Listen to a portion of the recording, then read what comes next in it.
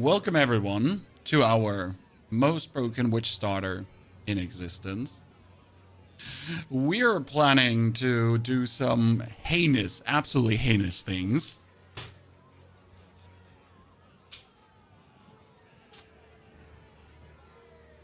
I'm sorry, I had to re-plug in my drive that we can actually record stuff. This is going to be Frost Witch because we're doing Frost Minions. Okay, that's the plan. And, well, we might be using Frost Witch off. There we go. Might be using the one or the other intriguing, unique item for this, as we want to do the most broken start possible. It's going to be very interesting. Okay, let me see. We got the actual recording drive I'm using is being weird. Not WASD mouse, Jesus. Almost made a mistake there, Chan. Okay, so we're gonna go minions. We're gonna start with snipers, and we're gonna go into frost mages as soon as possible, because I want to try out the frost mages. Okay. So that's going to be an intriguing experience to see us pull that through.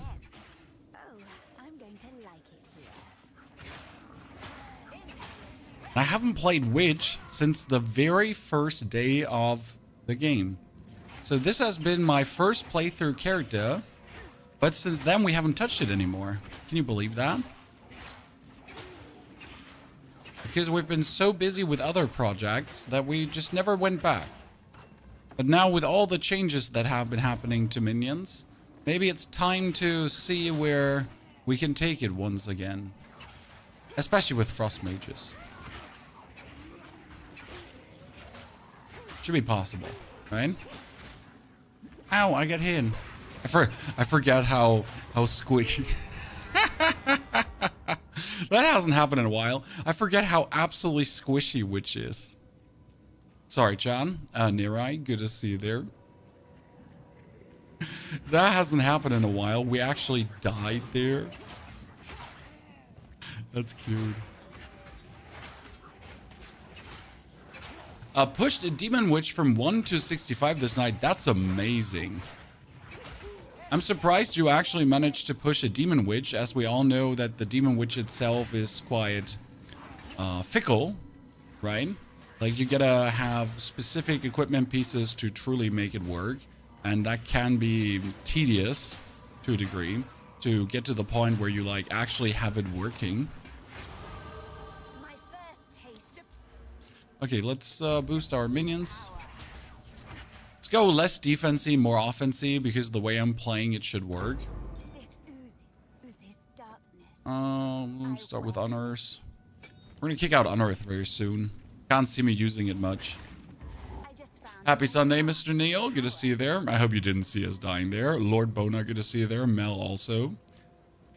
Our main plan today, chat, is to make this the most war crimey build ever by finally tapping into my reserves of intriguing items I have saved up over the time, as I have quite the intriguing items, and that's going to be quite intriguing to see.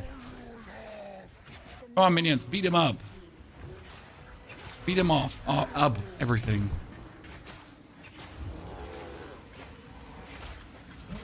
Sir, this is not hardcore, and it will never be hardcore.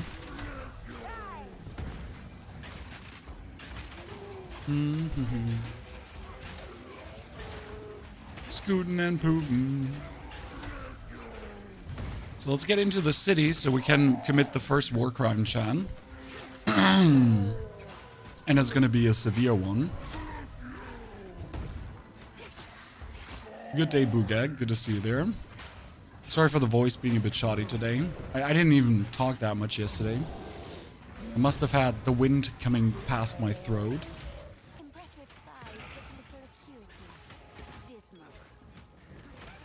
Oh, I don't need the hermit garb, I remember.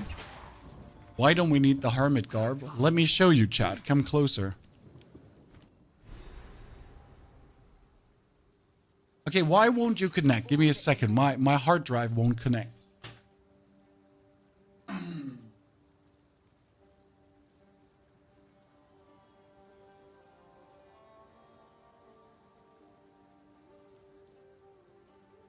You know, my 10 terabyte hard drive decided to not properly connect. And that's bad because I need it. A demon not active but leveled to go. Ah, Matherzin, I see. Okay, unscut skill gem. We start with snipers. Always start with the snipers. Get one sniper. Now, obviously, one sniper is not really a lot, and it kind of feels a bit lackluster. So we're gonna get that one sniper. We're gonna go to our stash, uniques. We're gonna fiddle out this shield for in a bit already, and we're gonna fiddle out this chest piece already. And it is called the Enfolding Dawn.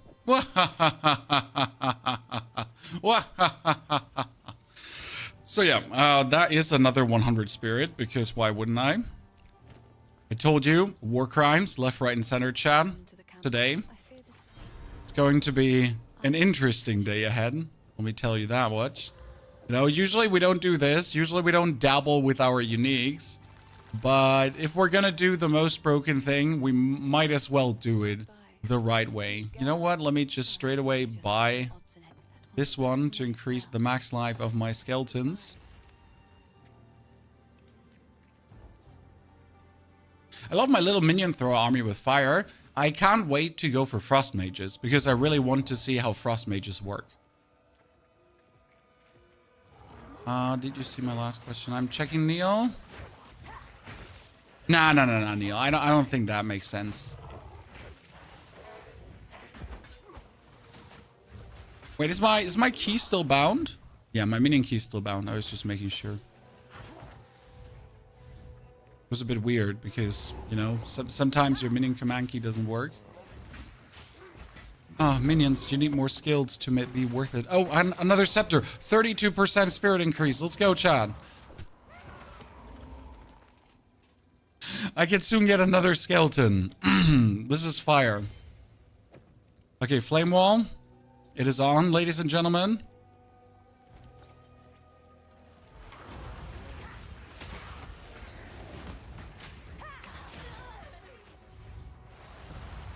Come on, lads. We need you. We need you a bit cooler.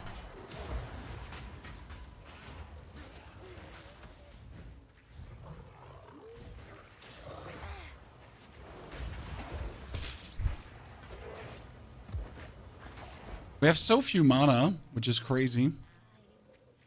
Will it be okay? Will it be okay to ask you Diablo questions? Sure. Go away, sir. If I can answer them relaxed, I will do so.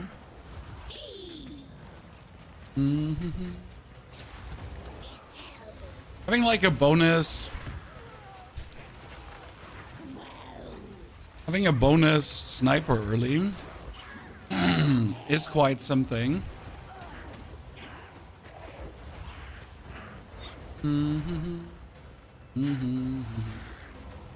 Probably summon more. Good. We got him, Chan. Or her.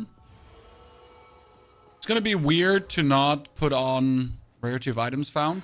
It's gonna be weird to not put on like a new something in the beginning. Right? Because we're not really...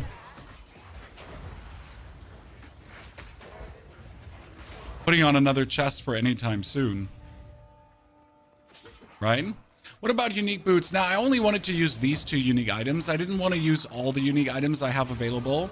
As I could do this, there would be no issue with like using all the unique items. But I wanted to use minion related ones for the minion playthrough, as I could expect people to have these, you know? And it's supposed to be the most fun minion playthrough yet. So having two minion related uniques felt right up my alley. But without like going completely out, you know, with just too much stuff. But Jackie, there's tons of items I could straight away put on. Like like I have enough items to straight up deck myself in, you know.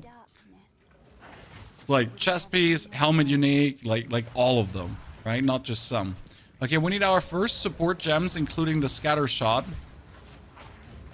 And we desperately need items that have mana, because right now the chest says intelligence does not provide a mana bonus. So you have pretty much half the mana you would usually have because of the chest piece that you have, right?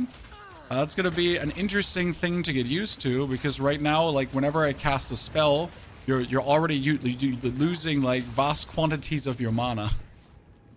So as soon as I put now something on that makes the gas arrow cost even more, I mean, right now it costs 9. That's not a lot. That's going to be something, right?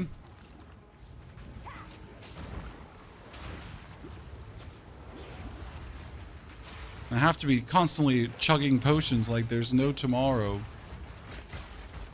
We're probably at level 26. We're going to swap over to the 50 spirit chest. So I also have a chest that gives you 50 spirit, but you need to be level 26, I think, to wield it.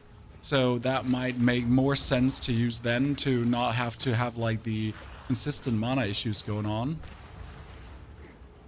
I was thinking about, let me just equip this instead of the chaos hold. Just go around. And we can just twonk things. Here, make them magical. Oh, rarity of items found. Look at that, Chad. I'm going rich already. I want to level him. How far can I go with Summoner Necro? With Summoner Necro, you can go in both games, by the way, from the very start to the very end. There's no point where you have to stop playing Summoner Necro.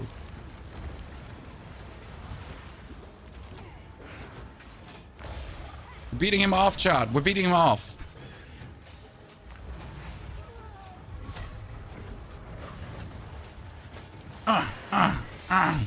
Beat him. Beat him. Stupid giant thingy. Wow, he just destroyed my skeletons. Uncool. Chan.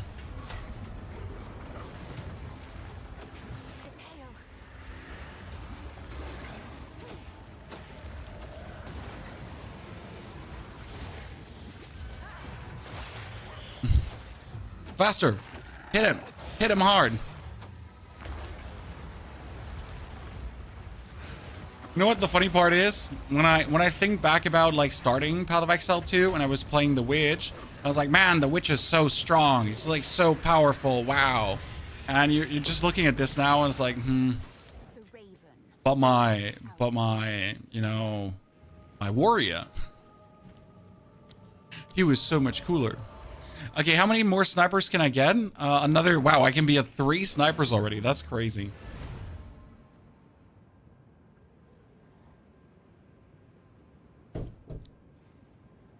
So, I actually used this armor to level my monk to get all the heralds early. That's a good pawn, Jack. I can see that. Might be annoying with the ice strike to just not have enough mana. On the other hand, you can obviously get enough mana through equipment. Skeletal snipers, they're getting scatter shot, not corrosion. Scatter's king. So we get scatter shot. I might want to actually give them martial tempo this time, because I usually don't give them martial tempo. What do we have? Presence have rating, mana regeneration. You know, mana regeneration might be useful, but we could also put just on a level 2 sticky for the next level. Do we need any kind of, do we want any kind of wand? Do we not want any kind of wand? Probably we don't even want any kind of wand. Here, I need the maximum mana. That's important, because otherwise our mana is going to feel awful. So getting like straight away maximum mana sounds good, right? And some mana regeneration. We're going places. What have we done so far, Timo? Timo, we're going for the most illegal playthrough by using the Enfolding Dawn for 100 spirit. And we're going to use the Oaksworn Sigil Crest for another 100 spirit, for 50 spirit. So starting the day efficiently with a very illegal combination of just having tons of power. And I would really like to see how far the playthrough becomes, how fast you can go through. Okay, my weird drive won't be connecting today. This is concerning because I need my terabyte drive to connect.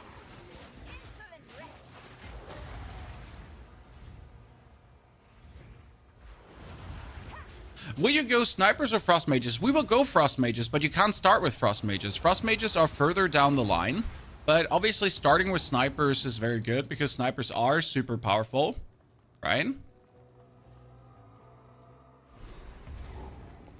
So we obviously like to start with the full package of our sniper fun, and then we tend to swap over to frost mages as soon as it's opportune. I think the frost mage swap happens around level 32, if I'm not mistaken. Someone correct me if I'm wrong about that. 32, somewhere around that. Give the minions more life.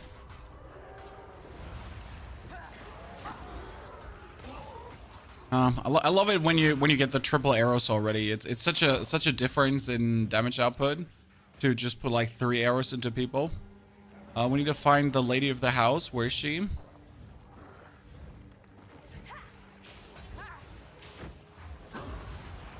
So usually you would have like still one sniper here at this point, right? With 1 gas arrow. You sure scatter shot, but you wouldn't have 3 snipers. Oh, it's an uncut skill gem. Well, it's not like we need anything because we're just gonna go for flame wall at this point. There's not much added to the fray. What are we doing this go around? Frost mages. Frost mages.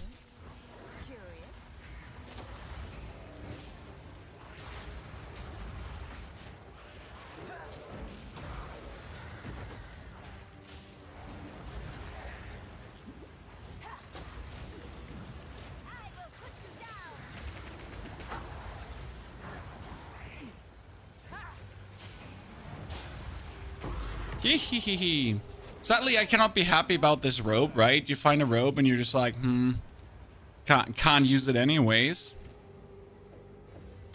Because that's where it goes right now. Okay, support gem. I was thinking about starting with, like, I've been using corrosion mostly, right? But I don't think I'm going to care about the broken armor. I'm actually going to play around with martial tempo this time to get them to hit a bit faster. That could be interesting to swap it over to this way and just see how that works. Why can I not put martial tempo on? Because we are missing the decks. That is true. I was like confused for a very short second. We need to get another level to quickly get ourselves the martial tempo going.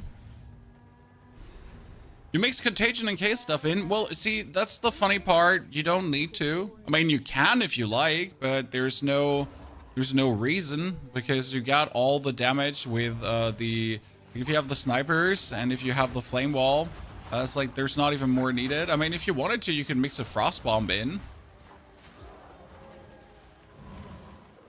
But it's like it's by no means like necessary because you got all the damage with this already. Especially when you're playing the early ignite explosions.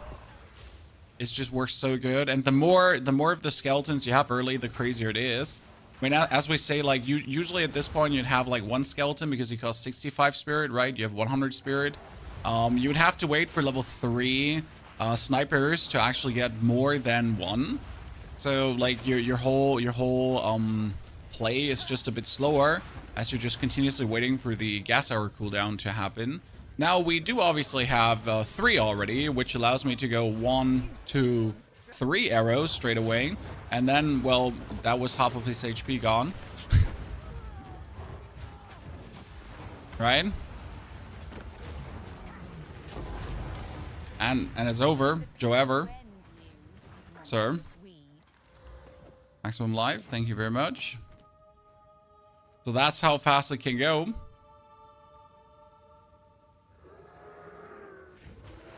But the obvious goal is later to nicely swap over to Frost Mages, because I've done a Sniper Minion build already, and it's very efficient and works well.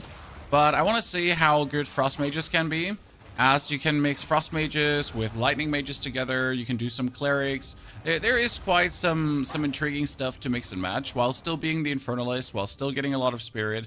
It's kind of cool, okay? So give me a short second, by the way, I need to really get this drive running.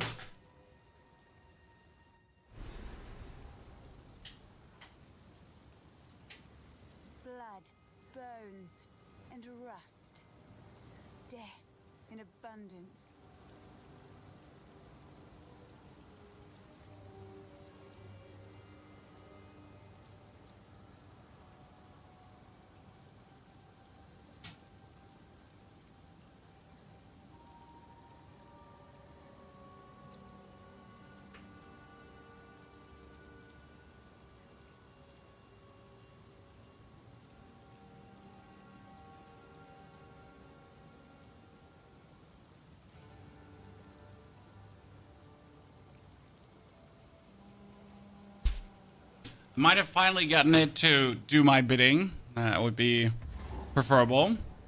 Frost mages can use flame ball and think that's neat. Yep. There's a lot of intriguing synergies. I mean, your mage, my archers can use the flame wall too. So the actual projectiles that your dudes are shooting, they're also going here. Like they're just shooting. Like if they just go like here, all the arrows become fire arrows. And if they actually do that too, like it's enough to ignite your fire. So that's fairly intriguing to look at, I find. Could we have just made our current witch into a frost mage witch? Yeah, but where's the fun in that? Right?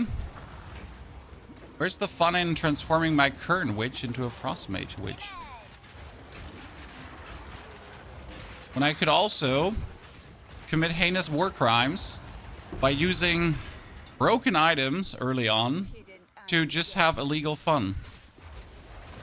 Right, Chan? Surely that would be preferred. I mean, heinous war crimes always preferred.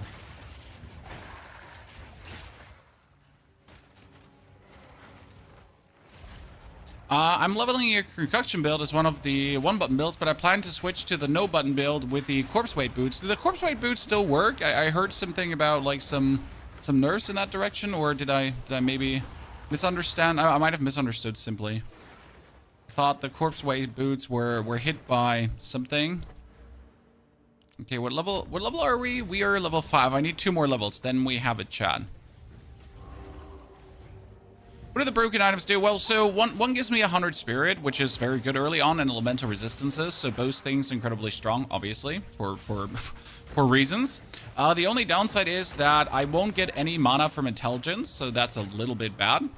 Then on top of that one, we get the shield, which gives us another 50 spirit, chaos resistance, and overall just makes us more tanky because it's a shield. But that 50 spirit more, as soon as we reduce the cost of our archers down to 35, is obviously going to add to the whole build tenfold. Quick circled. Thank you very much. Let's get gloves running. +1 level to all melee skills. You know what? That little item would be amazing for any warrior early on. Right? Just oh hi. Just get another +1 level to all these skills. Like, sure, I'll take that. Why wouldn't I?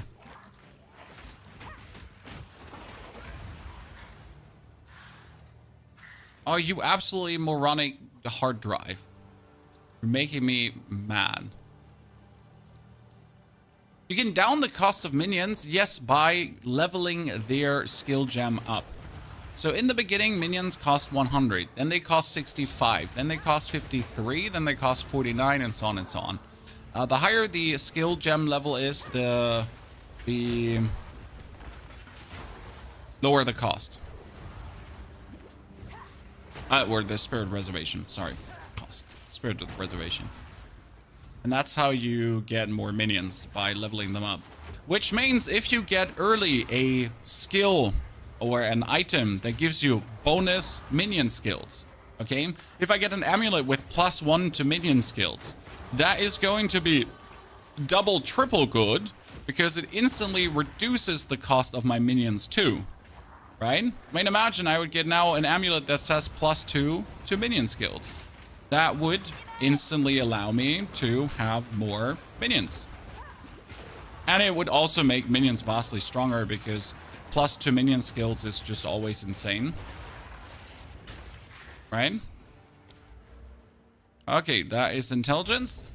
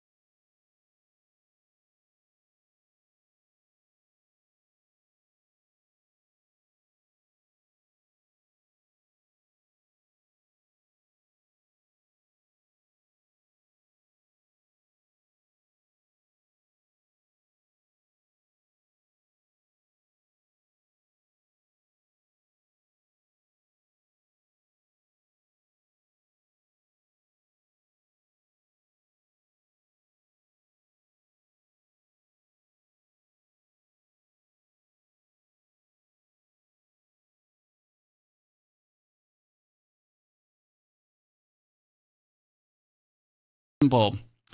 Because we decided to just kick out the actual cable. You know? the actual cable. Chat mic, music mic. Yeah, that should work. And we decided. So finally everything is working. Jesus, I have not had tech issues for such a long time. It is my grand apologies, sir. But I've had not tech issues for such a long time being now. And it just persists too, because for some reason my hard drive, like, so I have this beautiful 10 terabyte hard drive, which is supposed to be working, and it just doesn't, as it should. Right now. I guess I have to reconnect it to a different port. But yeah, that one that is recording all our gameplay, that just decided this morning that, hey, I actually do really not want to work correctly. Like, you know, I don't feel very well, Mr. Stark. I was like, okay, sure. I mean, like, you can do that, but how about you don't? Like, we truly appreciate you, but could you just work, you know?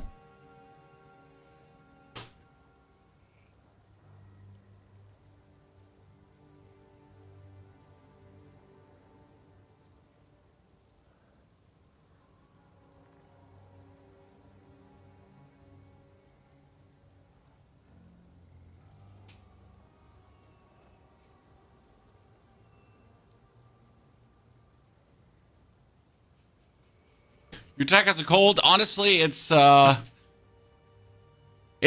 never fun to fight technology issues when you're trying to have a good time, but it's part of the process, I guess. What can you say? Time for a tech upgrade, Jarvis. Hey, I don't have a replacement for that drive right now. It's just like, so the advantage is it's actually fast, you know? When you record like 2K footage on an external drive over a USB 3, your external drive cannot be just some standard run-of-the-mill blah. It needs to be reasonably good. Because otherwise, like the recording won't actually record the right way, and everything is going to be looking choppy and shit. So that's that, you know?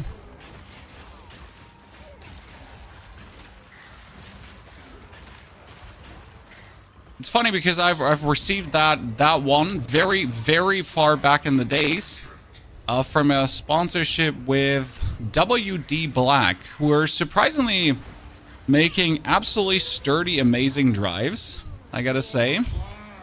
For the clan! But listen, what if I'm beating you off too? Just like I beat off your friends.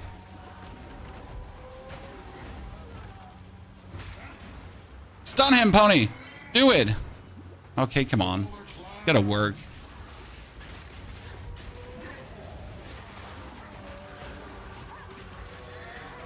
And now let's explode him! Oh, fantastic. We'd love to see it, chat. Okay, smithing hammer, ashen staff. Ashen staff, we don't need that. Come on, you get away. I want that smithing hammer. I cannot wield it anymore. No, it's level 11 and I need 11 strength. Now, I've been fooling around. So that is level 3 snipers, and you can see the spirit costs go down to 50.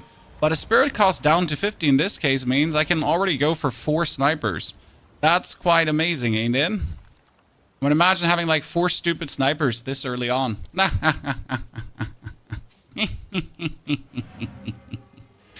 Beautiful. Who does not want that? Use all arsonists? No. I have no interest in all arsonists. Mick died. That's maybe because of... Nah, there's no reason why that would happen. Mick keeps cutting out. Okay, so the microphone is not doing perfect right now. I mean, I could reset the audio device, I guess. I think it might, though, what it is. Give me a second. Huh. It should be back to normal. We'll see about it.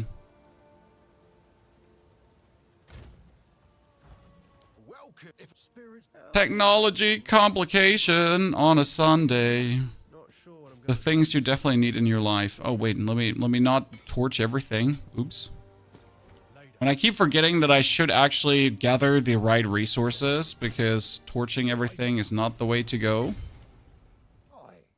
Here you can have these two. Okay, another support gem. We wanted to go for wait. Where did I put my skill point? Yeah, the next skill point needs to go for attributes. Because I want to go for scattershot, right? For my snipers. So, scattershot. I want to go for martial tempo. So we gotta get that rolling. We get all the support gems I want. So we don't need that level 2 anymore already. That's crazy.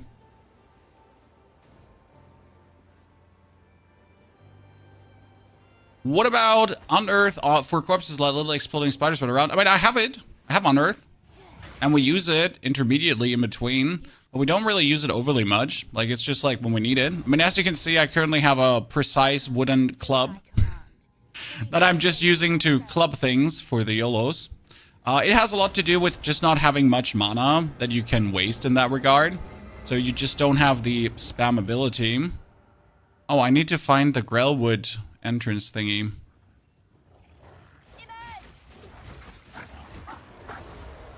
But again, we're mostly focusing, obviously, on just doing this and that.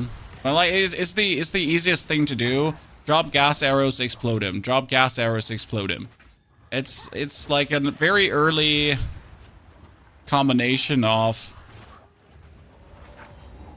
easy destruction. Okay, go into the Grim Tangle. Teleport back to my Lady Una. Drink coffee.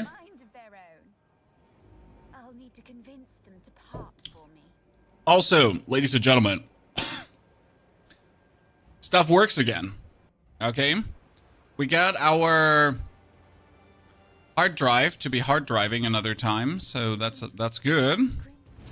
Let's see, what does she have, Chad? Wow, she has only shit. Let me get here a standard Bone Wand or something like that. Here, the Chaos Wand. There we go.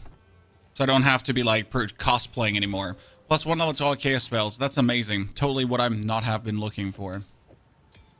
Totally not what I've been looking for. Oh, you know what we can do? Here. Ta-da! Let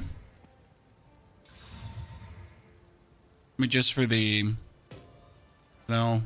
More war crimes, Chad. More war crimes. Fantastic. Do you know any way of make the physical explosion of DOD bigger? What's DOD? If the Fae spirits are still... Baseball is amazing to start to play. Yeah, but what for?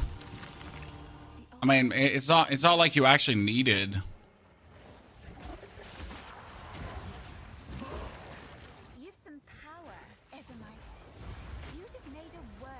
I think the audio profile of the microphone is different. No, it's my actual audio profile we're using for this microphone, sir.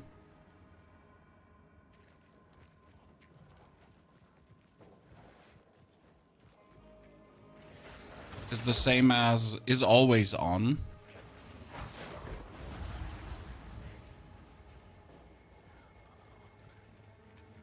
Detonate Death, sorry. I have not played around with Detonate Death, so I can't actually say anything about it. Like, I've literally not used the ability a single time. Ever. I always wanted to do something with Detonate Dead, as there's many interesting items, right? But yeah. Why would my monk not get power charges in parties higher level maps? Because you're not freezing things enough? Because your friends are freezing things before you're freezing things, and therefore you're not getting the power charges for freezing things?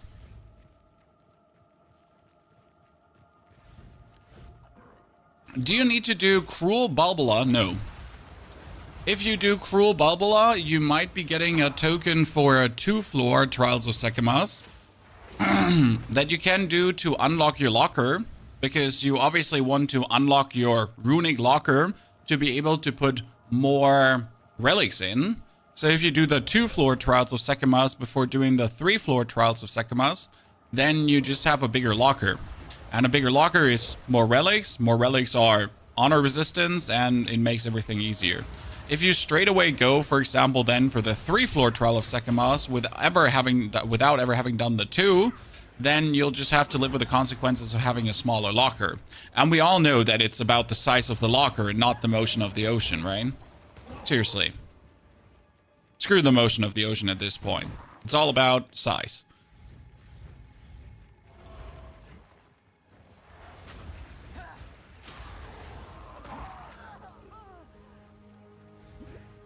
Hello, dear checkpoint. Come, my 4 skeletal archers. This druid has seen better days. Boom.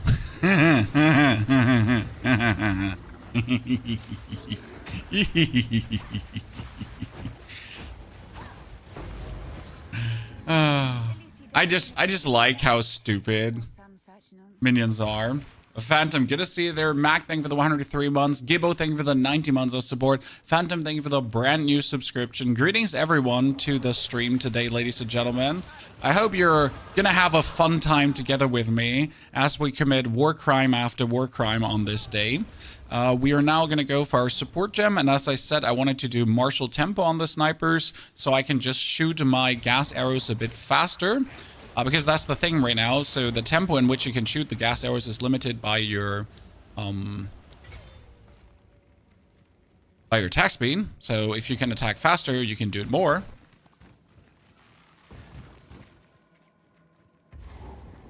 I hope we get some more other varieties of minions, not just undead. But what minions do you want to get? I mean, for a witch, I think, well, undead are obviously the theme. Otherwise, you would hope for like a new kind of, I mean, like the druid, pretty much. Or you would have to hope for some new kind of engineer. I mean, I wouldn't mind an engineer class in the future. It's far down the line. It gets mechanical minions.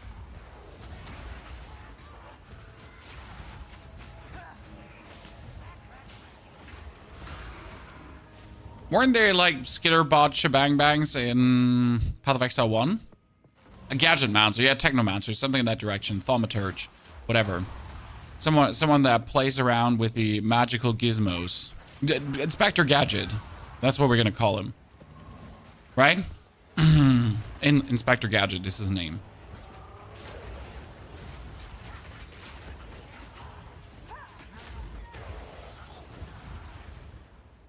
Makes only sense at this point.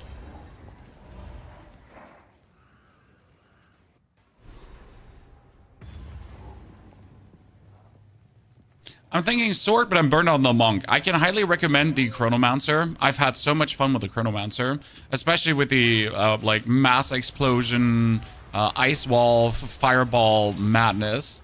That has been one of my more favorite playthroughs now of late. And it truly has been fun to slam down.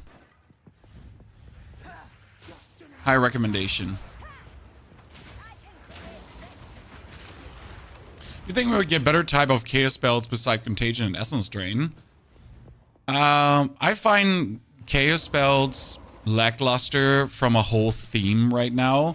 I know you can make it kind of work, but I don't know. Maybe I was hoping for something more flashy when it came down to chaos spells.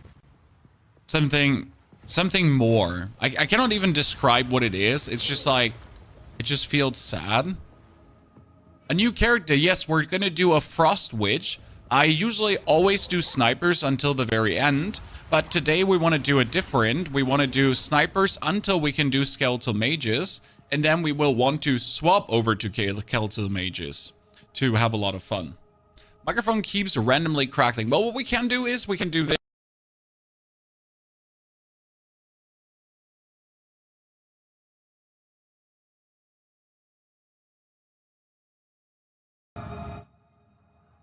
To hard reboot the whole microphone, and that might help in some regard. Sometimes you just gotta do that.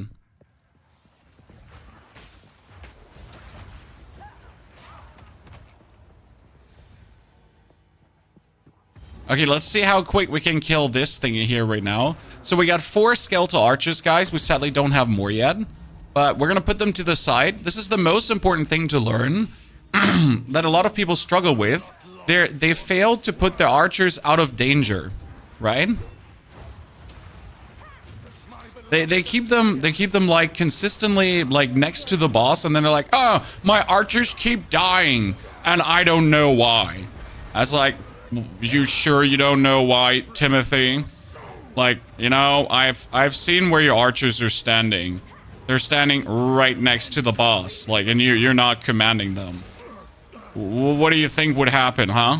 When your tiny skeletal shitter just stands like right next to Draven and he goes slice and dice. Yeah, they die. Surprise. You said 2 levels ago you had some item to put on. Nope, we need to get to levels. Oh, we're level 8 now. Perfect. That means I need strength because we needed 10 strength. Okay, so there we go, strength. And now we can put this off and that on. Wah, ha, ha, ha, ha, ha. Okay, ladies and gentlemen, that is going to be another official minion. So we're at 5 skeletal archers already. There's actually plenty illegal.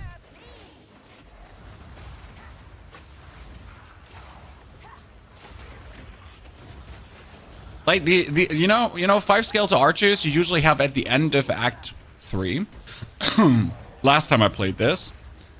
So that might bring to light how mean it is to do this, right? How powerful it is to get specific items for something, right?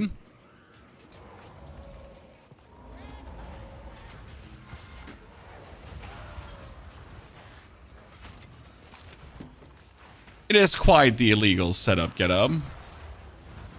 But that's why we said we're gonna go big or go home today. I mean, if we're already gonna make another starter for Witch, I decided we're gonna be a meanie. Once in a while using Unearth. And the reason Unearth doesn't do much is because our Unearth is just clunking weak right now. Due to not having anything to actually scale the Unearth with, right? What we need to fast skill into is a quicker revive for the minions, because they obviously do take a significant amount of time to revive. So don't let them ever die to despawning, like, right? I keep spamming this button, as you can see. That is me commanding my minions to consistently follow me. Because obviously your minions are not fast enough and they don't follow you fast enough, so if you don't spam the minion follow me button, they're just consistently going to be in this perpetual respawn loop. No Once Human? What is there to do in Once Human, my friend? Give me a single reason to log in. And I might consider. To ignite the gas, you just flame wall. Yes, in order to ignite the gas, an enemy needs to be ignited. Okay, so it's not the flame wall that ignites the gas. It is the enemy that gets ignited. And due to the ignition of the enemy, the flame wall then, the gas arrow then erupts, okay? It is also enough if I put the flame wall up and my archers are shooting through the flame wall, and then the arrow that my archers are shooting through the flame wall will then also ignite the enemy and therefore explode the gas bomb, right? So that's the way it goes.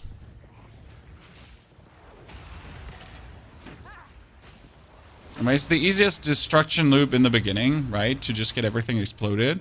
As I first played this character, I was under the impression that I had to play Skeletal Arsonist to make this work, which is actually crazy to me. I mean, think about it. Boom. The guy was like, oh no, we need to play Arsonist, right? Otherwise, this will never work. Well, yeah, we don't.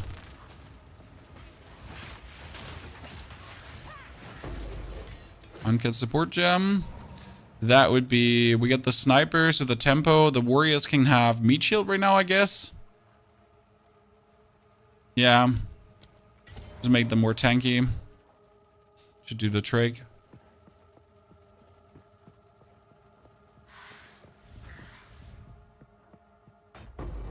Oh, hello. Uncut skill gem level 3. We'd like to see that. That would technically be the Arsonist, but I said we're not going to be playing them. We could dabble with Enfeeble in the beginning, but you don't need it as well. You could add Essence Drain just for faster boss fighting, that you have something to shoot out in between.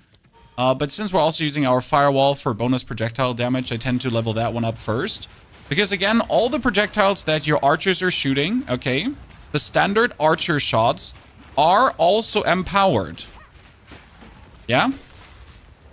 So all their arrows, all their bow shots, they're also becoming stronger due to the flame wall, because it empowers every projectile.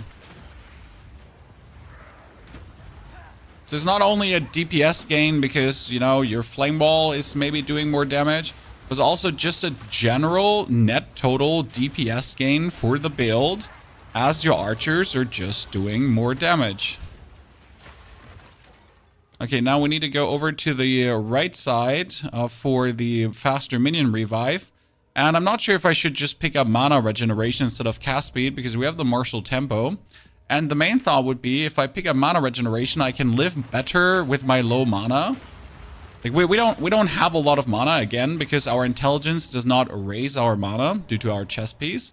So we gotta make kind of sure that the little bit of mana we're having at least is instantly replenished. Right?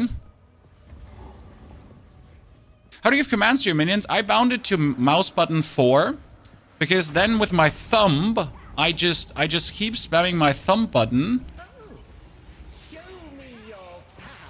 Oh god, that's a lot of gas. Oh, Esinia, you didn't ignite there.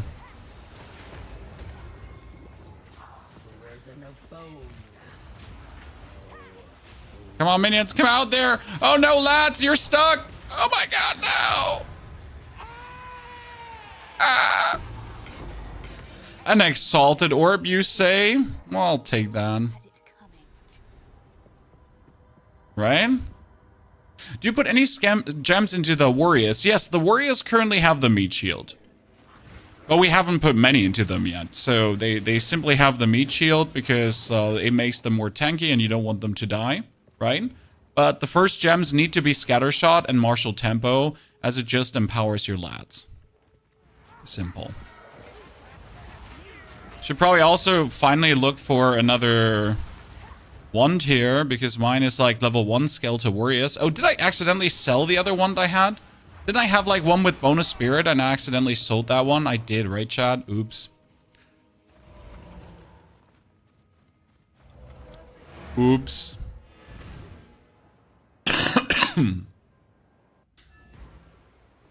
Get that off. Then we walk to Una. Buy ourselves a maximum mana scepter. Yep, I like that. Because right now our dudes are like level 1 dudes for no apparent reason but us being an idiot and having like level 1 dudes. Oh no, that was actually the 32% increased spirit thingy. Oops, I forget that. So, but it's level 1 Skeletal Warriors. Well, this could be level 4 Skeletal Warriors already. By the way, that brings me here because I have something illegal, chat. So I have this hood that gives me +2 to all minion skills from level 55 on, right? But I did also have an amulet from level 16 on. Oh, this is going to be so... It's going to be so illegal, ladies and gentlemen. We're planning some heinous things. This weekend has been one of my best PoE2 Friday nights. I got a Divine Orb while playing with a friend, and yesterday I got another one playing alone. Let's fucking go, sir. Is a one needed if you're using a scepter mainly? No, because I play the Sigil Crest here. So 50 Spirit Shot, Block Chance, Energy Shield, everything. It's pretty amazing. I should actually upgrade the quality of the shield as well. I don't know why I haven't done that. And I should put a socket in. And any kind of resistance, because why not? Any reason not using Wasp, it hurts my arms. I think that's a pretty good reason. God, I love this beginning burst right now. Like, we're starting the boss fight, and it's just... It's Joe Ever, right? He's Gonzo.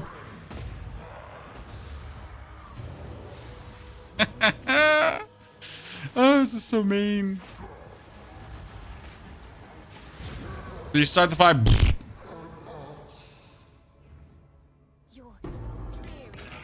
Beautiful. I have 0 complaints, ladies and gents. 0. Absolute, not a single one. Ooh, look at these there. That's fantastic. Let's move. It's hilarious. It is, right? But that's what I wanted to do. So I know I told you, chat, I don't use uniques for leveling. But like for this playthrough, I wanted to just tap into the vein of hilarious of this. How do I feel like Mr. Big Dig, Super Big Dig? And yeah, here we are. And straight up from the beginning, you turn into like the Elden Ring boss bully, right? You found that one unique sword where you have to scramble up a tower, roll backwards through the invisible wall, fall down 400 feet to land exactly on that one position where you don't die, then leap through the invisible bridge where you have to tap like 2, 3, 4 tippity toes, and suddenly you have that one sword that gives you 400,000 AR, and you just blast every boss into pieces, and you tell Margit the Fell to put his foolish ambitions to rest, and that's pretty much the equivalent here.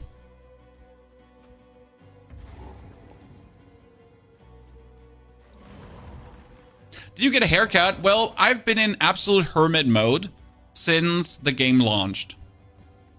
Not even a little bit. It's like just, you know, there was no haircuts, there's no time off, no breaks, no nothing. Just like full on hermit mode to get everything forward, to get all the videos out. But we were invited on a birthday yesterday, so I did need to get a haircut because, well, as much as I enjoy like full sending it and giving it my all, like every now and then I gotta behave like a normal human being, I guess, to remind the wife that I can also be normal still.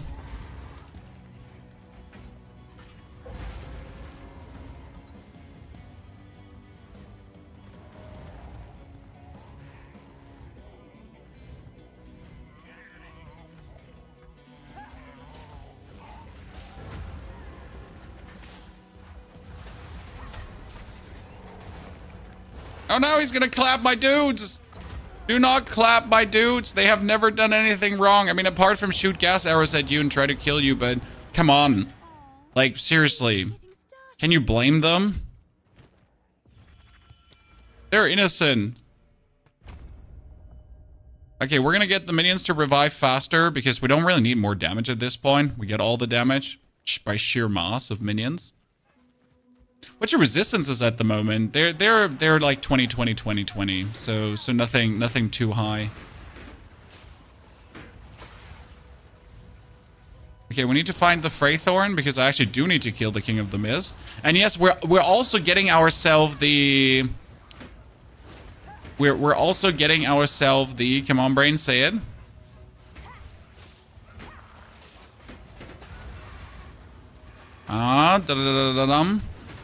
Raging Spirits. So we're adding that too. Like where we're going all the way, chat. So Skeletal Snipers, Raging Spirits, Flame Wall, the full package. But Raging Spirits more for control. So the Raging Spirits are going to get maim support, blind support, and that kind of stuff. That when you actually put them out, they control the enemy. Like knockback 2. So instead of like turning the Raging Spirits into a bonus source of damage, they're more a bonus source of crowd control to support your survival. That's level 10, I think, right?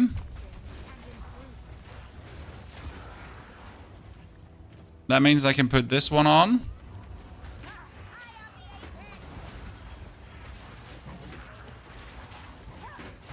That means I have level 4 skeletal dudes now.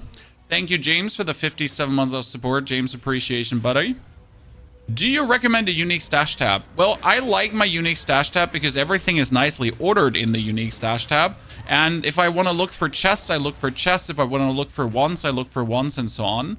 So I do believe for someone who is planning to play the game quite a lot, the unique stash tab is surely something that should not be ignored. Like even for seasonal purposes, but it's more like I would lose my uniques. Okay, so the main reason I like the unique stash tab is because I would lose them. That's the best way to say it. I would just forget in which tab I put them. I would forget that I own them. So yeah. That's why I kind of need this unique stash tab to not just be like an absolute idiot and people laugh about me for just like, yeah, being an absolutely twat nozzle, douche copter. Right? From my starter build, I have been around with, I have a scepter, want to have it, plus, oh no, I am good on spirit, sir. We already have 250, right? We already have 250, which is a lot. What we need right now is more minion skill thingies. Wait, let me see if we want the support gem. Unearth could get brutality, snipers. Flame wall could get arcane tempo, so I can just cast it faster. You know what? That's fine. Well, because like with the arcane tempo, you put it out even faster and you make the whole thing smoother. So martial tempo is for the snipers that they use their ability quicker, because that is bound to attack speed. And you need the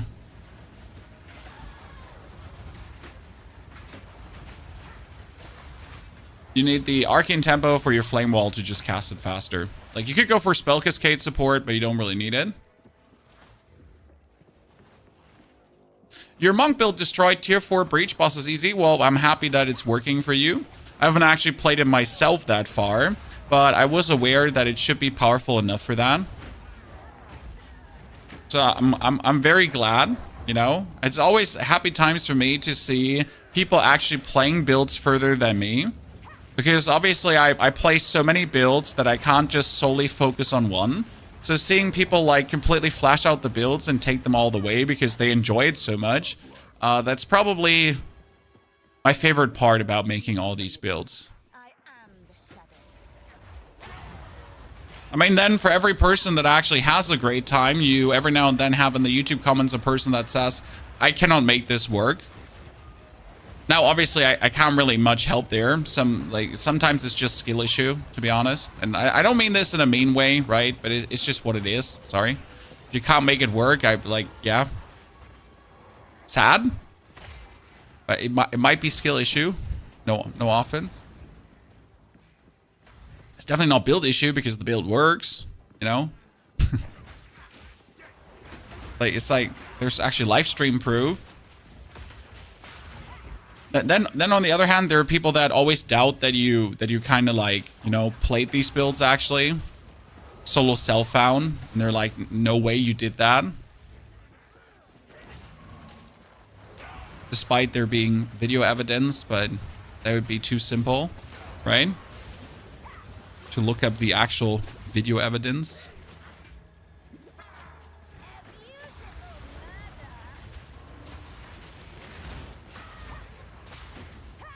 Oh, he really didn't want to take damage, guys.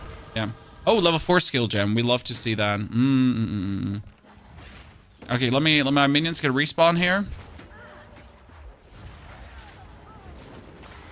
Okay, so minions respawned. We go for minion respawn faster and more life.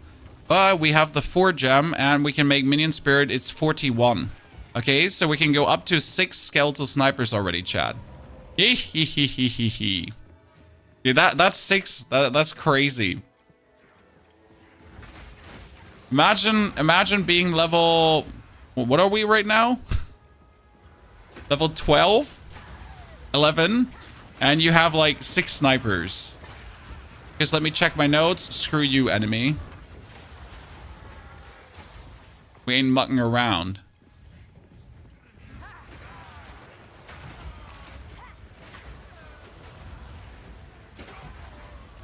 GPU will hate arsonists. Nah, arsonists are fine. They're just boring to play. I prefer the actual like existing ability use that you have with snipers instead of just watching your arsonist away. I've just always been like a fan of, again, you have a trigger skill like our flames, and you have a skill that you want to detonate, and that makes that's always been more fun for me. How do you get so much spirit early? That is 100 spirit. That is 50 spirit. we are doing this time around, finally, after bringing 9 characters without a single unique to the end game, we decided that if we play another witch, because I already have a witch, we're gonna do it different this time for the people that want to use their items, right? I mean, there are tons of you at this point that have items. So for the people that want to use these items, we're finally making something that utilizes this. With the downsides that it comes, because right now we have less mana, right? So we only have 100 mana, but usually we would have like 200 plus mana or something. But due to the way how the build works, it's actually not a downside. You more or less have it very well under control because you just live with a less mana. Okay, let's go back here, and then we hope that the other rituals are down that direction. Mr. Boobach, thank you for the 78 centuries of support.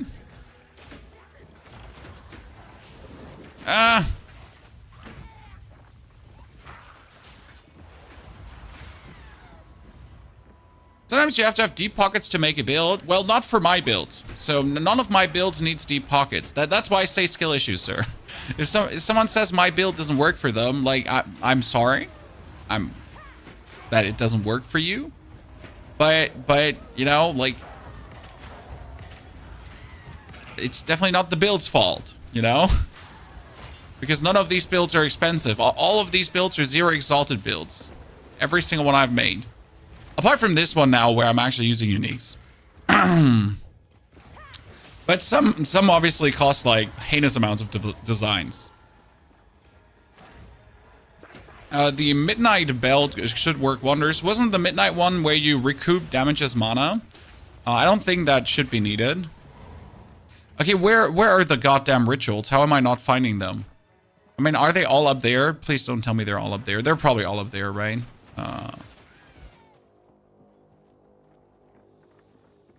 What would you spend your 300 gold on? A currency stash, then a unique stash probably, maybe 1 or 2 premium stashes. But you shouldn't spend it unless there's a sale.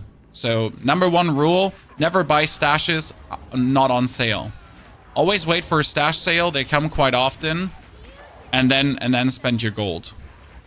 Now obviously, a currency tab I would buy right away. Okay? For a currency tab, I would not wait for sale right now because that thing is...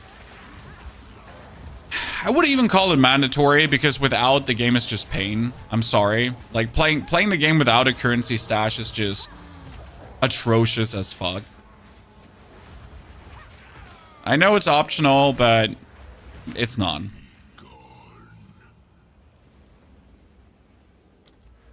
Okay, we get the faster revive, ladies and gentlemen. Do-do-do-dum, do-dum.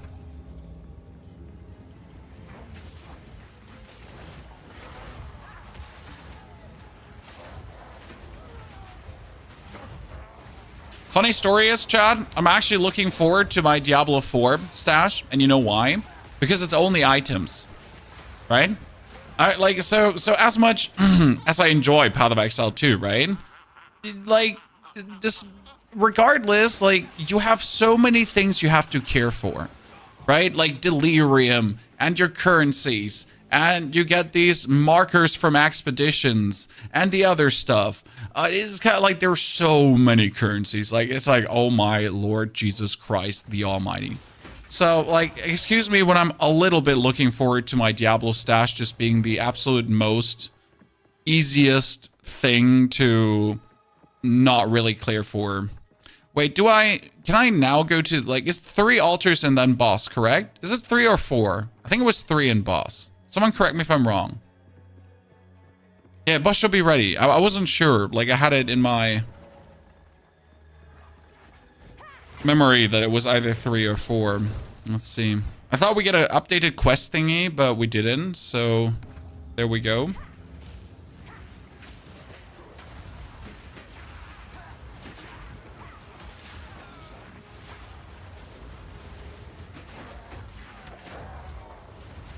Let's see that we can, like, just absolutely explode the King of the Mist. Okay, Chad.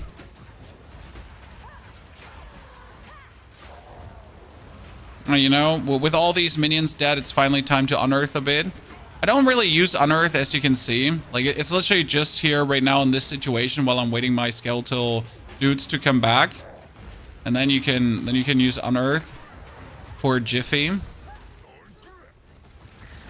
Okay, all minions to me. Focus him and then spam him.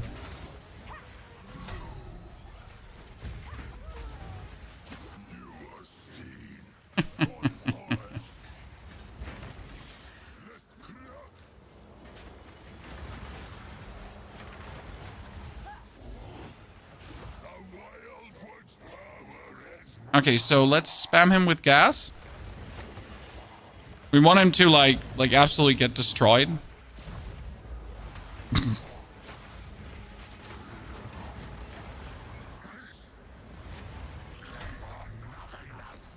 Touch of nothingness. Oh, this is so mean. Okay, we're gonna go for Raging Spirits in this case, just to have more Raging Spirits going on. We're gonna go for tier 3 skill gem on the Unearth, and we're gonna go for tier 2. Tier 2 we didn't need anymore. Good. Good. We got evasion rating, maximum, like we got more maximum mana, and as I said, I kind of want to have the maximum mana, but I also need that 30 energy shield. Can we regal up something, Chan? Can I regal up something?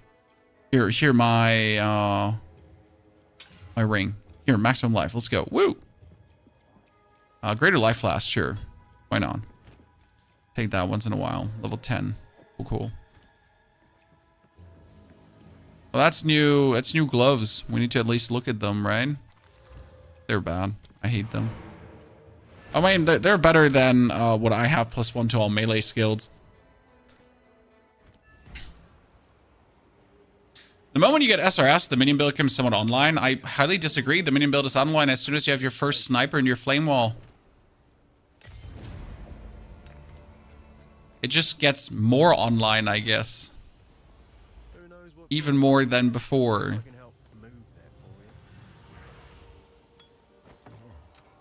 I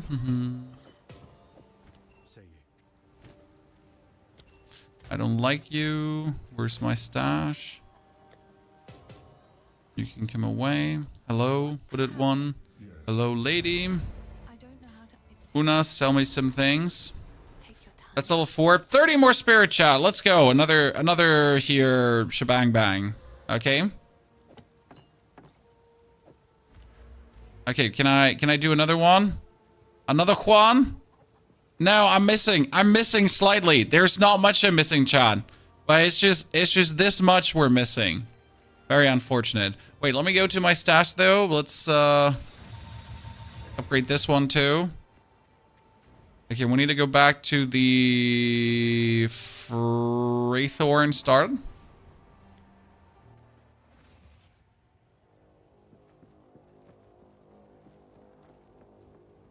So we can just go back to the hunted grounds. Okay. My only problem with Shuddering Concoction is that the random generation is being mean. Terrible time getting +2 or higher for projectile skills. So I don't know how you're feeling, but since the patch, I found it way easier to get good items. At least armor. Armor is insane now. Getting like a high armor item, a high energy shield item, a high evasion rate item is so easy right now.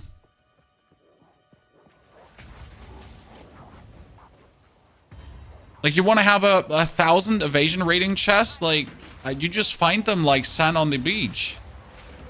It's like hard to not find OP items. At least that's what I personally had an experience with now in like a little bit of endgame pushing. I found better armor pieces and I found better weapons than I've found in all the weeks before. It was quite surreal experience.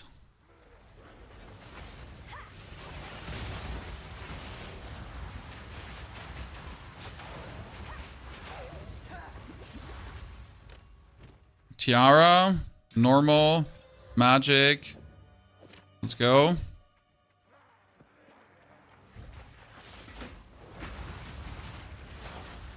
having this shield early is surprisingly useful. I need to stay in the middle.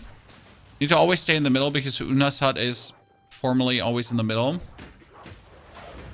It's like so useful. You have that shield and you hear how much we're blocking, right? They walk up to us and usually like we would take like damage, but it's like more like block.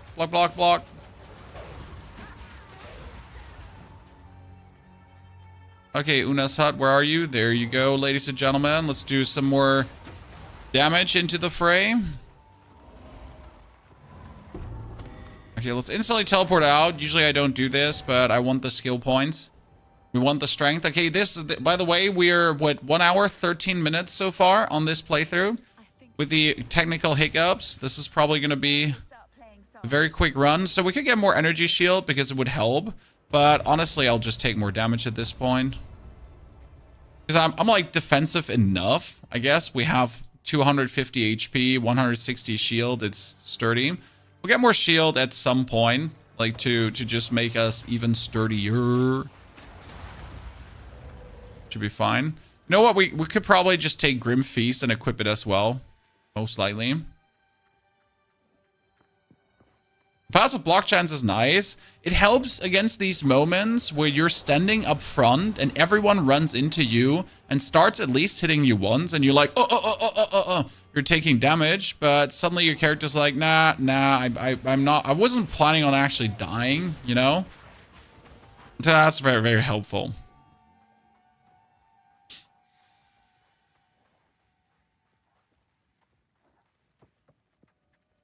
Okay, let's get past these nerds. I mean, in worst case scenario, you can even lift up your shield, right? I could be like, oh, here, I got this, chat. I got this.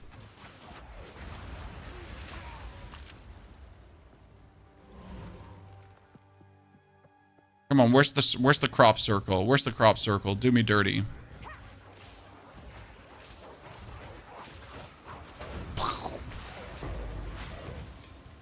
Okay, tier 4, skill gem. What are we getting? Flame ball, level up. Let's go. Well, energy shield gloves, full. Maximum life, level 2 melee skills. What is this? Why do you keep giving me levels to melee skills? What am I supposed to do with that, huh?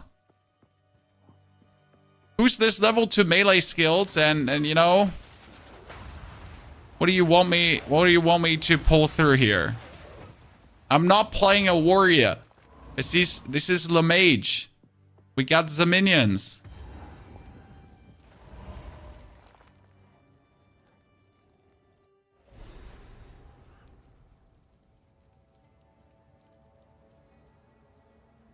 I thought you were going to play D4, Terry. Terry, D4 starts on Tuesday.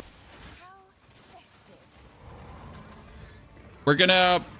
Today and tomorrow, we're going to push this witch all the way into the end game. It's going to be the fastest end game push I've done so far because it's just that good what we're planning to do. I think the frost mages are going to be incredible tempo boosters. So that's at least my thought and hope. And then on Tuesday, we are maybe not having a morning stream, but I haven't decided. Maybe we're going to do a morning stream of Path of Exile. Then I'm going to take a chill pill and rest a bit. Or I might, you know what? No. On Tuesday, we'll probably not have a morning stream because I'm going to take the wife out. I haven't taken her out in a while. I'm going to take her shopping. I'm going to buy her nice things, okay? And then I'm going to play all night long Diablo. That's a good plan. I think we're going to do that. I haven't like, we hadn't some like date shopping time, probably. I'm going to take her out. Yeah, that's a good plan. Okay, and then we're going to have like a long evening stream pretty much. I think that's a good plan. But today and tomorrow is definitely Path of Exile. That's for sure. And then we get a lot of Diablo. And we're pretty much, the basic idea is I'm going to play Diablo, but I'm not going to ignore Path of Exile, just for you heads up. So if anything happens to Path of Exile, any patch, any information video, anything good coming, there's straight away information dropping for me. It's not like that only because we're going to be playing Diablo that's like, you know, Path of Exile is forgotten for the time being. It's more like, you know, we just have played everything for the time being. And then whenever like new information crops up, like I'll be giving you that ASAP PP because it would be a shame to not. Oh, I actually survived that. You killed all my minions. That is a bit of a bummer. But you just wait for them to replenish, and then we just win. Oh! Sorry, that was him. That wasn't me, Chad.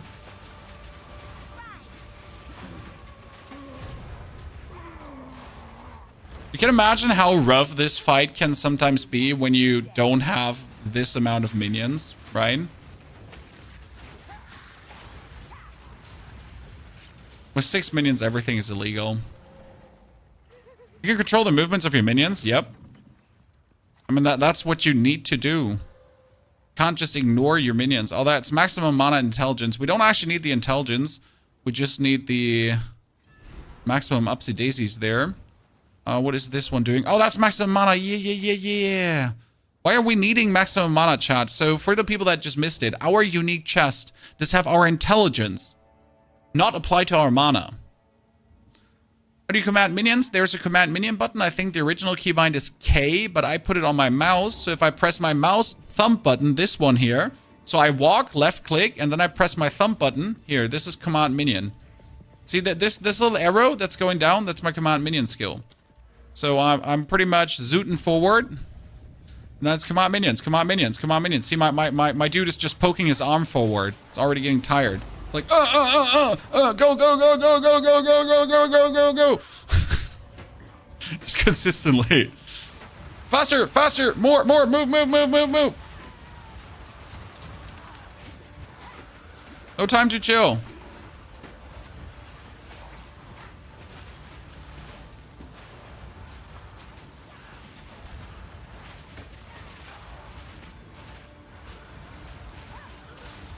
More move.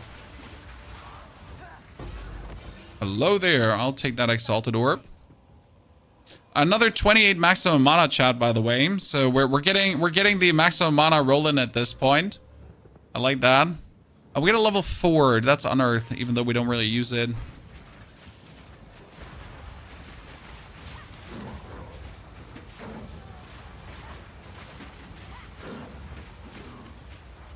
This is main. I like it.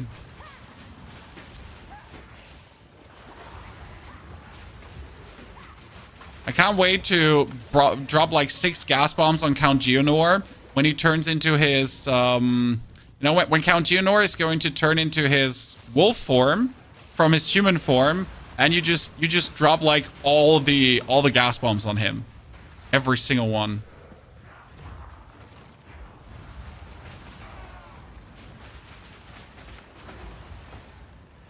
Oh, it's gonna be mean.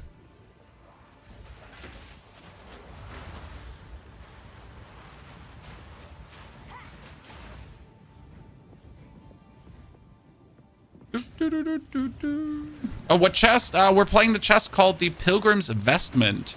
And on top of that, we're playing the Sigil Crest Oakshorn Shield. So this is currently meant to be a starter for people that have played the game already and they really want to do a witch. Because I am pretty sure that a lot of you have seen that shield already. A lot of you might have the chest piece. And I wanted to, well, once in a while make a broken build. Or at least a broken start. Let's get another support gem, because you can never have too many support gems. Out of my way, I'm running. Good, another level up. We get the minions now all the way, and we're obviously going to go further up. But before we do this right now, I think I should be taking the energy shield recharge and then maximum energy shield, and energy shield is stun threshold. Even though, do I really need this as I have a shield already right now? I was like thinking about, should I take that one? But technically I don't have to. What I need to is I need to get into this minion node really quick for the minion revive. Because we want that. As at the same, we kind of want the minion revive here on the side, because this is just very useful. How many points is this from up here? Would be 1, 2, 3, 4, 5, 6, 7. And if I go to the left, it's 1, 2, 3, 4, 5, 6, 7. That's way more. So we're going to go over the right side, I think. And that's going to probably be more useful. Give me that support gem. Thank you very much. It's not like that we need another support gem because we have everything already. But Raging Spirits can get... we might not have the things to do this. I mean, I could obviously, due to all my spirit, put something on it, right? But we might be putting... Nah. I mean, you could give them Fire Infusion, I guess. Does Fire Infusion even give them more damage? I guess. For the time being. Should work, right? So yeah, we're gonna play Frost Mages in the long run, chat. But again, Frost Mages need you to be level 32 to be able to equip them. Until then, we have to play the snipers, but then we're obviously gonna straight away swap over. So the plan really is to not dilly-dally and force the snipers longer. We're gonna hit that level where we can swap and then like straight away swap.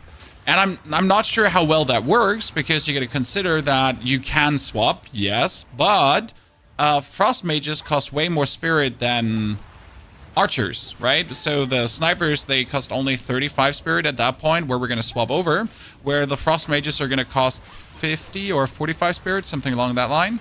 So there is a qualitative difference to how many minions you can straight away have.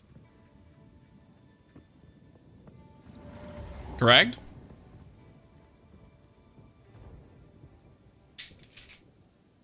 How are we doing? Very good. How are you doing?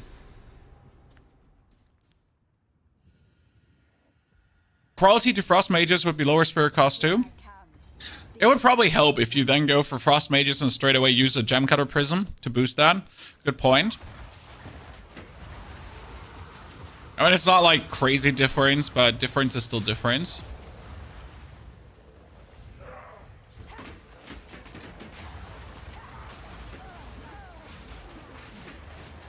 Almost had myself get swarmed there.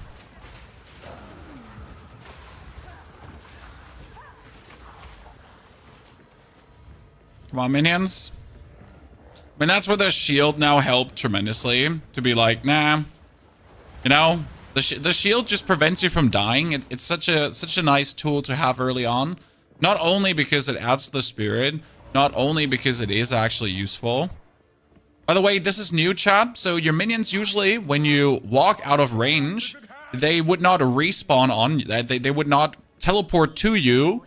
They die, and they get put on the revive timer. So that's my favorite change right now with minions, and why I wanted to play minions again. Because usually if you outrun your minions, they were put on a respawn timer. And it felt really bad because only because I'm faster than my minions, only because I'm running forward, my minions die and need to be put on the respawn timer. Bullshit. Now if you then run out of their range, they just get warped to you. And I think that's a very, very good change. Like it's not to be underestimated how useful that change actually is, because you really don't want your minions to fall prey to this like long respawn fiesta and never actually have them with you, especially as you're rushing through maps later. Boom. Okay, where's my friend the Candlemas? Come here, my archers. Okay, we'll put them here. Command minion skill, chat. Then we put down the...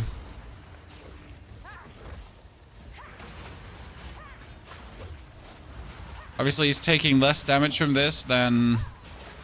Am I by the way, moving? No, I'm just standing here AFK, Chad. I'm just standing in front of him AFK. I don't even have my shield raised. Oh, wow. That one fire breath just killed them all.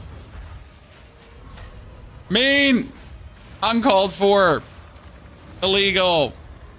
Poor guys. They got swang at. They absolutely just all balled over instantly. Like, oh, no, we're dead. That's so bad. Ah, he got us. Unlucky. What should we do? Nah.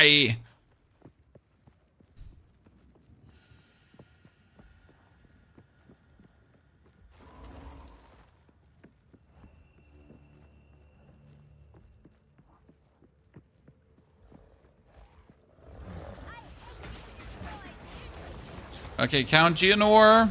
It's still not as fast as the warrior playthrough, so we're sitting at like 1 hour 30 for Act 1. I guess it would be 1 hour 20 if we didn't have the tag issues, Chad. So pretty reasonable playthrough. Considering though that the warrior did a 1 hour and 19 without a single unique and bonus item given. How fast do you think warrior could play through Act 1 fully juiced, guys? If I take my warrior and really fully juice him, like we're assuming gloves with +2 melee skills, totems, all that kind of stuff, right? From straight up from the beginning. Dude, I probably could be almost sub 1 hour through the Act 1, huh? Movement speed boots from the beginning on would probably make a huge difference. Yeah, that's true. So like we did 1 hour and 19 without giving him a single item.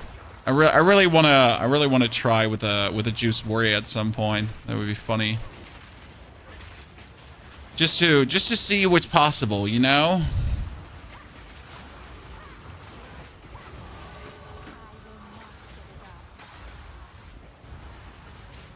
Oh, you all died to the blood on the ground. That's kind of sad.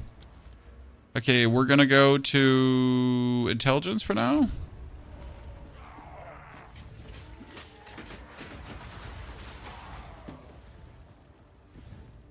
Yeah, Bone Shatter Warrior. Like, you could play the Hawk Hammer. You could give him, like, a chest that instantly has a lot of armor. There is movement speed boots. There is gloves for bonus melee skills. Amulet for bonus melee skills. Your totems would instantly be stronger. There's quite some things you can do early on, right? Yes, another one. He's under there. So, could be intriguing at some point. But especially when you play the Hawkhammer early, because the Hawkhammer is like, what, almost 40 damage out of the house straight away. That thing does a lot of swingity ding dang dang.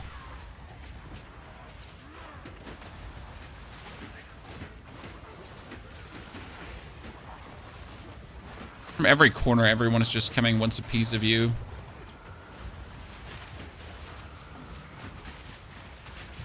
Oh, you almost had me there, lads. Almost, though.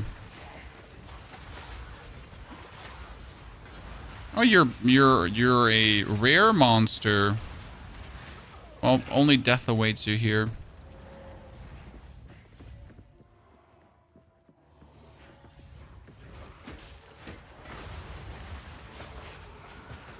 Okay, a Frost is inferior to Arsonist on AoE until you get Scatter and Wild Shard support gems. That seems reasonable. We'll see how it goes. I mean, I'm really excited to actually swap to Frost Mages as soon as possible and just see how it works, right? To witness it, witness me.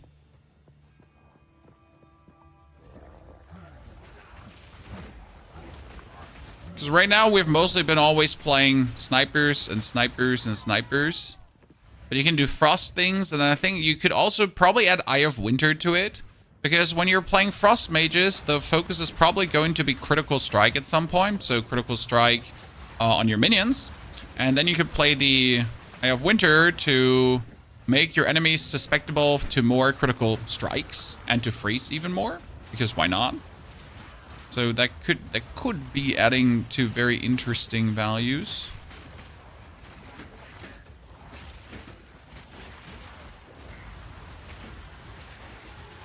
It's funny that even if we don't have the skeletons, we have so many minions still. So all skeletons are dead, doesn't matter. We still have our actual Unearth, and you have all the Raging Spirits.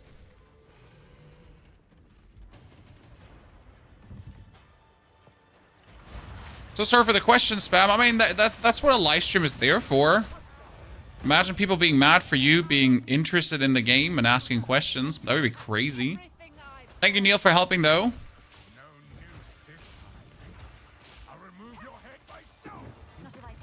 Okay, Geonor.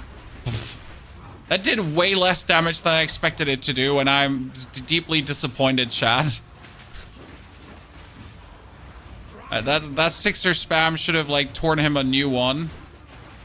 By the way, for Count Geonor, you also need to look out where your snipers are standing, because you really don't want your snipers to stand in the way, right? Because he does this charging motion where he flies to one side of the screen, and then he comes out on the other side, and then does the full-on swingy dang ding ding dang dang dang dang dang. So you need to like really command your skeletons every now and then still to just move around. Okay, Junor, you like, sir. We have you. Oh, there it happens, chat. Let's go.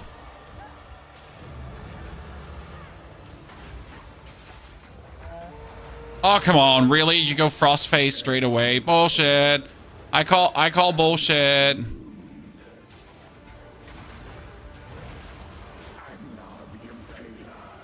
I wonder if I hold my shield up, could I block the actual attack there? You know?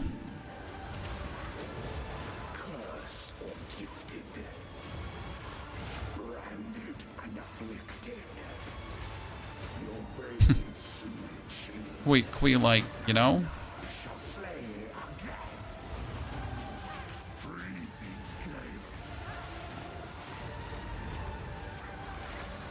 I was taking that, but I was not letting my minions die. You know? I might have to take that shot, but not my minions. We're not playing that game. Okay, stun him. Stun him, lads. Do it. Spam. Spam. Harder.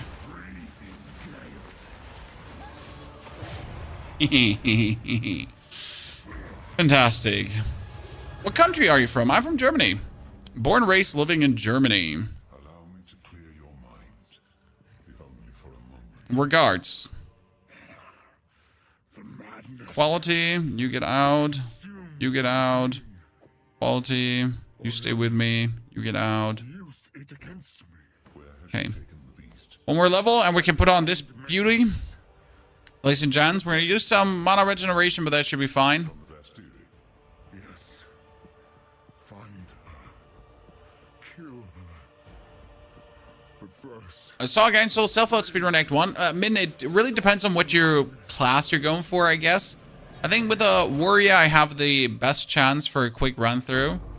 Like, I'm still surprised, like, how powerful warrior is in that regard. That he's just, like, most likely having the fastest playthrough, all of them.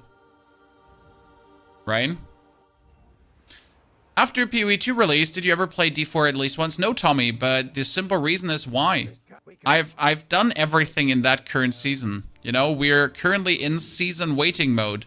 So no matter if PoE 2 released or not, I would have not played D4. You know, this is like independent of PoE 2. I would have not played D4 no matter what, as there's just nothing to play right now. You know? There's just literally nothing to do.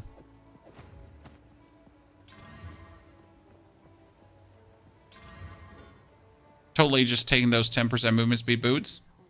So that's the most important thing there, right? If you're at the end of a season and everything is done, then you're anyways not even remotely planning to play the game. That's 5 warriors, but this is 30 spirits, so I'll just keep it for now. Warriors are early enough.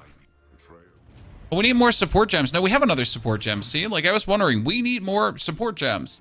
Because our warriors are running around with 1 support gem right now. And what can they have? They can just get themselves, I guess they can just get themselves brutality. For no apparent reason. I mean, we could give them lacerate too. You know what? Let's give them lacerate. So they can actually bleed things. I like that. Let's see how early that works. Would be intriguing to put it on the snipers too, because you have like 7 snipers. Just give them lacerate and that's it. So, the matter caref.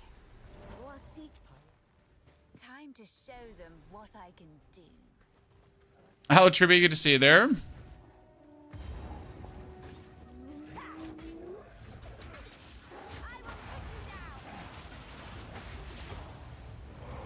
Good. Where's Mr. Rossbreaker? Thought about snipers to shred armor. I usually always go for the corrosion, my friend, but it's absolutely unnecessary, technically. I just like the sound of the corrosion armor break, but you're mostly doing fire damage right now. I mean, I am not relying on the auto attacks of my snipers pretty much. We have 7 snipers, so I can spam the attack. But I would usually go for the corrosion because you would be mixing in some unearth maybe. You could be mixing in some bone spears if you wanted to. And if you would be mixing in some bone spears, then the corrosion would make sense. Because with a bone spear and the corrosion, or the bone splinters, sorry, and the corrosion, you have more physical pen, and that does work really well together to just add like a lot of damage to the frame. But it's not like it's needed right now.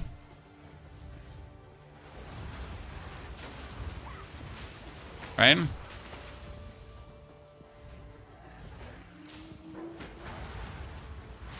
I usually, you see every recommendation be always like, you know, corrosion, corrosion, corrosion, but what for?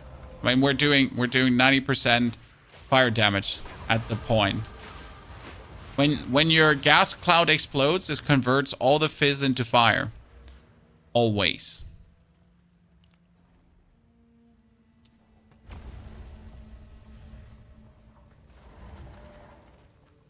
Do-do-do.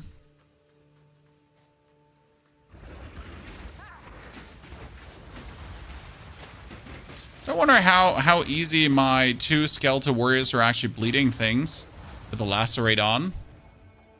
Plan to use auto-ignite helmet. No, the auto-ignite helmet is never good. The auto-ignite helmet is just a tool for lazy people, okay? I mean, the reason, sir, why we're using the flame wall is because we're also summoning raging spirits. So you get another layer of damage just like that. Which is plenty good. Your minions have no guts, I tell ya. You're right. Poor lads. Why are you gonna call them out like that? What have they ever done to you?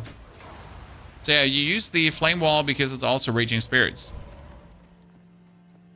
Is this solo self-found? Ha ha ha, no. I mean, it's solo self-found, yes. With my stuff, I solo self-found.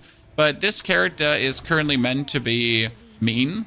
So this is one of these chars, finally after leveling 9 chars to the end game, where we are actually using our unique gear to boost our overall power level. We usually do not do this. Today is different. Today is a different kind of playthrough, where we use our unique gear to be a meanie beanie. And I am thoroughly enjoying it.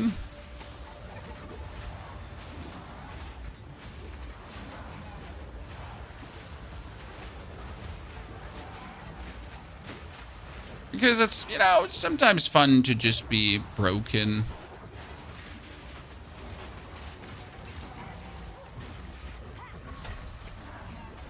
He really tried to turn around and kill me. And you're dead because you stink, booty cheeks. Often enemies are inside the circle. Well, so very important here. The firewall itself does not have to ignite the opponents, okay? If your archers are shooting through the firewall, that is enough to ignite.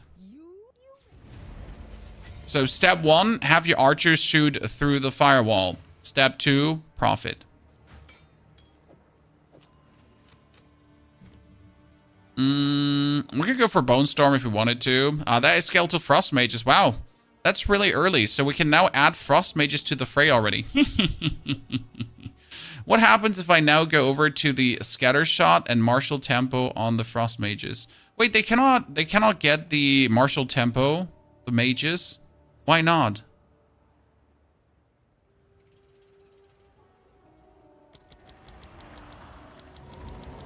Okay, we get 5, but why can they not get the Martial Tempo? What can they get? Ah, they can use Arcane Tempo. Makes sense because they're casting. Okay, now let me see what the Frost Mages are doing. You are correct. They're casters. See, like, I've never played with the Frost Mages. Now, is that smart to straight up swap over to the Frost Mages? I don't think so.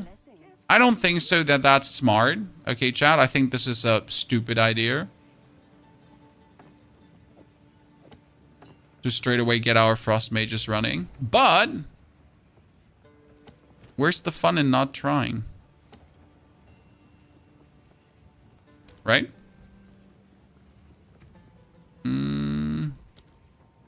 No, I still have enough to summon them all. Okay, cool.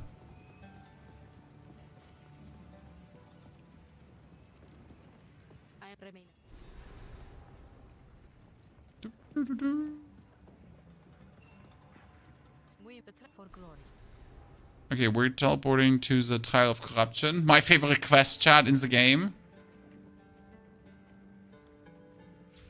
I would hope that they remove that loading time at some point where you have to like wait for the gates to come down. Okay, so what do they do? Oh, they call down a frost bomb. That's cute. But if they do call down a frost bomb, right? Then I should probably, to boost this, let me think about it. Tier 5 support, and I need 2 tier 1s. So we should probably, if we play them early, get myself a frost bomb.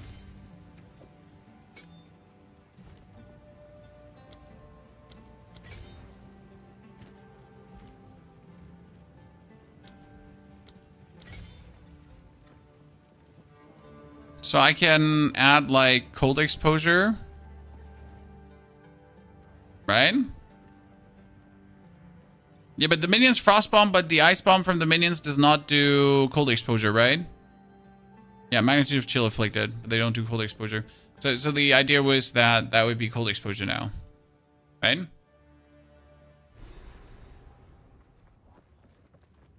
Seems the Faradin have been up to no good in the hills of Morden.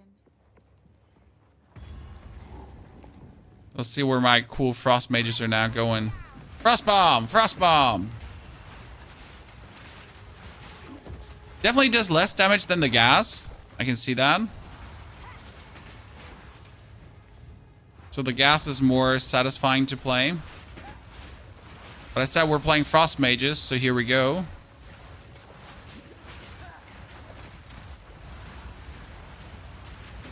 Why are we putting down the flame wall? Because with the flame wall, the skeletal mages are, like, they're still shooting projectiles, right? And these projectiles, wow, the damage they're doing is pretty nifty, though.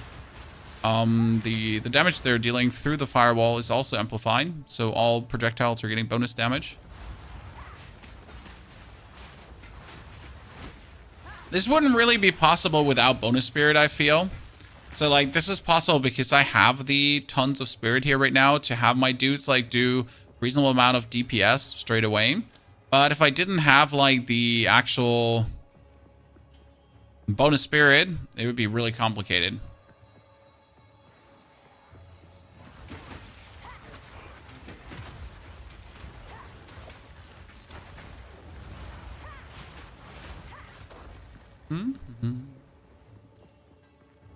Yeah, the frost mages, they might do less damage, but they can freeze. Exactly. That's what I see too right now.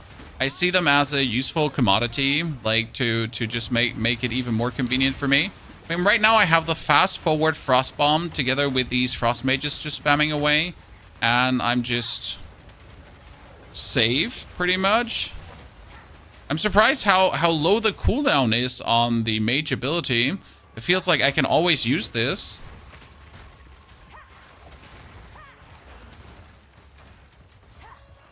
Wonder if you could use the frozen mark with this. Frozen mark auto cast.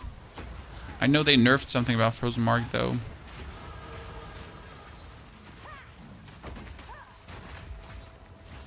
I mean, the explosion of the snipers is certainly a bit more flashy to play. The frost mages are certainly strong.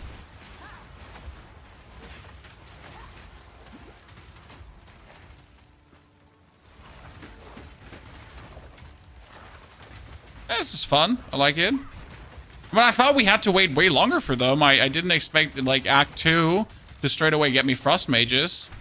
How many clerics should you be playing? Depends on what you generally do with your minions. I mean, I always try to add 1 or 2 clerics to the fray and 1 storm mage because storm mages are really good. Wonder if I even need the revive at this point. Like, I was planning to rush to the revive, and now I'm asking myself, do I even need that? Would it be better to just get more damage for my minions? Right? I mean, it's not like a single one of my frost mages has died so far because they're, let me just check my notes, freezing everything. Like, even if they get backstabbed here, right? It's just like, no fucks given.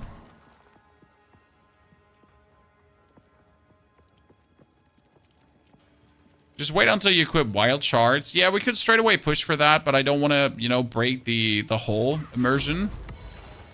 Okay, gem cutter prism. Ah, yeah. How much spirit could we save now with the gem cutter spirit? That's true.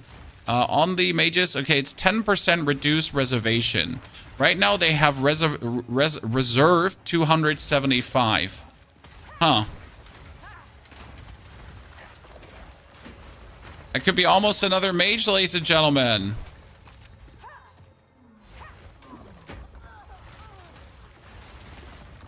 Almost. What's the best build in the game at the moment? Well, there's a couple of really good high-end builds. I mean, you get the cast on minion death, Fireflower shebang bang. You have the monk just going full monk mode with temporalis flitting over the screen. You have some infernalist witch with demon form, flamethrower, infinite comet shenanigans. So there's a couple like completely unhinged creations that absolutely go off the charts, and you're kind of like, what the fuck? Well, how does this build even exist, right? How is this even legal? So yeah, there's tons, but most of these builds are also very expensive, and they cost you a lot of divines. And we're not talking about exalteds, right? They cost you divines. So the question should rather not be what's the best build. It's kind of like, what can I afford? Because this is not like Diablo, right? In Diablo, you can more or less make every build. Maybe later with Uber Uniques, it becomes a bit more complicated.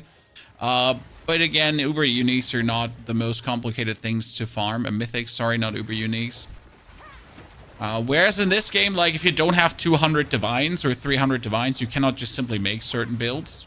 Congrats. Are you getting PC freezing crashes while playing? Our last Chronomancer build, okay, did actually have some crash issues. We had to reduce the amount of shadows in our settings and the amount of lights because we might have been overdoing it on the side of frostballs. We've been overdoing it on the side of fireballs with like frost walls.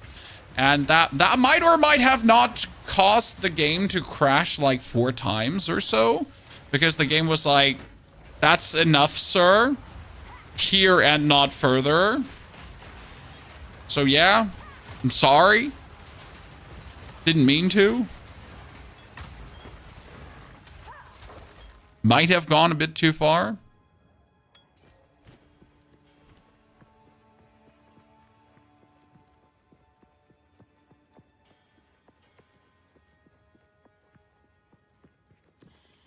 Oh, we went the wrong direction.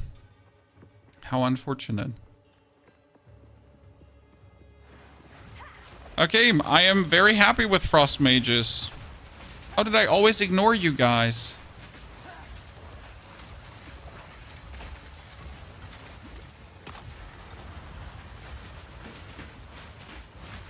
Yeah, get the cold exposure running. Get a cold exposure running. I mean, this is definitely more mana hungry than playing the snipers.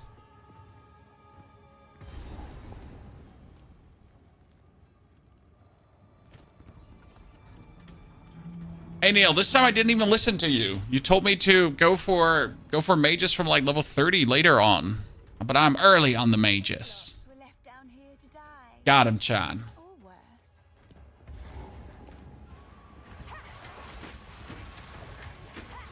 Mages are slow when running juice breaches. Are you really worried about that? I mean, so I see people often when they're looking at builds, right, that they're worried about the end game, but I am not worried about that at all. You know, like it's never my question how it's going to be a build with juice breaches. My question is, first and foremost, how's it going to feel to play through the campaign? I should redo my points here on the side because we've been, like, we can finally redo these. Like, we had to just do them, obviously, for wielding my equipment. But now I can go over and change things.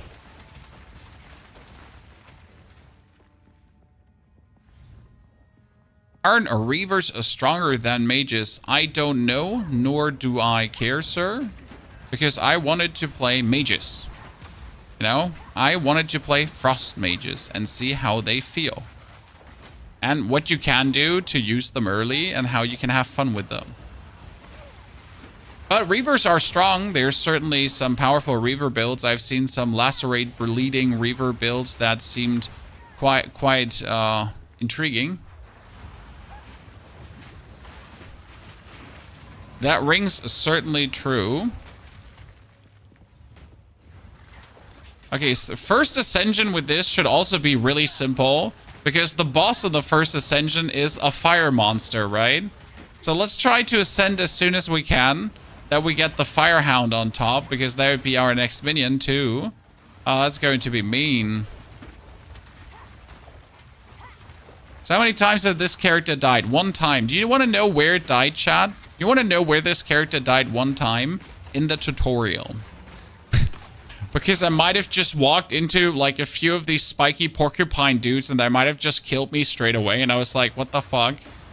This hasn't happened in a long while.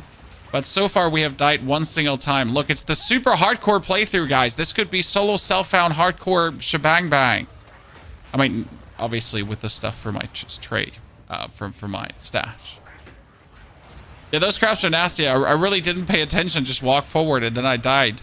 It was weird. That death was deserved somehow.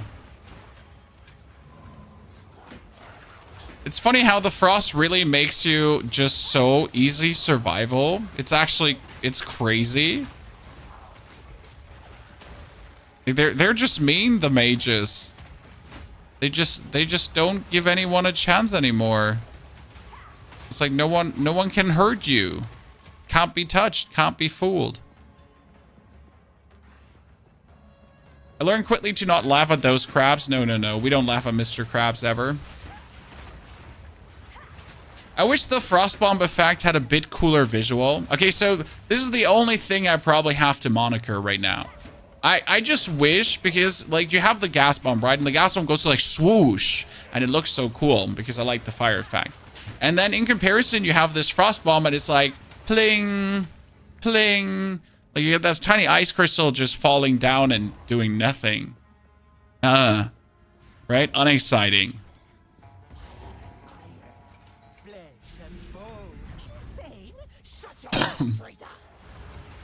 Okay, cold exposure on her, chat.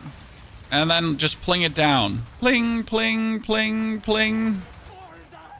Cold exposure, firewall. So again, like we gotta put the firewall down that my, oh, she's stuck. She's stuck, guys. She's being held hostage. She's being held hostage.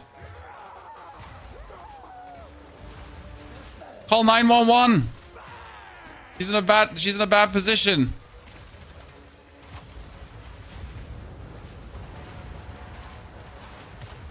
Yeah, that's just mean.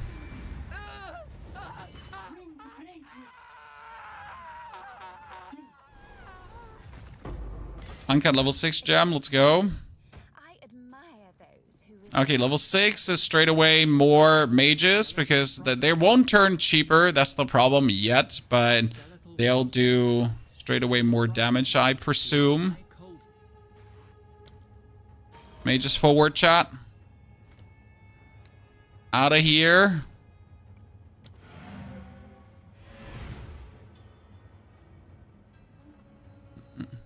Does quality on skeletal snipers do anything? You can go into your thingies, hold Alt, and then you see what the quality does. It is reduced reservation. So right now I can use a gem cutter prism on my dudes, and then I can just go into my currency tab because I'm a meanie. There you go. That's 10% less reservation. So I got 40 spirit left. I could just randomly add another skeletal sniper to this, which wouldn't help because I don't really have, you know, anything. I'd rather have one more of these lads. That would be good. What we need to do, though, is we need to go to the hooded one, refund my passes, because I can make this a dexterity one, I can make this a strength one, and I can take you two out because I don't need you anymore, and I can finally move myself into the revive faster. Now, the question rather is, do we go for the 40% more life, or actually we have to go for the attack and cast speed, huh? Yeah. Surprisingly, we have to, like, this is actually a good boost. Huh. Would have guessed. Okay, let's put the flask on. Put the flask on. Recharge. Sell, sell, sell.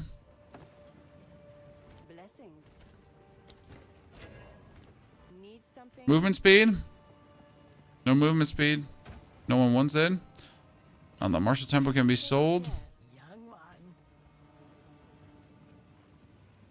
That's level 6.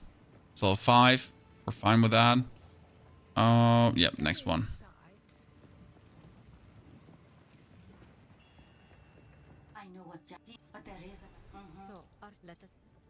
Okay, first one's first, chat. It's always Trader's Passage. And then, what level are we? 18?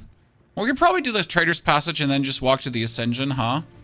Afterwards. Can probably do that.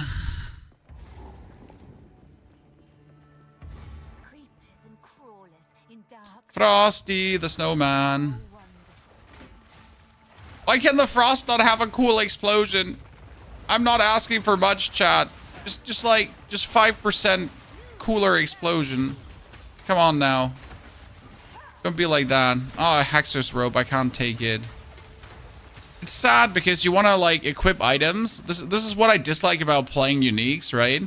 Now, I find, like, cool items that could potentially be, like, more defense and everything, right? So you're taking, like, a whole layer of excitement out of the game by just simply having a better choice item that you wish to play.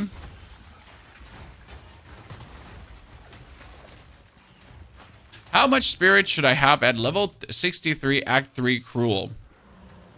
If you only have 60 spirit, sir, like you should have 100 spirit in Act 3, because you get 40 spirit for 3 in Act 3 and 30 spirit before in Act 3 normal and in Act 1.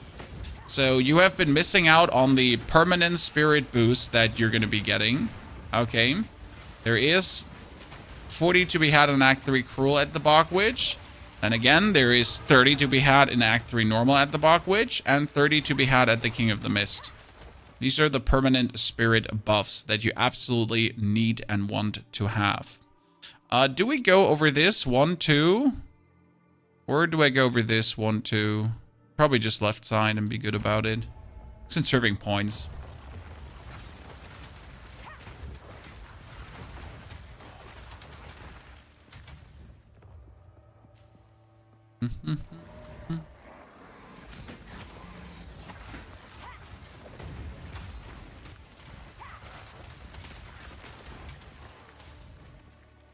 Could we infuse the melee attacks of our minions with frost? What for? Oh, like, so the melee attacks of your minions would still not count off attacks. I'm pretty sure that that would not work with Herald of Frost. Because your minions they're not an attack, right? So your Skeletal Warriors up here, they are a persistent physical minion skill. They do not count as an attack. So for the Herald to count, you need to use an actual ability that says attack. And not just something that seems like an attack. Where should you level at 26? You should just play the game. There's no leveling. You just keep playing the game. You keep doing your quests. You keep pushing forward. You keep going through zones. And with level 26, you should be round about at the end of Act 2. I think level 28 is the end of Act 2, right? So you just play. Like, what's your next quest? Go to Keth. You should probably go to Dishar right now. Either you go to Dishar or not. Like, yeah, something like that. I did get the unique body with 100 spirit, 67 with 400 spirit, using 2 snipers and 1 arsonist, 1 hound, 10 to 11 warriors, using fire legion, gen 1 warriors, and explode stone. It's pretty cool. Sounds nice. Instead of the warriors, you could try out using the Reavers, and you could play them on bleed, and it's kind of like really funny because they'll just bleed your opponent, and then you could also swap over to aggravated bleeding stuff, so it works really nice. There's many layers of fun that's possible. And funny story is, I actually get this unique body armor of the Witch. I think I got this 1 day ago, chat. So I don't even have it that long, right? This body armor here that gives me 100 spirits. So I don't have it for that long of a time. I have this like shortly. Oh, Bulbula. So Bulbula is so annoying to fight against, but what if I have freezing mages? Huh. That's a very good question.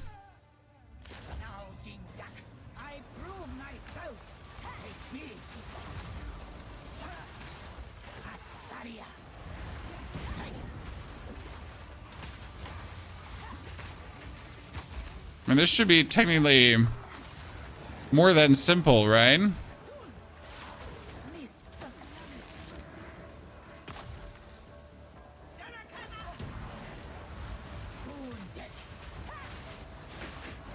Because you're just freezing her consistently. Yeah, she's just frozen and bleeding. Sorry, lads.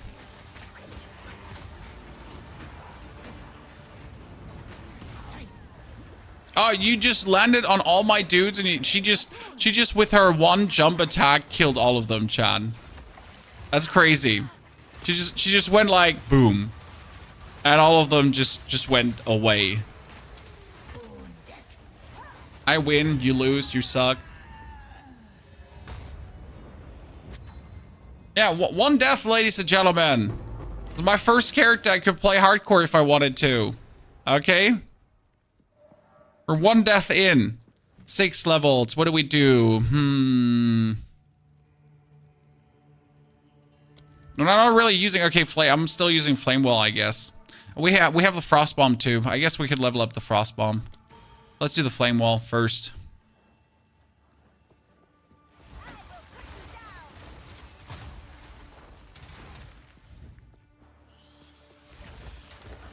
Frost Mages over Arsonists. Yeah.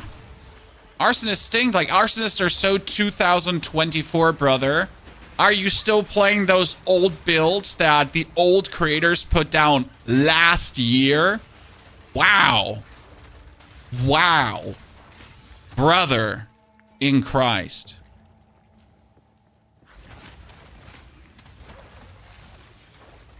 No, but seriously, though, wow. Okay.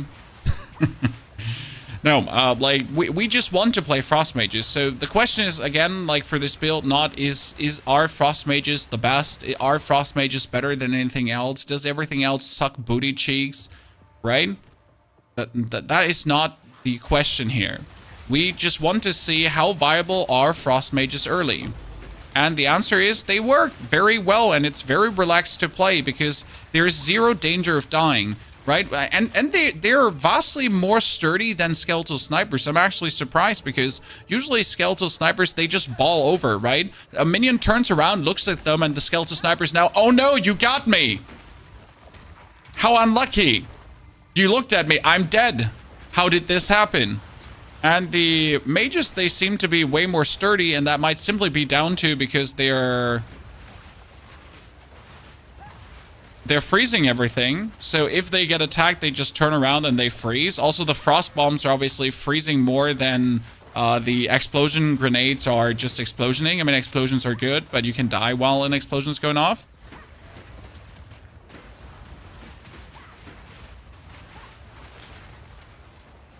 So that's that. And if they have scatter shot, which they have right now, they actually do have 3 attacks instead of 1 attack. I don't even know if they need scatter shot, but I guess it works. More projectiles is more projectiles.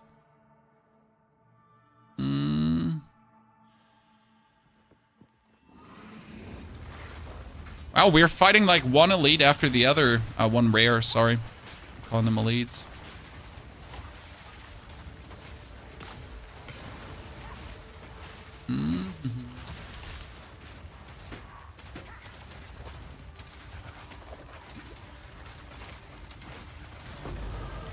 Uncut skill gem level 6. That would be my frost bomb then. We're probably going to take the hypothermia curse instead of the fire curse now too. That brings us up here, and soon we're going to get the bonus cast speed, so that's going to be good. Explosion with my minions make floor reading impossible. Hey, try playing that Ice Pillar, Frost Wall, Fireball, Explosion build when we couldn't see anything anymore. I did try my 4th Ascend, and I was like, well, I have the damage, but I kind of don't see the attacks of the enemy, right? Do you run Clerics? Later.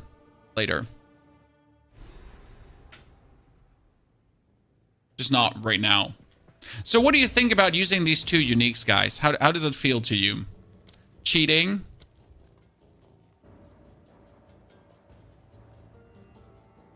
Is it okay? Am I going to hell?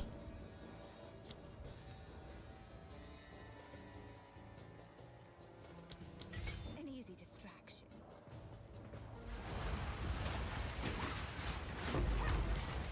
Okay, could I please stop getting uncut skill gems level 6?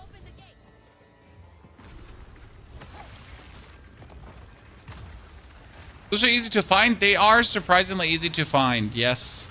They're also easy to make if you have chance shards, which I wouldn't recommend wasting for that. I did actually have a second one of the shields, so I have 2 of these shields already. Oh, those statues really didn't want to take cold damage, huh? I wonder if it would be better for the frost bomb if I would increase the damage. So right now I am playing the bonus attack speed on my dudes. Okay, I'm playing bonus attack speed on my skeletal mages with the arcane tempo. But would it be better if I would just put on the concentrated effect to just have them do more damage with their explosion, right? Like reduce the slide area of the explosion and just have them do more damage with it. I don't think I need it because like it's working.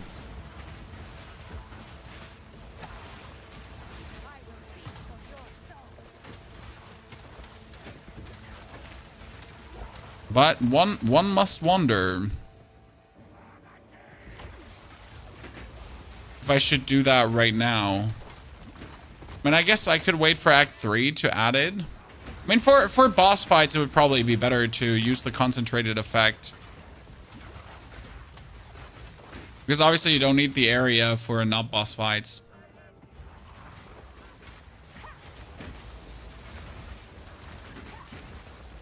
PoE community complains that uniques are shit. Well, so the problem with the uniques is obviously that a lot of... I mean, some of the uniques are shit, let's be fair.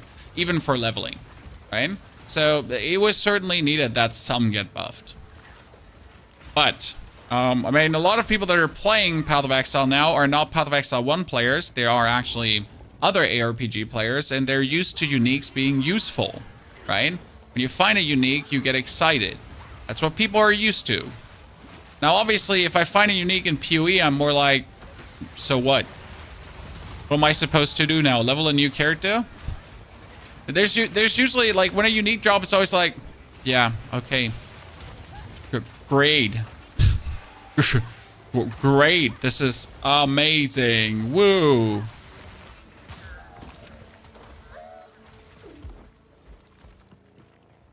I'm so excited.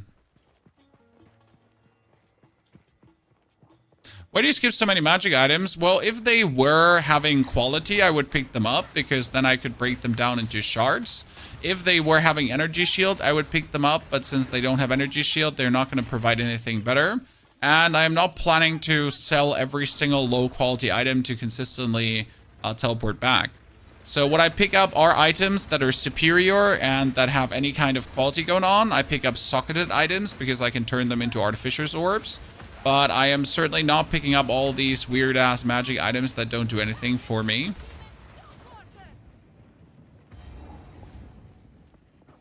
How do you not have Luminous Sandals or Wanderlust? I have Luminous Sandals and Wanderlust, but again, I didn't want to use all my uniques. So the basic idea behind this starter was to use 2 uniques that would boost minions, but not all uniques I have available to boost a character, okay?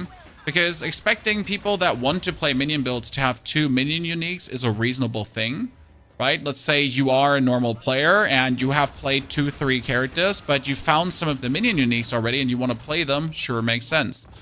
But now adding like all the movement speed uniques and all that other stuff to it, I didn't feel like that was necessary to make a proof of concept, pretty much. I mean, it would increase my playthrough, or it would make me a bit faster, but it wouldn't like change the playthrough dramatically. Not as much as the spirit does, because the spirit does change the playthrough dramatically, right? With the spirit, I just have such a better playthrough because I can actually do it, right? I can speed everything up like crazy.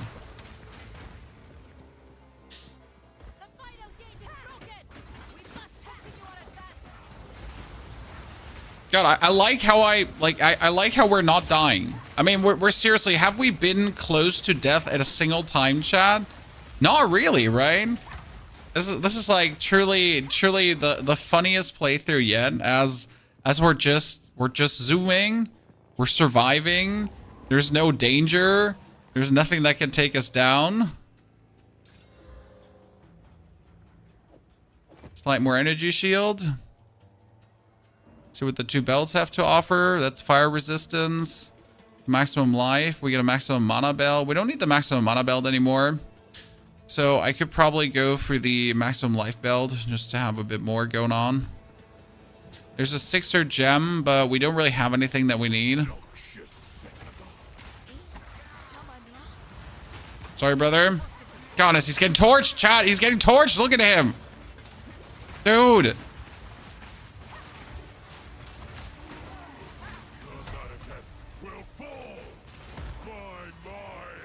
Oh, come in here, lads.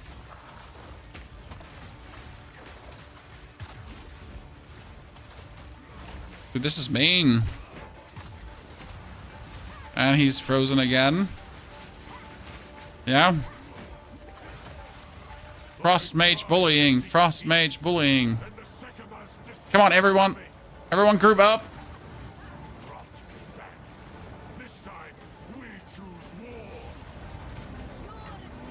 Protect me! Protect me, frost mages! Protecteth me! Perfect. That was so simple, dude. Right, get a C there. What are the uniques? This chest is called Pilgrim, the chest is called Enfolding Dawn, and this is called the Oak Sorn. Ice Mage are nice, right? It's working really good. Ghost Wraith, I was thinking about using Ghost Wraith, but I feel like the bonus spirit is more efficient. What does cruel mean? So cruel is when you're mean to someone, like doing heinous things to them, but it's also after Act 1 to Act 3, the second playthrough. And cruel is just the level of difficulty. So you're going to do Act 1, 2, 3 again, but this time they are cruel, which is a different hardness.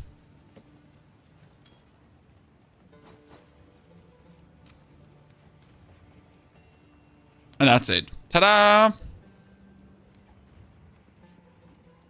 I hope that answers your question. I don't want +1 level 2 melee skills. I mean, I kind of want to keep these, right? Okay, what does she have? Tier 7, ladies and gentlemen, hypothermia. Wee! Wee! 6. I should probably get it. Ghost Wraith makes more sense the higher levels you get. Maybe. Considering that you might or might not ever feel not tanky enough. Wait, so chat, what do you think? Should we do Cath or should we ascend? I kind of want to say fuck it and we just ascend because I'm level 20 and the frost mages are OP.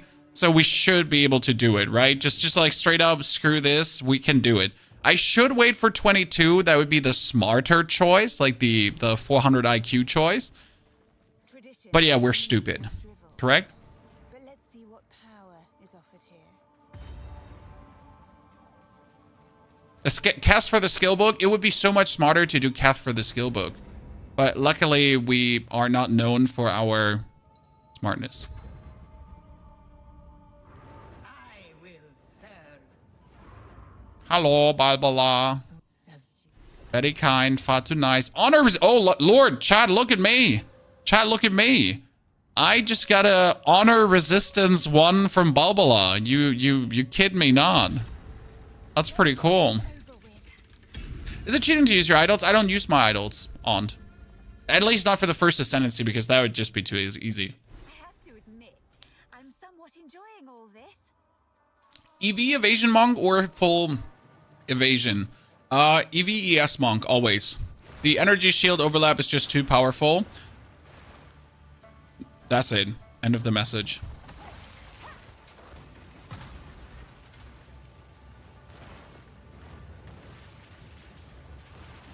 Energy shield strong, yeah. Evasion rating strong, yes, but that overlap with energy shield is just too good to ignore. Yeah, plus all the nodes are EVES anyways, so like you're gonna have a hard time finding nodes that say energy shield only as the monk, right? Because all the nodes are like, oh hey, we're both. What's up, bruv? Ah, mom, I'm burning.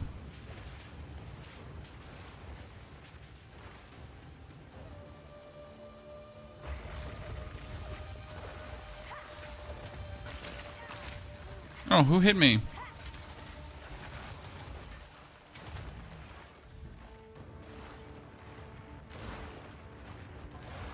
Look at me, Chan. Gamer. Almost as good as Elon Musk himself.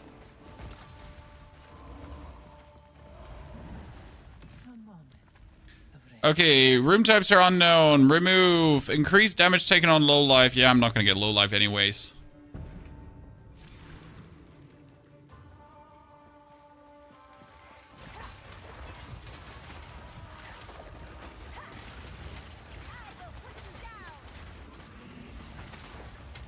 Hello there, Mr. Crabman. Mr. Crabman.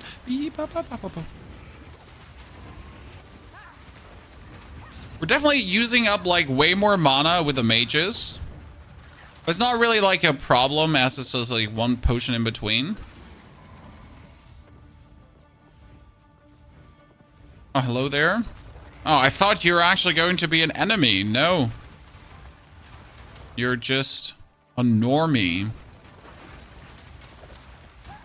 They improved armor by 15%. Yeah, some people did tests as far as I understood, and the actual values seem to be more looking like a 3% increase. I might be wrong here. So like it was supposed to be 15, but it seems like it's not actually 15. Seems to be a vastly lower outcome. So, you definitely need to do more to armor. Armor is by no means fixed. Okay, that level up gives us more damage, and then we get cast speed and damage too. I mean, 15 is obviously nothing, right? I do hope they come up with a fix for armor, and I don't doubt. So, I do not doubt, okay, that they will come up with a fix for armor. I have no doubt in my mind, because I would be like genuinely surprised if they're unable to figure it out. That doesn't that doesn't make it less annoying that it's right now working something, right? The monkey boss roll, no, the monkey boss roll is definitely weaker, but I think so. The monkey boss roll, just as an FYI, I think it was never meant to save you in Act 3, because if you're underleveled in Act 3, you will still die to the monkey boss roll, as you should. It's more about maps later on, because I was on a tier 15 map, my character was super powerful, the monkey couldn't kill me in any way, and then he suddenly rolled into me and I just... whatever, okay, okay, sir, like, just do that, right? Speechless for a second. So that's more the thing. How was armor in PoE 1? Also not good. I mean, the reason they made PoE 2 was to make melee great again. And I know that sounds like a weird meme, but that was pretty much the intention here. We're gonna make PoE 2, and the intention when we're making PoE 2 is to make melee feel good. And it's not feeling horrible, but like everything else is feeling better. So mission failed, kinda. You know? I mean, if you're making PoE 2 with the premise that you want to make melee feel good, and then you fail to make the base mechanic of melee, armor, feel good. I mean, like, yay, but also not yay.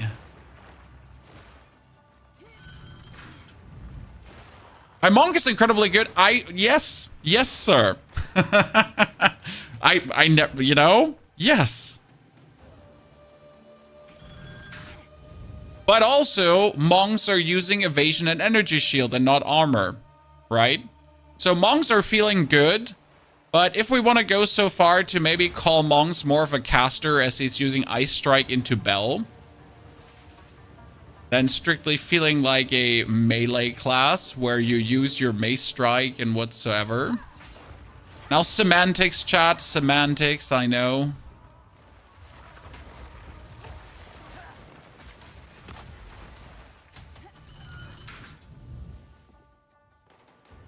Gerald, I don't need to invite you to know that your monk is good. I have a monk myself and it's good.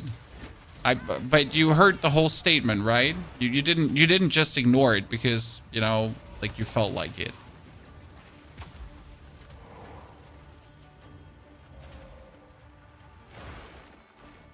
Are you going to play Diablo 4 with Season 7? Yes, I am currently debating what kind of starters I'm going to give you for Diablo 4, guys.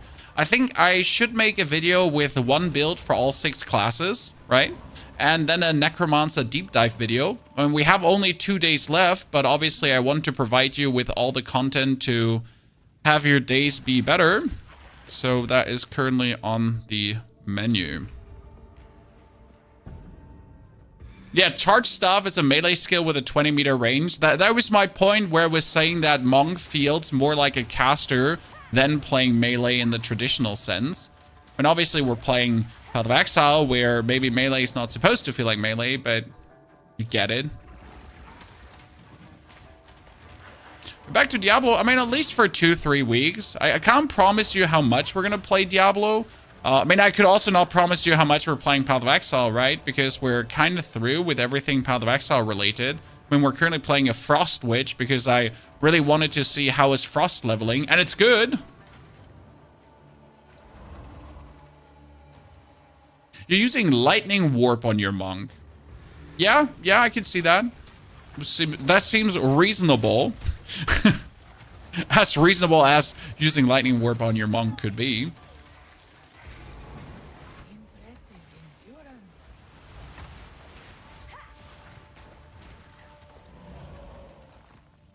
Have you done any pinnacle content in PoE 2, like defeating Arbiter or Sash? No, because I simply have no interest in doing these kind of content pieces.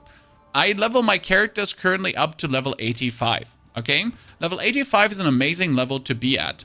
After level 85, the XP curve goes exponentially up, therefore deleting a lot of fun I have in the game, because I just don't want to be punished for being higher level, right?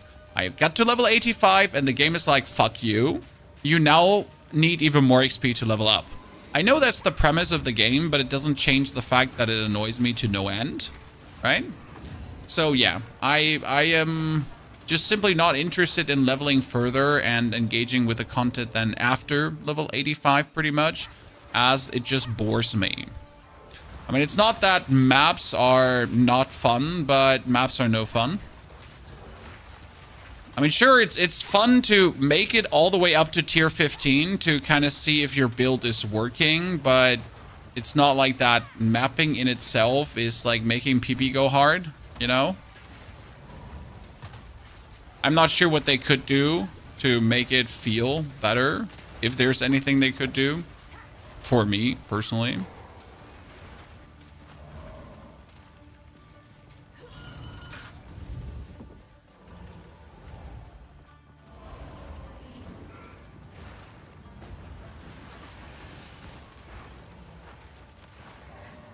So yeah, I go for 85 and that's kind of it. Then I stop mostly playing the character and rather make a new one because I like the campaign.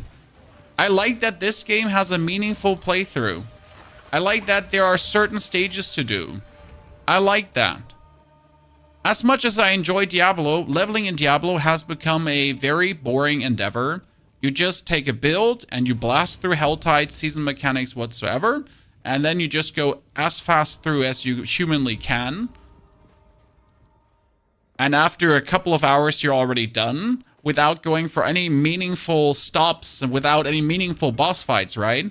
I can pretty much get to the max level and then start playing the game, because that's the intention of Diablo, obviously, right? So Diablo starts at max level, where Path of Exile starts at level 1. Now, you might disagree with this, but I feel like right now, when I play Path of Exile, I start the game at level 1, right? I start my character, I start it feels like I'm starting the game. But with Diablo, like you're pretty much starting the game, and then when you're max level, that's when the actual game begins, right? That's when you're doing uber bosses, when you're doing boss farm, when you're pushing your glyphs, paragon points, you get the paragon boards and all that kind of stuff. But until then, you're pretty much just like rushing levels really quick. And I like it. I like it for a different reason, you know? But I prefer, right now, the actual campaign playthroughs. They're fun. Okay, we gain death toll. Take physical damage after completing 8 rooms. Gasp, chat. No. Really? How unfortunate. Let me get 3 minor boons. More defense, more honor restored. Monsters deal less damage. Yeah. Gasp, chat. Oh no. Not physical damage after 8 rooms on my first ascendancy. A formidable rock challenges me. You have the burst.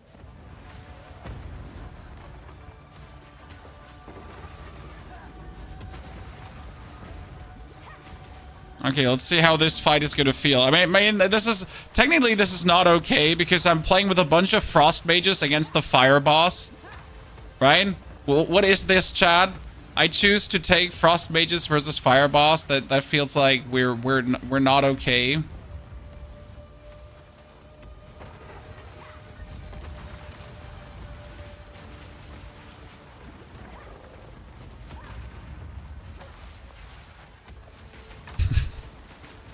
We're gonna give him cold exposure, firewall. So again, my frost mages are shooting through that, and then we're just dropping ice bombs on his. Oh, everyone run away!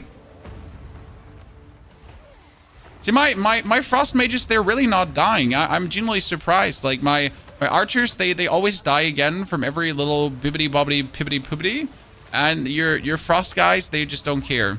Okay, for this fight, concentrated effect would have made it easier, but it's not like that. Without concentrated effect, we're not doing it, right? Beware of what falls.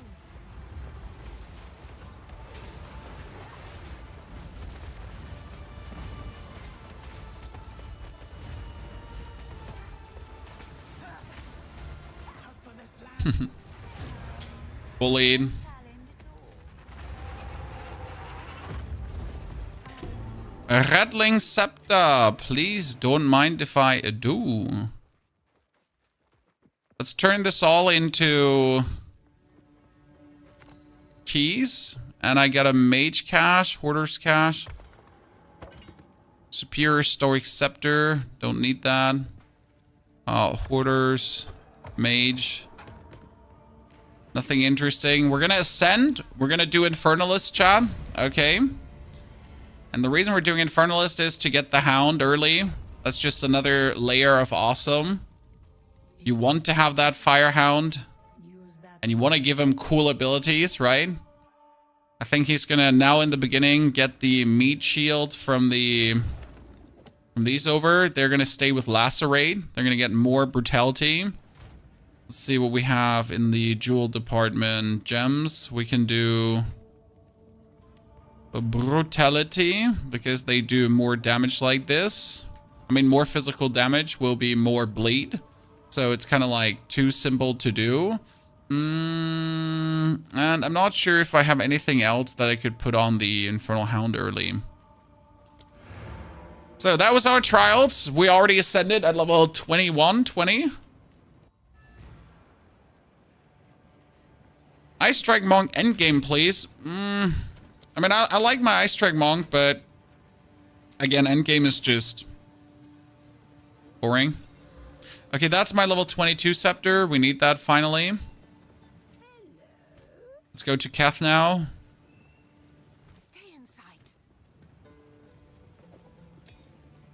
Level 7. I know I need one more level before I can use this. Okay, let's go to Keth. Always Keth first. Fire exposure. Fire exposure is not available at this level. Like it's a tier whatever gem, right? Witch is so strong, boss. Oh, Witch is super strong. But it's just not flashy strong, right? So Witch minions are fantastic. Witch minions are good. And the best part about Witch is she's incredibly cheap to make good. Right? I mean, like, for example, the uniques I'm wearing right now, if you would go for trade, they're 1 exalt or something. So the uniques are costing nothing, right? And like, if you don't have them already. And even without the uniques, finding some spirit items later on is really easy now.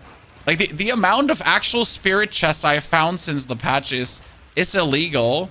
It's like crazy. You just keep like these spirit things just keep like coming into you at this point. You're gonna have a hard time not finding bonus spirit items.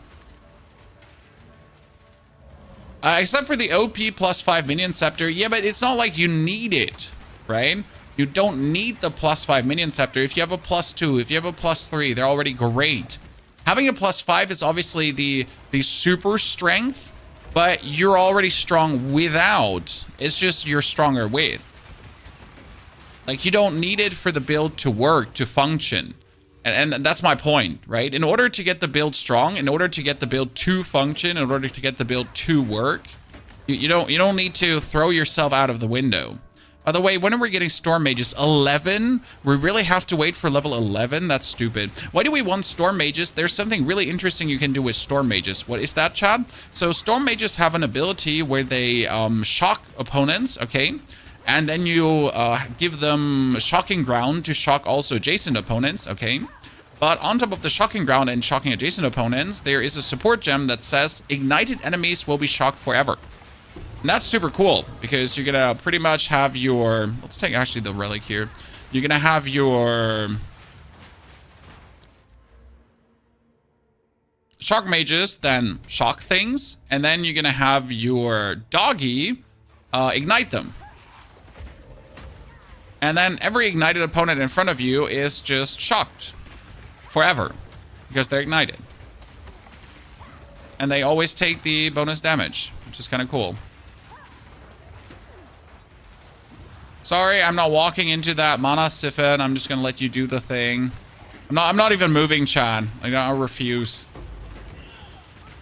I refuse to move. I have the defense to not give a flying fart.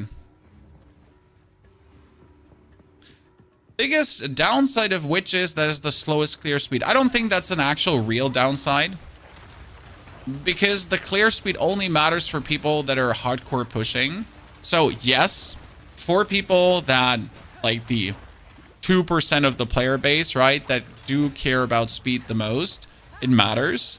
But generally speaking, for the 99% of the player base, I don't think that's a measure stick, right? Like, I personally, I'm a content creator. I don't care if a build is like 20% slower than the other build, as long as the build is fun to play, right? I want fun to play builds. That's what matters to me, personally. Oh, look at the bonus cast speed, chat. How well that's working. Dude, she's getting beaten. She's getting beaten. Dog, eat her. Everyone with me! Out of the death trap, boys! You shall not fall today, brethren. We shall prevail.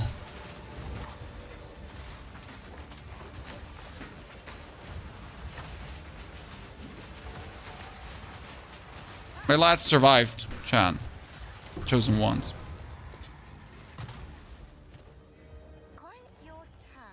Okay, 2 more points. What are we gonna do? Do we need the AC rating? I don't feel like we need AC rating because they're spell hitting, right?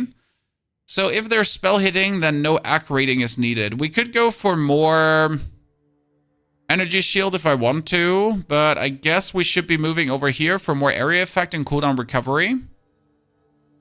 Probably, and minions revive faster, even though my minions don't really die anymore. So do I even want to do this, or are we just straight up going to go for more damage now? That's the question. I mean, we could probably move up through the more damage here and then just go to the left and take here the damage. Right? Let's actually do this, right? Let's just take more DPS because my minions are not dying right now. My minions are surviving everything. It would feel stupid to now invest into more survival because they barely die. The Frost Mages are so easy. Straight up to the less reserve. We have already 5. I mean, yeah, straight up to the less reserve. But it would be suboptimal to...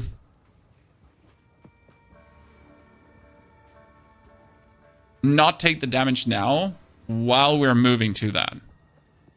Probably.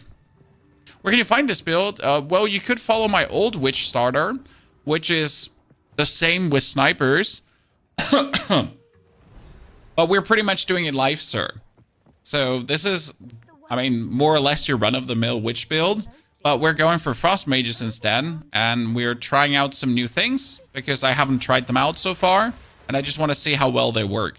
I mean, right now I don't have enough intelligence. I am too stupid, Chad. How? Do I not have enough intelligence? I mean, the problem is we need these 2 points. So where do I get 10 intelligence from right away? Oh, no. They're forcing me to take these 2 points out right now. To get more int. So I can use my curse. That does not feel good, Chad. Let me tell you this. That does not feel good. Only to get, like, a few more intelligence points now. Okay, I need to go for int and int currently. Just like, we're going to refund these 2 points, but I really want to have the curse. Because we need the curse here for hypothermia.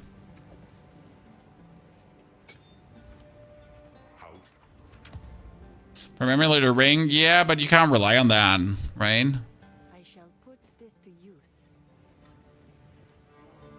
You have more life, more maximum armor, plus 1 level 12 minion skills. Let's go, Chad! Sorry, I had a moment there. All right.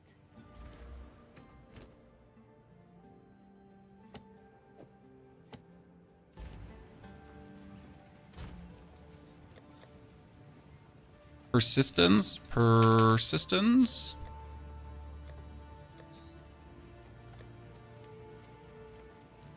Do I not have a persistence gem? Cannibalism?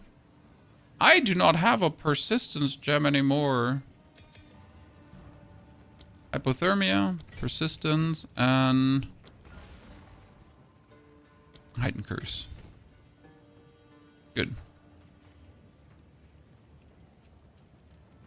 Yeah. So now we have the curse going on here as well. Dankeschön.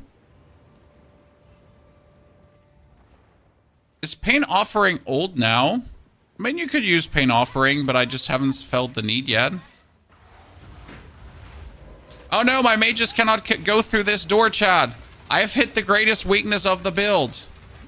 I am so sorry, Chad. I was trying to hide this weakness from you. It is a thin doorway. Yeah, I know. My greatest enemy yet. A doorway.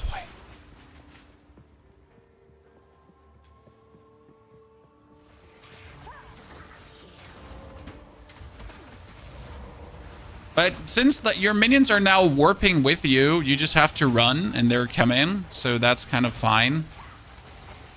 Okay, maybe for the elite, I should start using the hypothermia curses.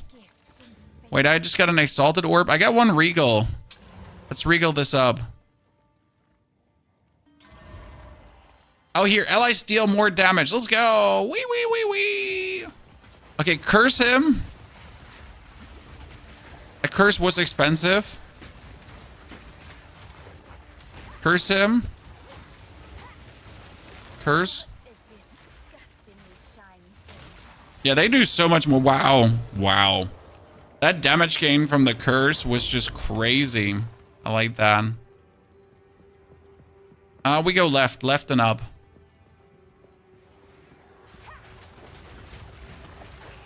I got a good feeling for this, Chad. Oh, look at me. Look at me, the chosen one. Ladies and gentlemen, the man, the myth, the oracle. There's no spoon, Chad. There's absolutely no spoon. Hacking.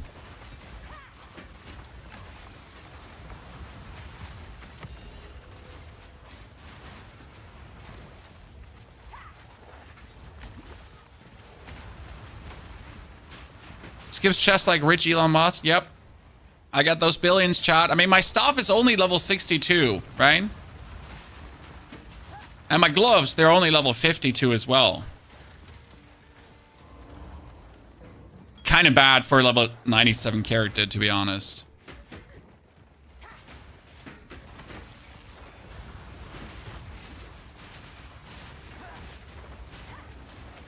Yeah, I've been trying, chat. I've been trying. I'm sorry, but couldn't find anything better. I mean, look, my chest is actually level 0, chat, and my shield is level 7. What the fuck? I'm a level, like, seriously, I'm at this point at level 22. I'm sorry. Didn't mean to disappoint you so hard with my lacking gameplay. I wonder if I could get another mage, or do the frost mages not go below? They don't go below 46, right? Do they? No, wait, they can go down to 45, can't they not?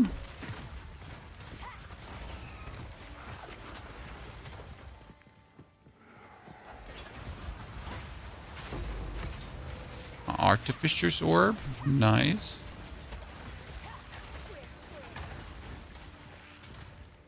Okay, we wanted to go up here for the minion damage. Yeah, no. As soon as I have more intelligence, I can finally get out of this. Frost Mage goes down to 36 with passives. Good. I just wonder when I get my next one and if I should reserve just one single sniper for this right now. I mean, it's not like the sniper does anything, but I guess it's better to have him than not to have him. Could also be a single Reaver. Another Warrior. Is the chest viable in endgame or only for leveling? Well, the chest has one issue, and that is you don't gain any mana from your inn, so you end up with not a lot of mana. I would not play it in the endgame because it only provides you with 100 spirit, okay? A good chest in the endgame could provide you with, like, let's say 63 spirit, but also up to 200 max life. And what we're going to be looking for later is we're going to reserve max life, and for every max life we get more spirit. So if I have a chest that gives me 200 max life already with all the other max life I'm getting, then I'll end up with having more spirit than actually getting a, like, then keep to play this item, right? That gives me only 100 spirit and some elemental resistances, because the chest itself ain't good. It also has very low energy shield and all that kind of stuff. Later it's just more opportune to actually get a good chest, but you can play this until you get a good chest, right? Like you don't have to put it away anytime soon. You can just keep playing it for quite a lengthy while. Of course, they're alive. Okay, come on. Fight me, nerds. Come on, Frost Mages. Woo! Let's go! Frost Mages! Look out, they're being swarmed, chat. The Frost Mages are being swarmed. Fight back, nerds. Hold the door.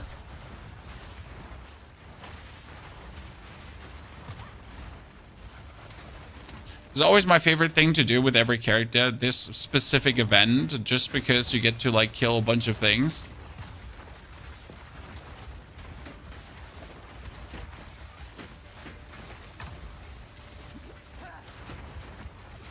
Okay, good. This wouldn't even be faster with the gas, dude. So I'm fine with that. Yeah, right now I am very pleased and happy with Frost Mages. As like Frost Mages, right? It's just working well. It is fun to play, and I'm having my fair share of joy with them. Oh, did I just find the bridge? Look at me. Bridge finder. Yes.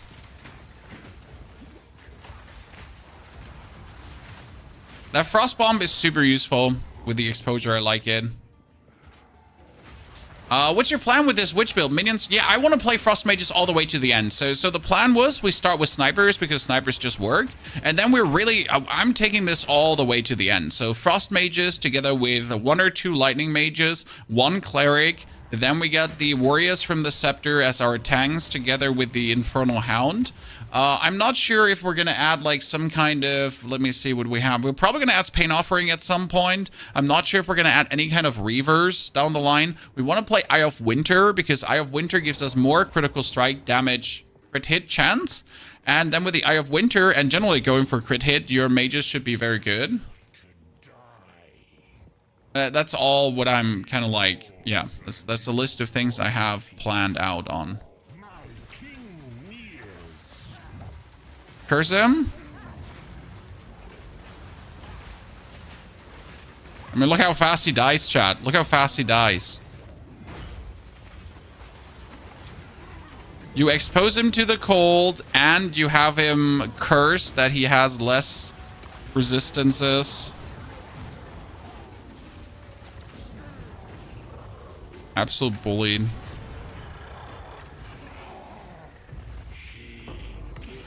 It's like frost mages really need crit to feel good. I mean, this is currently the normal playthrough still, so I think we're feeling pretty good.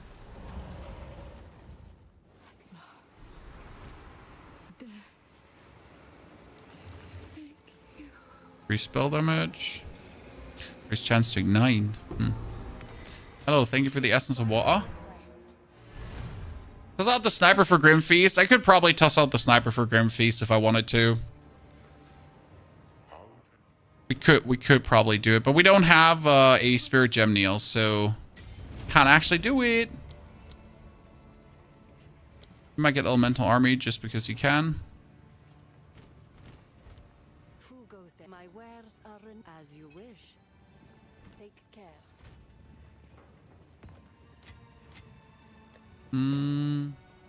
Jewels. Need something? Careful story. Do you have anything interesting? No.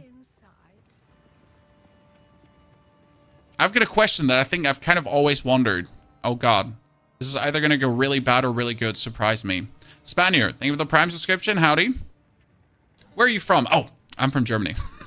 So, Corey, this could have gone 2 ways. Like, so I always wanted to know, like, how big is your dog?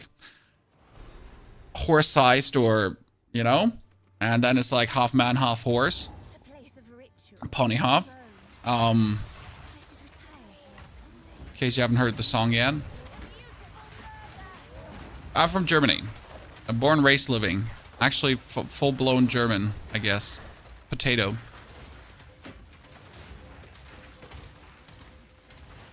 Spaniard, thank you for the subscription. Thank you for the brand new Prime support. Chat, if you did bring a Prime support yourself, don't forget to use it. Or just like that YouTube stream. It helps immensely.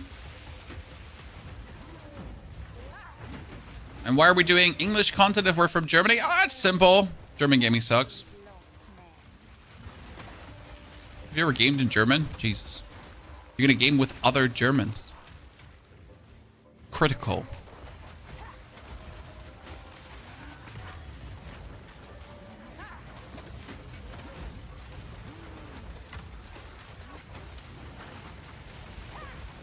Always enjoyed playing more international, to be fair.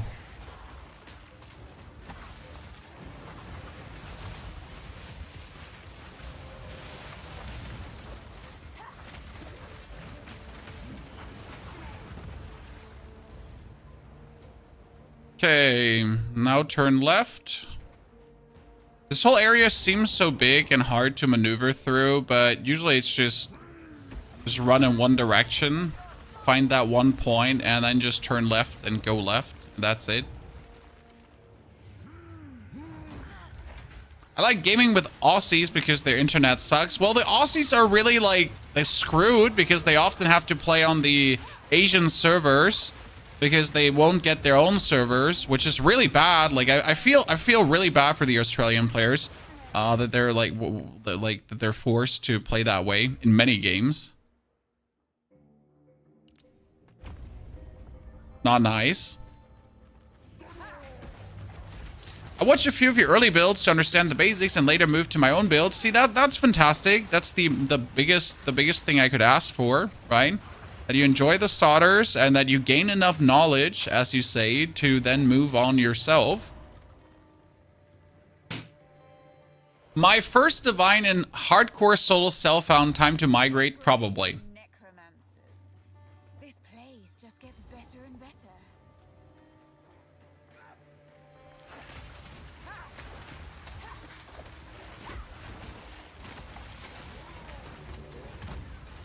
Ow, he was trying to nuke me, but we did not want to get nuked.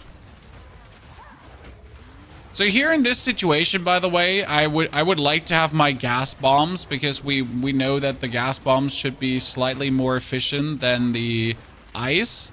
But on the other hand, like my ice is enough to keep every threat frozen. So despite there being a lot of threats and despite maybe my dudes taking a bit longer than the gas bombs to kill something, I'm also in no means ever in a situation where I'm like, ah, no, I might die. Because I'm just not. Okay, spirit reduction, Chad. Spirit reduction, I repeat. We almost have enough to kick that sniper out to get another goddamn frost mage.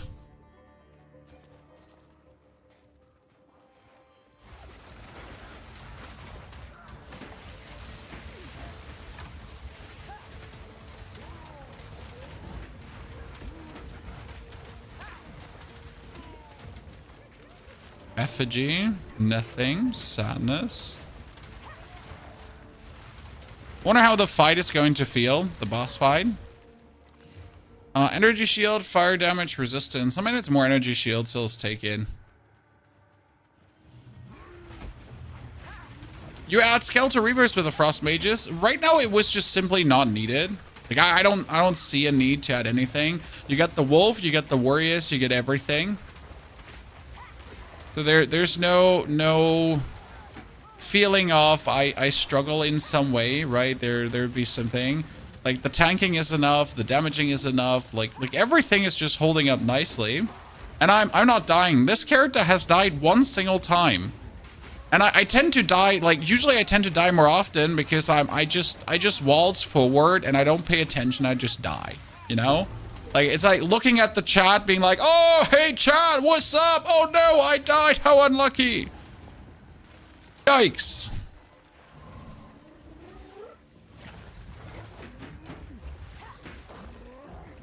But this char has just died one time, and that was in the tutorial, chat. I died in the tutorial.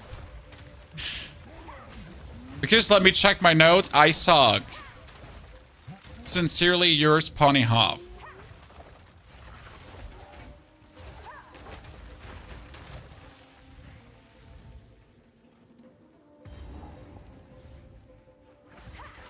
Yeah, you probably won't die with minions. Exactly. Unless you... Let me check my notes. Suck. I made a Deadeye who spams Molten Blast like a lunatic. That was on my list of things I really want to do too. Deadeye, Molten Blast, and then I wanted to play that together with Ice Wall too. So pretty much like my sword, just different, just as the Deadeye. Because that could be kind of cool. Not sure if that would ever live up to the hype I would kind of like it to live up to. Right?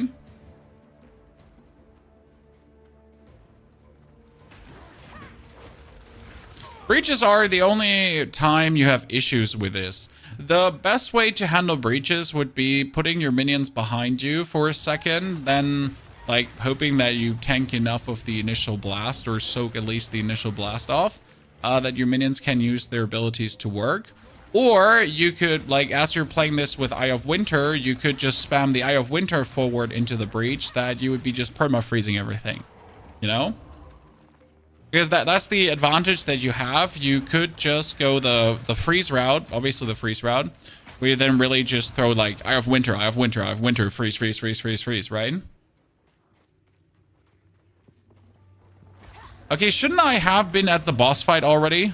I mean, seriously, what is this convoluted layout of this map right now?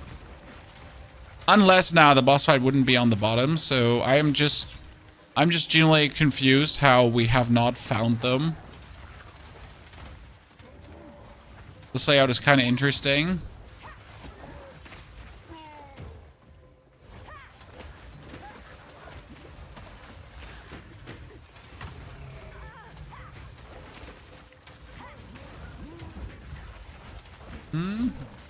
Didn't try Eye of Winter. So the basic idea with Eye of Winter is that Eye of Winter does this thing where it increases the critical hit chance of all your minions, right? Because well, it doesn't increase the critical hit chance. It makes the enemies more susceptible to getting critical hit. Right? That's quite helpful. Wait, where's my frost? My mages didn't come with me. There they are. Jesus.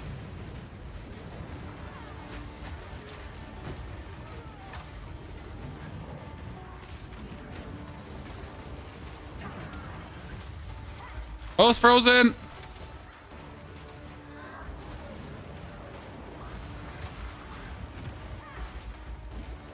Ah, here, there are again. Thank you very much for both getting in here.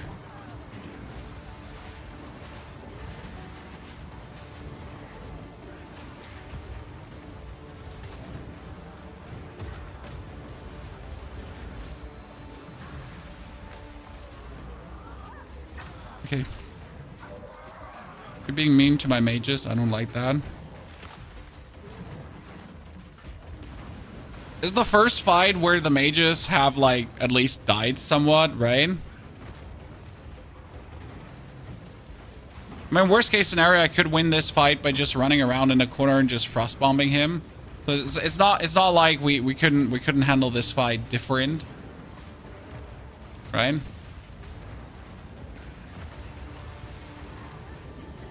It's just simpler if the mages participate in the fighting. And I stop getting hit by chaos bolts.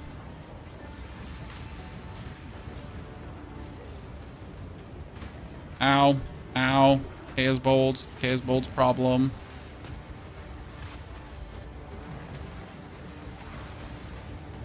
Yeah, this one is definitely with the minions still the one of the annoying ones early on. I can see that.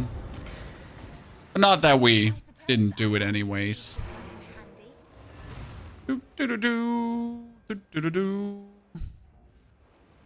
You're up to 500 spirit right now? That's amazing.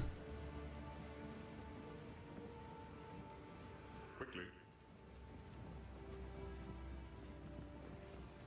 Out. Okay, so... No need to rush. Oh, sorry.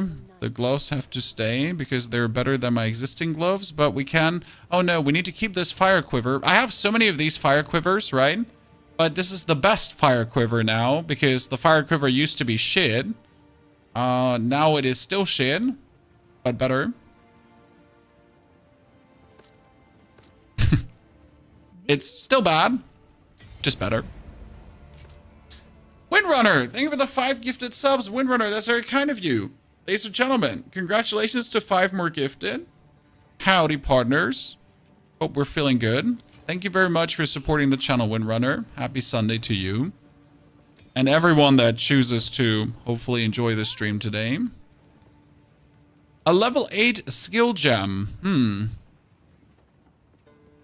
Skill gem. A level 8 wand. Need to buy it. Okay, let's go to the Valley of Titans, as I am sick of carrying around this shit. 16 plus 17 skeletons plus scepter, ones in the docks. Yeah, that seems reasonable. Later on.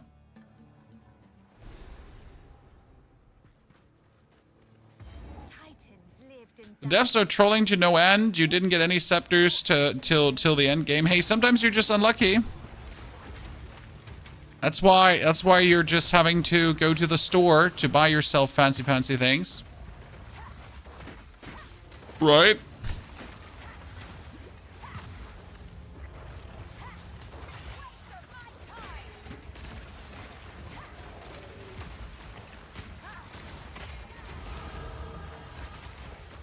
Hello, level up. Okay, so finally we can move ourselves in the direction where I'm taking the intelligence up here.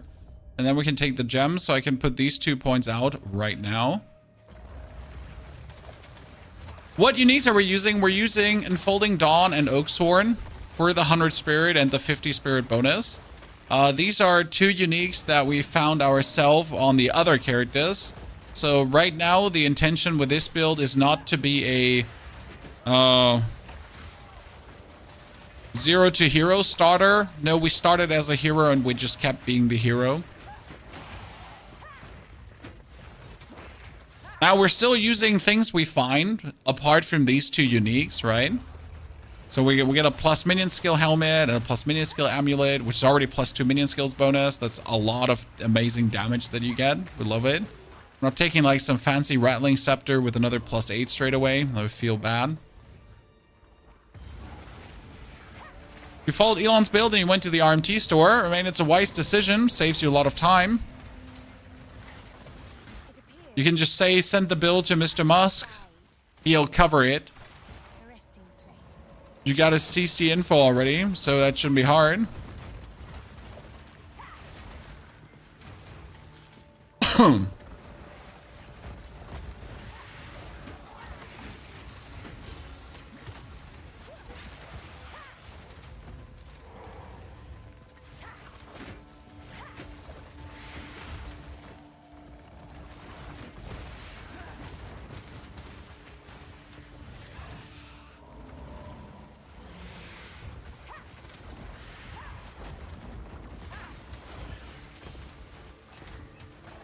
Let's hope we find the waypoint very soon. Boing. Because I don't like carrying these 2 relics with me. Not even sure if I'm going to go for the flask or the other charge thingies. Okay, we are level 25. After this, we're going to be level 26. Then we're at the Spires of Disha already. I think we should be adding in the act with 28. I mean, we are in for 3 hours, ladies and gentlemen, in case you missed it. And it's so far been absolutely smooth sailing. And I can't really see us hitting like anything that would stop us in Act 3. To be honest, I think this might be the easiest Act 3 so far, because any annoying area in Act 3 gets countered by freeze. I mean, everything gets countered by freeze, kind of. Did they get rid of the RMT promotion in chat? Honestly, I don't have the chat up. I have everything turned off. So global turned off and trade turned off. I'm not really... Yeah, I just play the game as other people don't exist.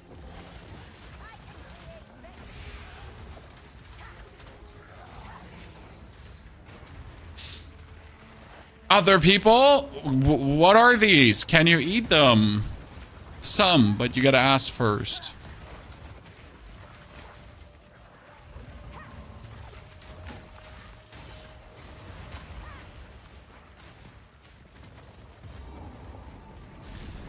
It's pretty funny. I don't suckle Elon's teats at all, but if I had all the companies and 12 kids, I would pay someone to play too. Me too, brother. But I would also not claim to then be an absolute gaming genius that did it himself. I would say I paid for this. You know? The problem is not the RMT itself.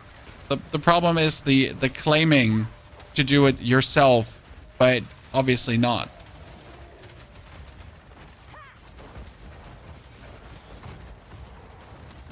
But the funniest part is that Elon Musk did this all to himself, right?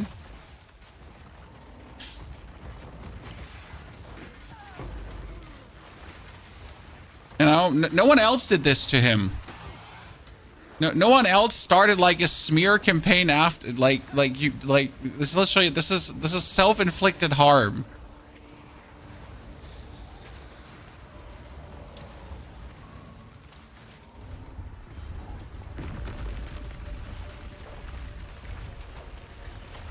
Like, you can't even point your finger at anyone and be like, oh man, these people are being so mean to me. That like it's like this is like you kind of did this to yourself, sir. I know you might not feel that way because ginormous narcissist behavior, but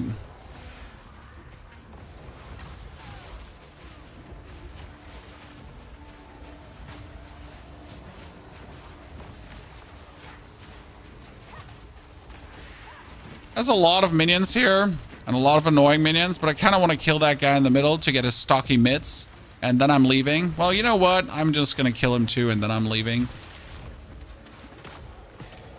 I was so brain dead.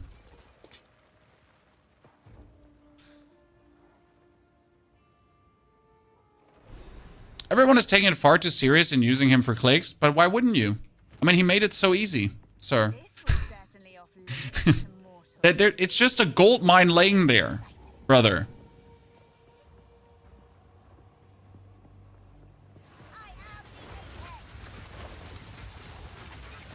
I mean, don't get me wrong. Like, you might say leave poor Elon alone, but if any content creator did what Elon did, he would be absolutely shattered and destroyed by the community. This is not people being mean to Elon, okay? So just as a last word to the topic, this is not people going above and beyond because Elon is someone popular, right? If any content creator did this, he would be getting his ass ripped open just like Elon does right now by everyone else, right? He would be like, there's no difference.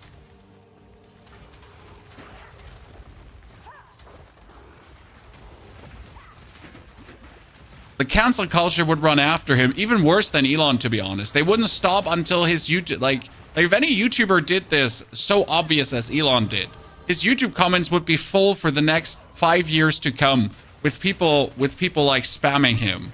Every new video would be downvoted and people like spamming him. That's what happened to a normal YouTuber. He would even have it worse than Elon, to be fair. Because, you know, end of the day, Elon is still like a billionaire. but a YouTuber putting his reputation on the line like this, yeah, wouldn't be good, huh?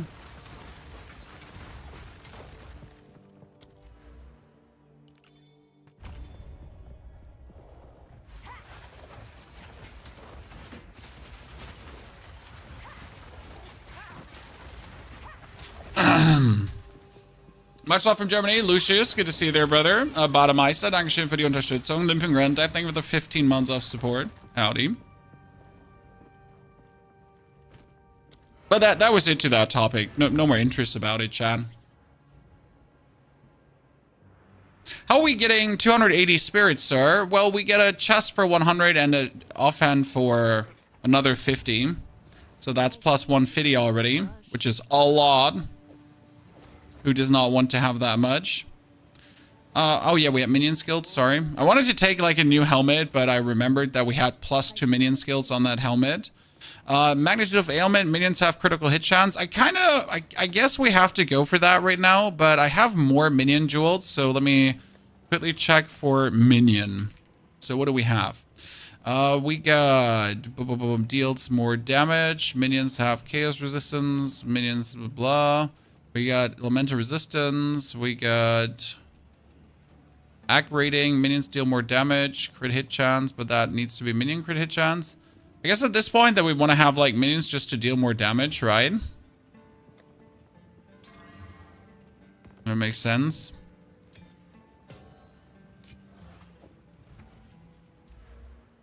And since we finally moved over to the other side, we can now take these 2 points out that we really don't need, and we can go over this side to put the 2 points in. So we can move ourselves to the bonus critical hit. Yep. But uniques require luck. Why use them? Because, well, the title of the video is the most broken witch starter ever. And the plan is to, well, use your uniques to make an absolute broken witch starter. You don't make both broken witch starters without you. Well, you do make them also without uniques, don't get me wrong. But that wasn't the plan here. The plan was here to make something truly heinous, war crime straight away. Having so much spirit that you run around with 7 snipers in Act 1, because why would you not run around with 7 snipers in Act 1, right? You run around with 5 cult mages at this point already, because why wouldn't you run around with 5 cult mages? Correct me if I'm wrong. So that's the whole premise of the stream today and of this playthrough, to just do the meanie beanie things and be like absolutely tearing people. And to see how strong frost mages are too, as a leveling commodity. And they are strong. Like, you can actually use them for leveling, which is cool. Do you collect Bacon of Asses or Ligurium talismans on your previous playthroughs? No?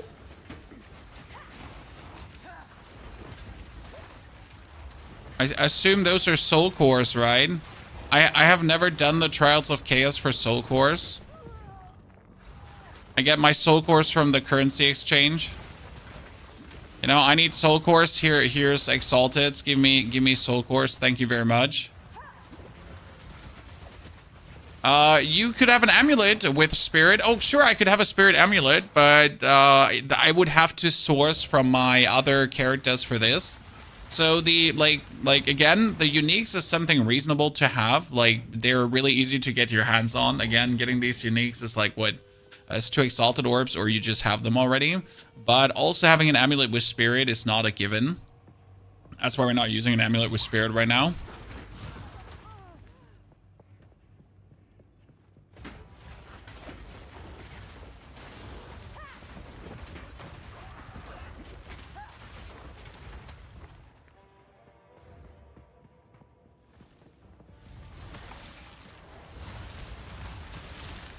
Periodically unleashes eyes. You know what? I can do that too. Chad. Periodically unleashing eyes. Hold to my a beer. I do that too. Gambling vendor, buy a couple of amulets. Sir, I'm down to 800,000 money and I feel bad about it. I used to have 1.5 million cash. And then I gambled for some ones, and now I feel terrible because I don't have millions anymore. So, no, I can't gamble for a bunch of amulets. Do you know how stressful this is? You need to have 1 million reserve at least at any point, because what if, you know, what if? I mean, I needed to reskill my mage character like 4 times due to trying out some things, and that cost me 500,000. Because I was really trying a lot on the mage to make it work. You luckily got the grand result and you didn't have to guess anymore. But that cost me. That makes me sad. I wish gold was tradable. No, you don't. That would be even more arm-teeing, my friend. I mean, imagine gold was tradable.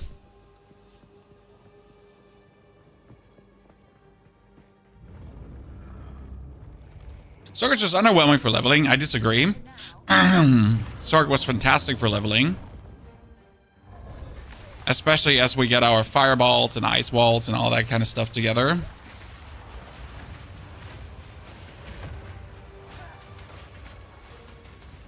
Come on, beat him, boys. He's just one giant pile of turd. Come with me. Save yourselves.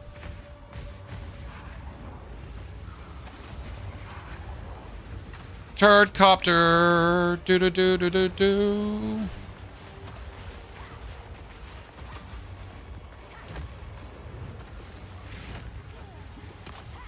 That hypothermia curse is really hitting him hard.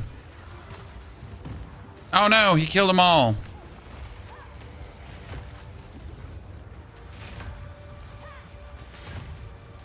Okay. Hypothermia.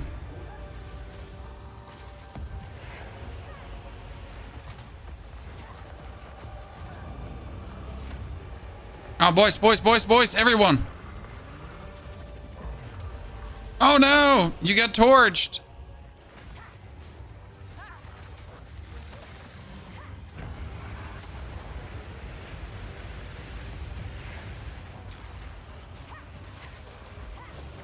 To me, lads, to me.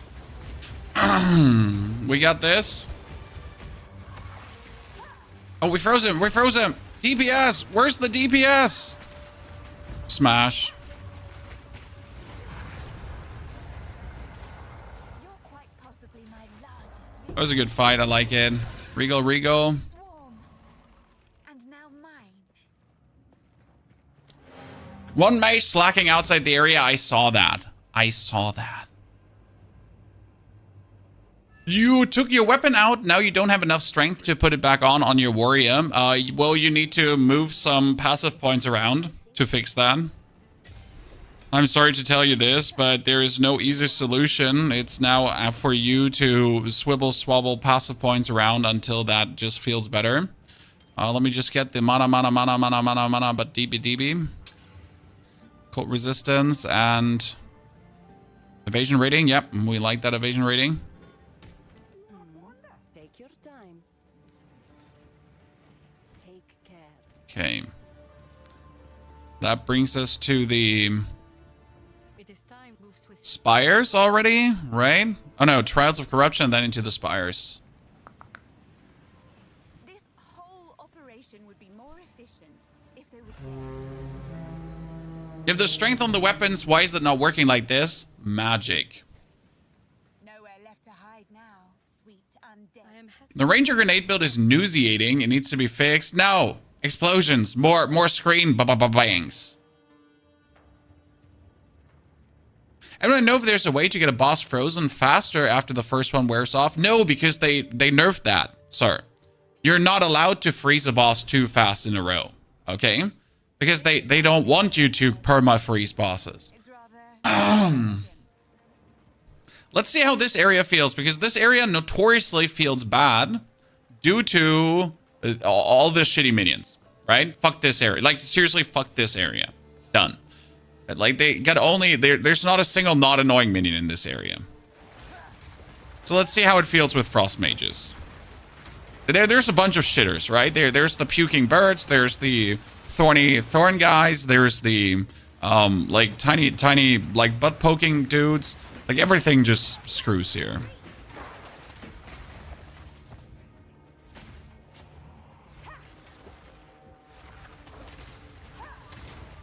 At least you can freeze. At least you can freeze. Some people make bosses immune to CC. I do like the system in Path of Exile more, because what Path of Exile does is, if you stun someone, you can't, like, stun him instantly again, right? He's immune to stun. Or he's then heavy stunned. The same goes for freeze. If they're frozen, there's a time until you can freeze them again. The problem with Diablo, for example, is you can stagger a boss, but after staggering a boss 3 times, it's almost impossible to stagger him a 4th, 5th, or 6th time. And if you haven't then had enough DPS to finish off the boss and your build relies on staggering them, then there's no more staggering. So I like this system with, like, freeze them and then not be able to freeze them and then freeze them again and so on. But you're never out of the option to freeze them. You just have to survive in the times where you can't freeze it, pretty much, right? But you never, like, it's never being taken away from you, right? There's never like, oh, you've frozen the boss too often. He's immune to freeze now. Yay. So I like the solution, especially when it comes down to stunning. If you have more than enough stun, then you can just stun them through their I can't be stunned. Correct me if I'm wrong. I mean, with our Ranger Merc, like, it's just, oh, you know, you're heavy stunned and you can't be stunned. How about more stun? And then you just do more stun, right?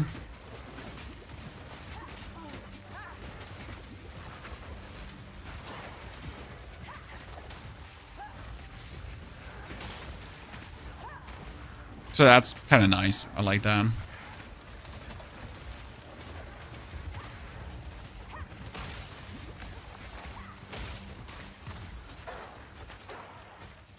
Good. Where's the lady with the skill book? Give it to me.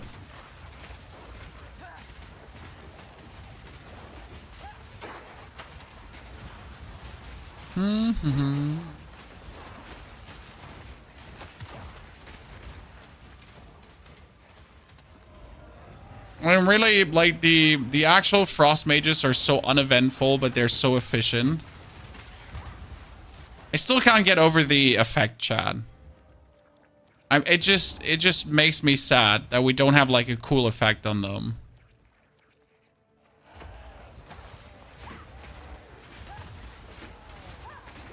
Oh no, it's two of them again! We should be fine. Because of the freezing, right? Stop killing my mages. We don't like that. He's also healing the other dude, which is fantastic, obviously.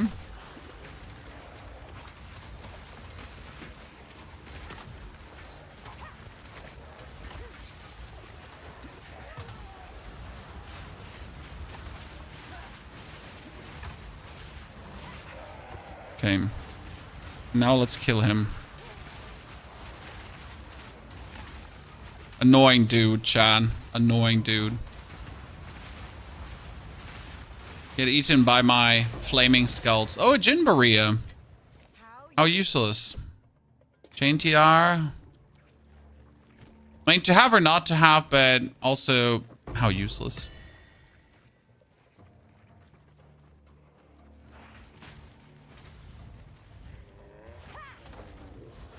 Shroud Walker. That's stunning. Well, don't mind if my dudes just bully you. Right? Fresh run again. You know how much I love runs. I have alt-itis. I like making alt characters, and it's my biggest joy. When I had the choice between playing my mage today, which I truly enjoy playing, or trying out this Frost Mage playthrough, which looks really fun so far. Like, it's definitely safer than the gas grenade playthrough, and it's just, you know, brings a new fresh wind to see what is possible, truly.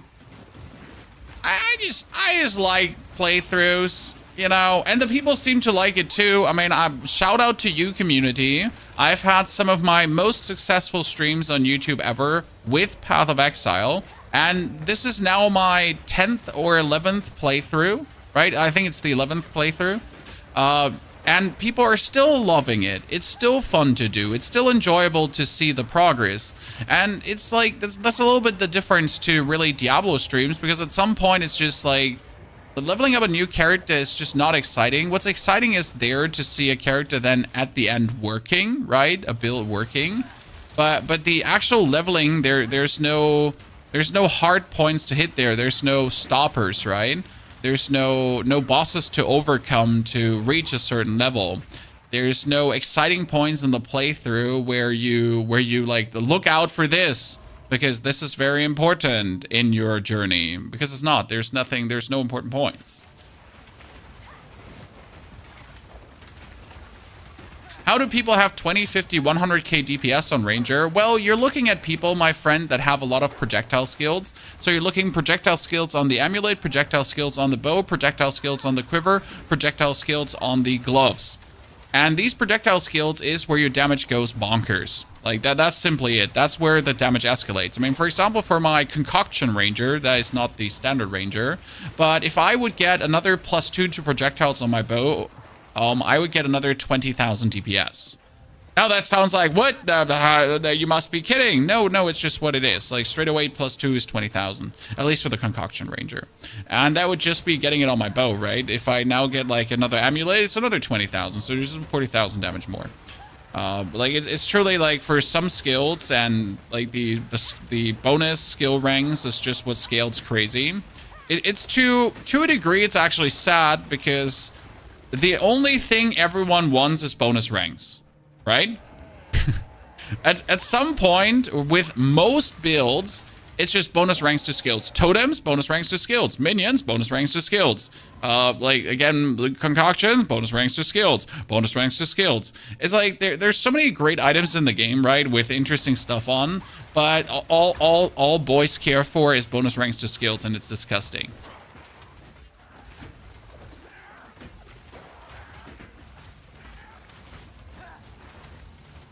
Curb your mana with all the projectile skills. Well, there's ways to combat that.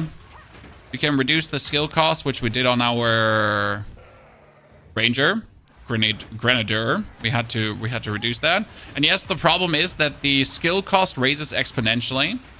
So skills do get, like, as soon as you reach that plus 30, maybe 35 mark, skills are getting super duper, like, expensive in terms of usage. Yes. Okay, where's the lady with the letter? Seriously, I should have found her by now.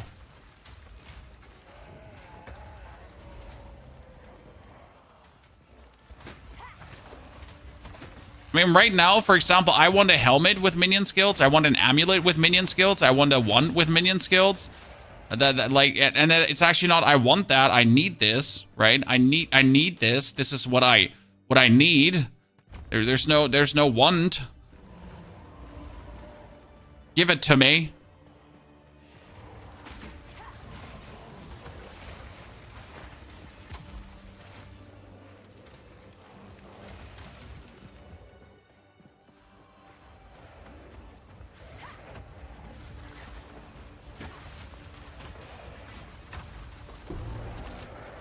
Right, so you didn't get that 100% correct, Pony. The reason people love your content is because you release a build guide assuming the end user knows nothing. Yeah, I mean, that's generally something that Path of Exile 1 players lack, or Path of Exile 1 creators lack. They actually assume you know things. So I make my guides as if you're all stupid and we're all monkeys and we don't know shit, because that's what you gotta do, end of the day. You can never assume that someone knows what 2 + 2 is. You gotta say, hey, 2 + 2 is 4 in the video.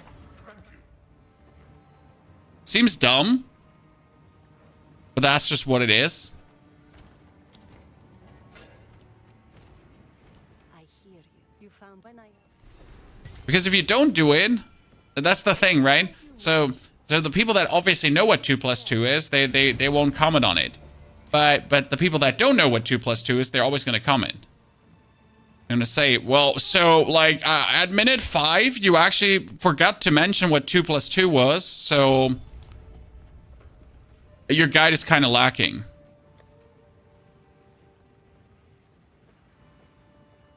And you're like, oh, okay, I'm sorry. I promise to be better next time. My apologies. Please don't beat me. Thank you. Gonna deal more damage.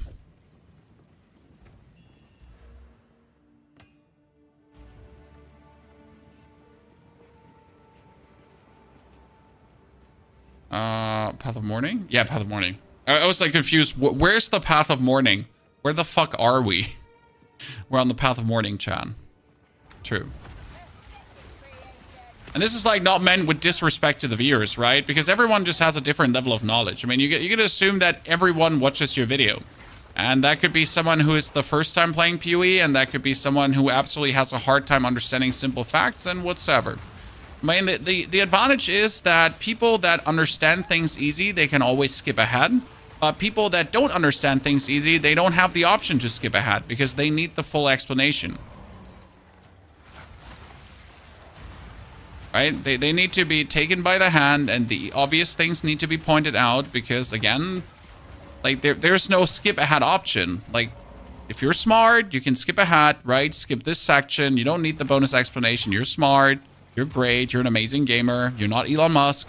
And then you can skip over it. And then if Elon is watching the video, like, we got to do the long explanation about like item levels and how to put maps into your how to put maps in here and stuff like that. So the basics. So yeah. Oh, level 8. Do we have level 7? Let's see. Normal.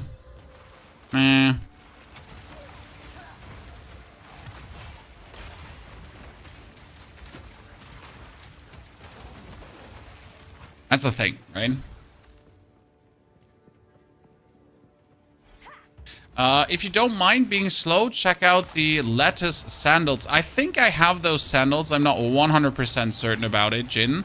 But again, we don't want to use too many uniques. I'm okay with using these 2 uniques because they're like, you could literally use them from early on. And I truly wanted to see how easy mode the game is with these 2, right? But we're not trying to use every unique available, right? I mean, if you have more, like if you want to do the Frost Mage thingy, right? And you have more uniques than I do have, or you want to use all your uniques, you're more than welcome to do so, right?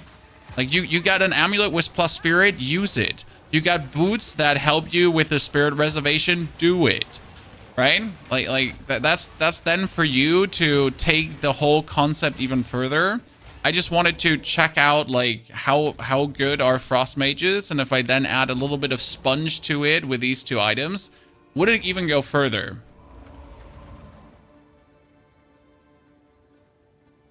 The shield seems to be common enough. The shield seems to be the one thing everyone kind of has. Like, raise your hand, chat, if you don't have the shield.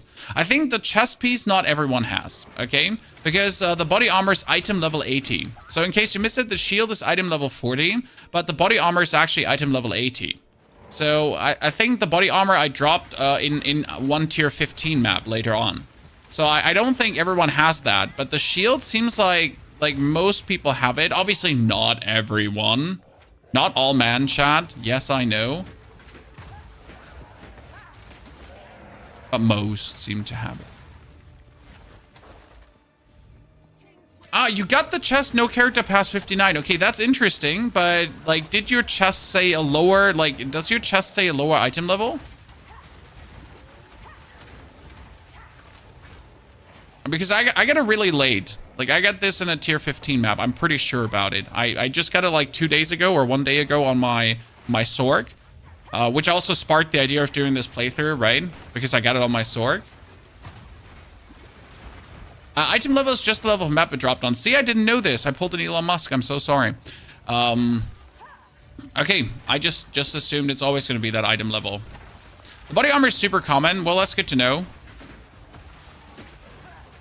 I just dropped it so late and hadn't seen it before. Is your name supposed to be Pony's Hoof? No, surprisingly, the name Ponyhof means pony farm in German. But, you know, I can be anything you want, brother. For you. What build has been easiest so far? I mean, this. Seriously. One of the easier builds has been Warrior, because Warrior just walks around and one-hit explodes everything. The problem with Warrior is, despite the easiness, you're still always prone to death, right? So, Warrior has an insane damage output, but due to you having to walk ahead, you could just die. Now, if I would equip him with a few, like, very good uniques, that death is going down. But look at this, chat. My death is right now, okay? Here. My death is 1 time. And that 1 time was in the tutorial because I didn't look at the screen, pretty much, because I'm an idiot. Okay? Like, we died before we killed the miller to a porcupine. Because I suck.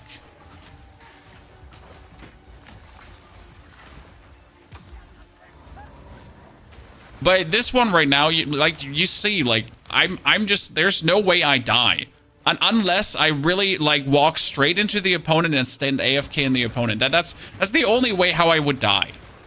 Right? I mean, I have a shield. I block most of the attacks. I have enough potions to fill myself up. I could just hold back and have my dudes go front. I freeze everything, so bosses are no problem. Enemies are no problem. Everything is just...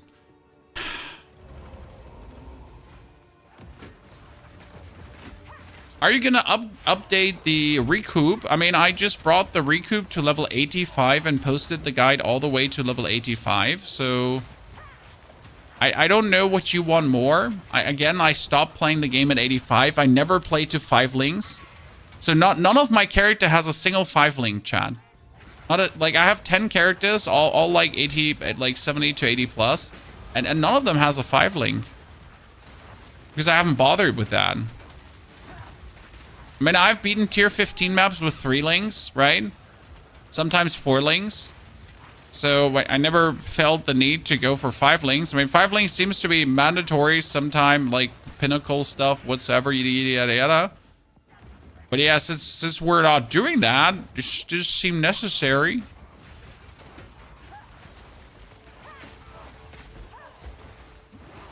That one death is because I wanted to die. Yes, I just wanted to feel alive again, so I died.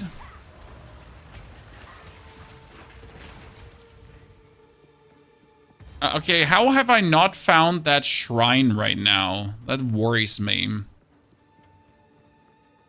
Is there a link to this witch build? No, sorry, sir. We're trying out something new. I mean, we're trying out the sniper build in a different configuration, and it's working very good. So it's kind of like the skeletal sniper, kind of like the arsonist build, but instead of using arsonists and snipers, we focused wholly on frost mages, and it's fun. Enjoyable and cool. And look, we're at the crit node, Chad. So minions deal increased damage. And I would go now for minions have critical strike, hit chance, and hit chance, right? And bonus. So that should work. And then we can move ourselves down into the other minion nodes. We maybe should take some survival at some point, but I gotta be honest, I didn't feel the need to do that yet. Joke, thank you very much for your £2 donation. Use Alt on choose the point. Sorry, please what? Okay, ladies and gentlemen, I just got a lesser jeweler's orb this early. That's amazing. We can put that on the mages, and now we can use another support. Oh, that's big. Concentrated effect now, maybe for more damage. I mean, I could use the concentrated effect gem to have like my ice droppings do more ice dropping damage. That's what we could do.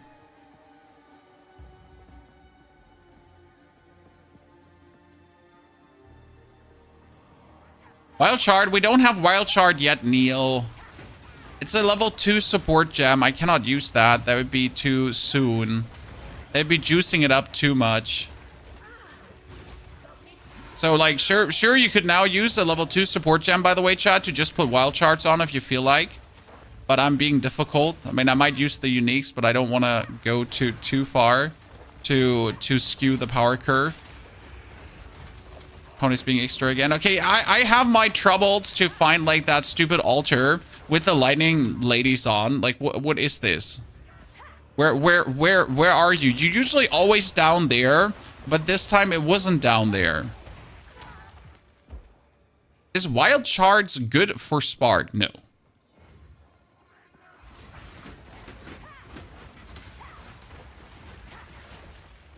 Really not. It doesn't need it. I think Wild Shard is 3. Yeah, Wild Shard is 3 or 2. I don't remember completely. I feel like those crit chance nodes are not worth it. I've taken all the crit package and my crit barely moved up. I mean, like, your crit doesn't go much up.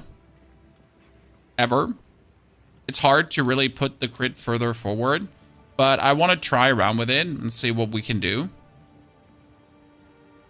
I mean, it might also not be worth it now. And it might become more worth it later.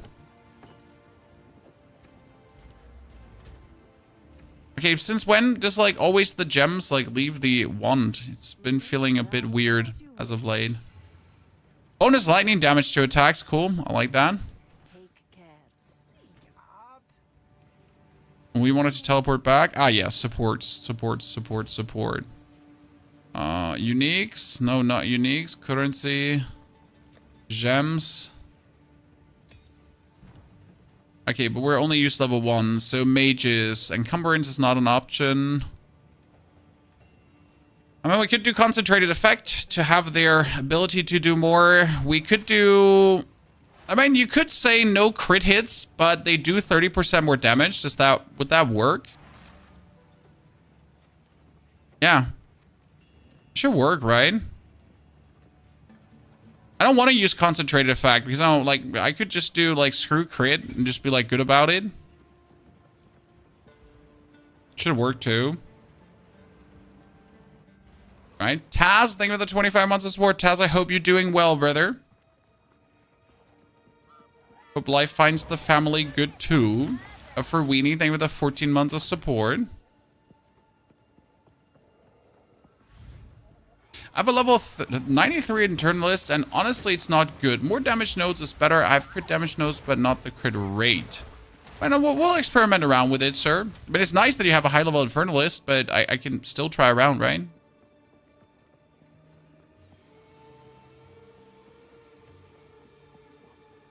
Where did they put the goddamn stupid checkpoint? I have never had to discover this much of this area. It's genuinely frustrating me right now, Chan. Because I have the feeling it's going to be all the way at the bottom. But last time I was all the way at the bottom, it wasn't there. So that double frustrated me. It's here. Why are you here? You're not supposed to be here. Holy moly. Big dislike. Aren't they at the start? No, I have always found them at the bottom. Usually.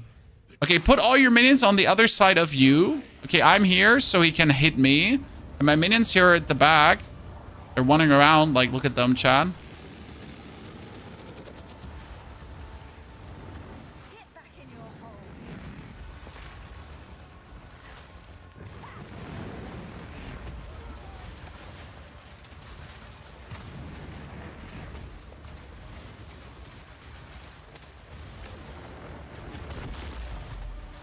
Don't you headbang me.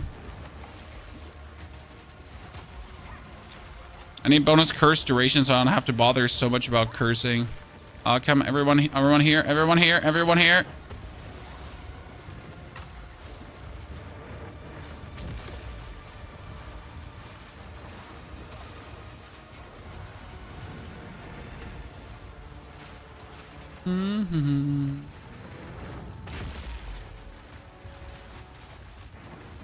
on the backside. Oh, oops. Well, that's a first. We haven't died a long time against him. I've died like a long time against him. Relentless, but that makes you predictable. I generally play Standard League. I started a character in Solo Self-Found a couple of days ago. I wish I had started the season Solo Self-Found now, although no currency is a problem. Well, Kill Switch, you can just play normal League and still play Solo Self-Found. No one forces you to trade. Man, I personally play Solo Self-Found in the Standard League with the currency exchange because it's like just too much joy to use the currency exchange.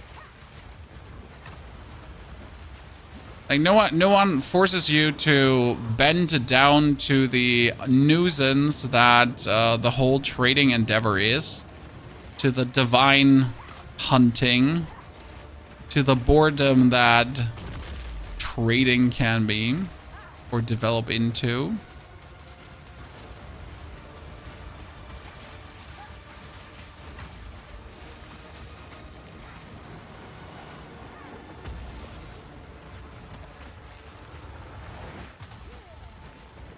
Oh no, don't you puke on my cool mages. 1, 2. Hypothermia occurs.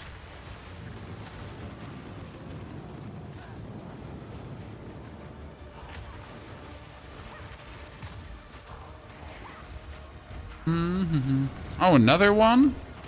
With that hitty? I'm surprisingly out of mana. The thing is, I don't actually need my mana if I don't curse. But that's the problem. You kind of do want to curse to make him like more susceptible to damage. But now I don't have mana, so I can't curse anymore. I gotta wait for my dudes to hit him bloody.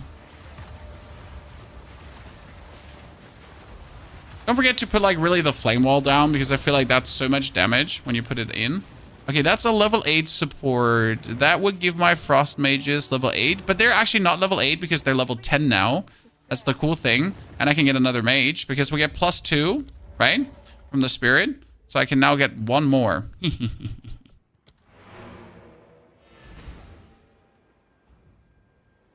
What build should I play? I'm casual player, 1 to 2 hours max a day. I don't think your max amount of time matters, my friend. It comes down to what you want to play and how easy you want to have it. I mean, as a complete new player, I would, and chat probably agrees, think about Monk, Ranger,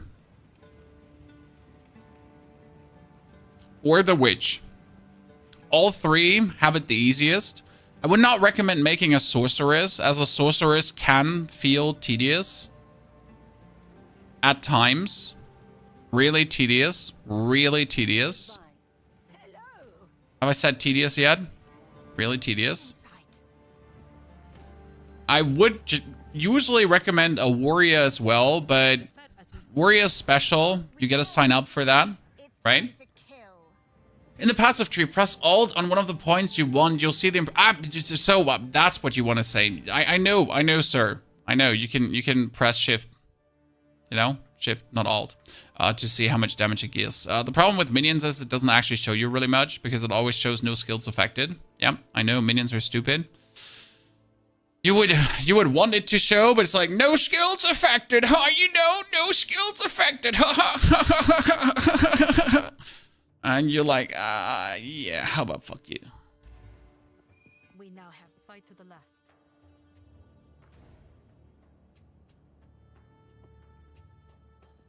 Oh, where are we going?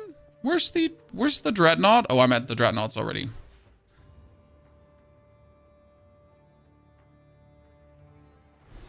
Losing additional XP when mapping sucks to you. Well, it's supposed to be an incentive to get good, right? You're supposed to be like, oh man, you know, since everything is like since I lose XP, I should maybe get good. But the difference is that instead of getting good, people are like, this is annoying, I hate it. See, my problem is currently that we have a twofold punishment, okay? So that's my personal issue. You're being punished for... You're being punished for losing the map by losing XP, but at the same time, you're also...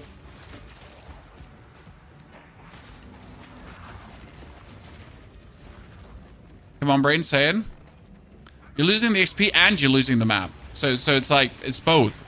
It's not either or. It's like you die, that means you get fucked for losing XP, and then the game is like, oh yeah, and by the way, you cannot also finish the map, cool multiplier thingies. You're just getting a normal blunt map now. So the game hates you twice.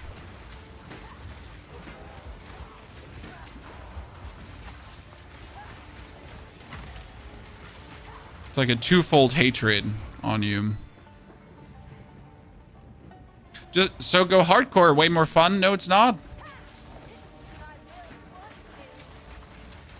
I mean, in hardcore, you gotta play scared the whole time. Be like, oh my god, what if I die? Then I'm dead. Hardcore. I mean, I know that hardcore in this game is actually softcore because if your character dies, he still exists. You know what happens to your Diablo character? He dies, he's gone forever. I know people call this hardcore in Path of Exile, but at least your character keeps existing after he dies, and you could still play him in softcore if you so wish to. And hardcore, in Diablo, he's just gone. I'm scared all the time anyways, yeah. I don't know, the game has so many random one-hit deathies and everything that I don't really would ever want to be bothered with hardcore. I mean, I respect everyone that plays hardcore, but no. I cannot see how you could attribute the fun to that game mode where you just, you know, play more scared to survive more.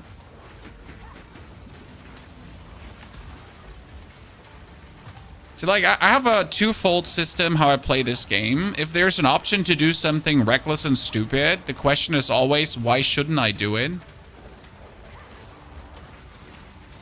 It's like, hey, should I go underleveled into this area without resistances?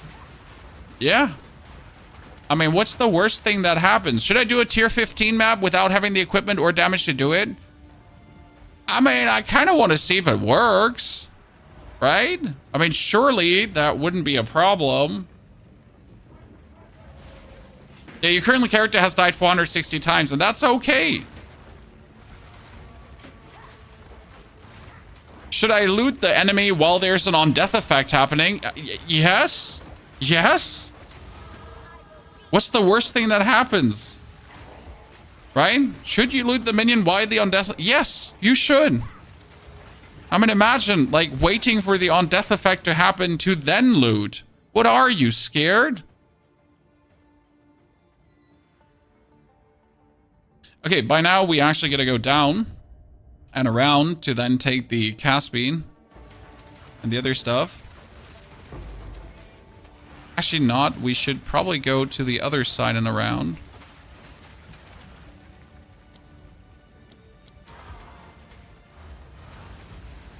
We need to go for the minion reservation. That's actually true. So instead of going for the crit right now, I should fast send it to the minion reservation.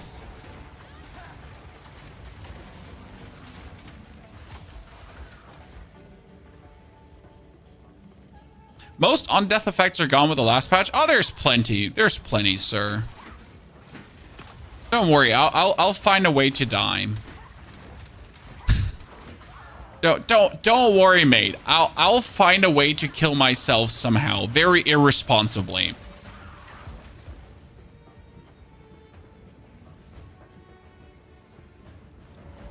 Get Grimfeast 2 trust. I mean, like, I don't think it's needed at all. Chad, my death is 1. 2, sorry. Wait. Oh, yeah, because I died to the boss. Oops. My death is 2 because we died to the boss, you know? There you have it. So, like, without Grimfeast, and Grimfeast wouldn't actually have changed anything there in that fight. So it's, like, really easy to stay alive with this.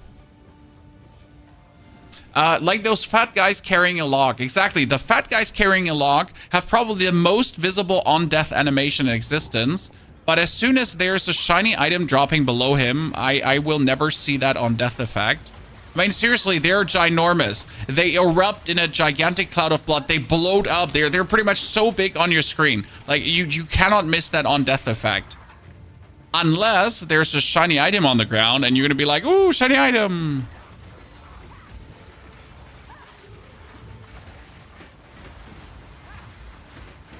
Because that is quite easy to miss.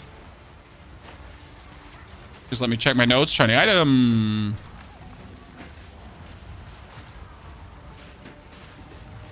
Could my minions please come back right now? Thank you very much. I would like to have my minions back right now. Do.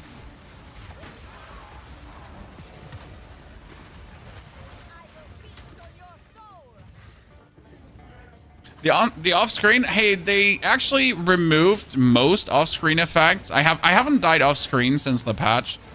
That's already a betterment. I mean, I used to get killed by the comet guys. You know, these whites that throw comets from the sky and the lightning bursters. These used to be the guys to randomly kill me. Where you're like, oh, hi, that was a great experience. I really wanted to get killed by a comet that I couldn't predict coming because, let me check my notes, he was coming from off-screen.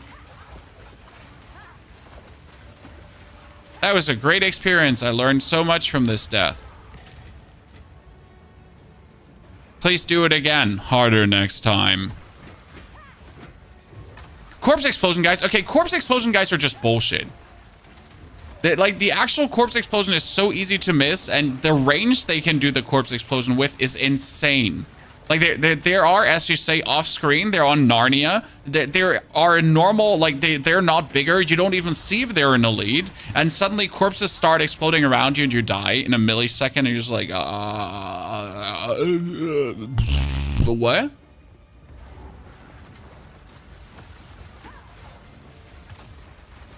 So I'm totally with you. The corpse explosion guys are bullshit. They're probably my main point of nuisance at the current moment. Yeah, here, the corpse explosion guy. He's here, Chad. He came for us. He's here. Oh no. Elon, save me. Because it also says explodes nearby corpses. He was like here and he was exploding that corpse. Where's that nearby? I want a redefinition of nearby. Just rewrite this as explodes corpses on the screen. Because if that counts as nearby, I want the definition of my character nearby rewritten as well.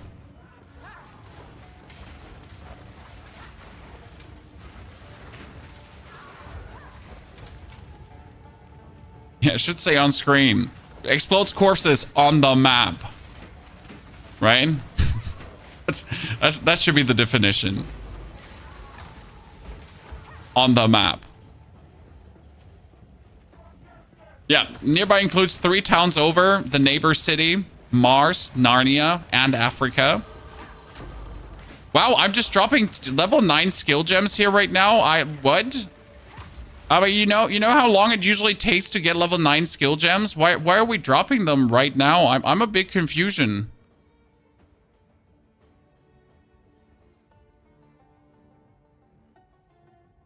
Why I would just be dropping 9ers now? Right? I feel like they shouldn't.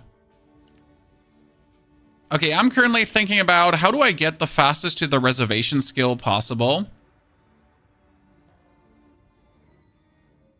And I could probably get more energy shield too, but I don't really have much energy shield to even make use of these nodes.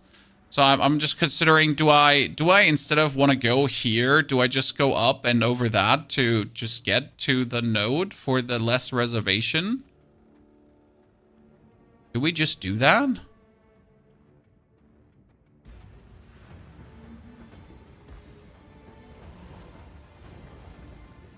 Dragon Onwards always drops 9. Well, not to my experience. I've never gotten many 9ers here.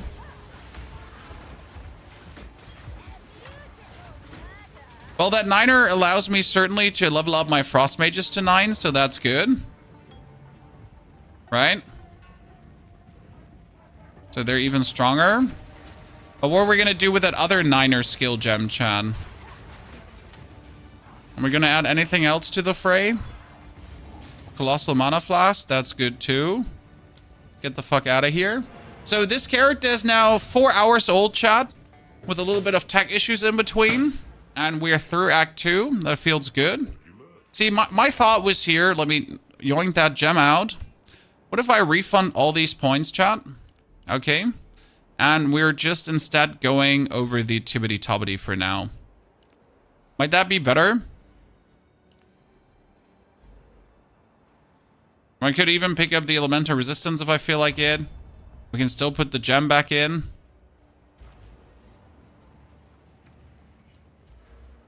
But we're like very close to, like, you could even go through to just get the reservation, right? Just screw this point and just actually go through for the reservation.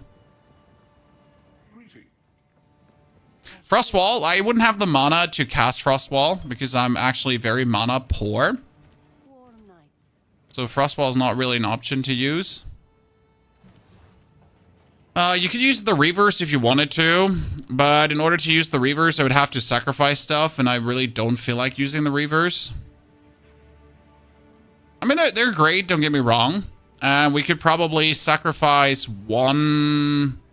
How much would they be? 35? We could sacrifice one mage for 46 to get 2 Reavers, maybe? I mean, I would like this to have more fun, if that makes sense. Because with the Reavers, as I said, we would have to sacrifice one of these, and then I could get 2. You only get me 1? Why do I only have 55? Because they're actually they're only reserving less. Because they're higher level. Yeah. Not enough. Okay, we can't do them yet. But we'll do them in the future.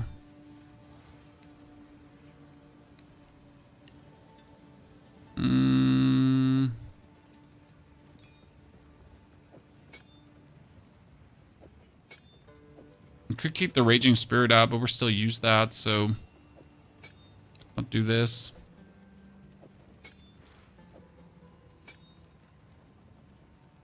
The Reavers who must get bleed. Bleed is already on my Skeletal Warriors. They're already bleeding. Don't worry. My warriors are already bleeding. That's working plenty nice. 38% increased spirit. Don't mind if I do!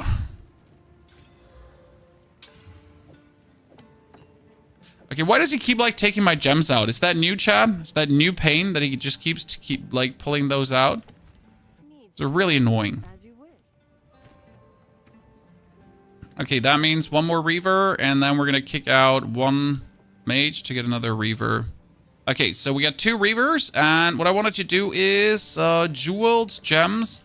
We need to get the martial tempo again, because we know that martial tempo is a thing. Okay, so the Reavers are getting martial tempo to hit faster. And they could get...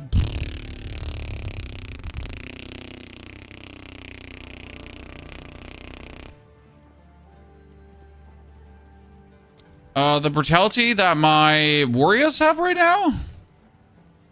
My warriors have brutality.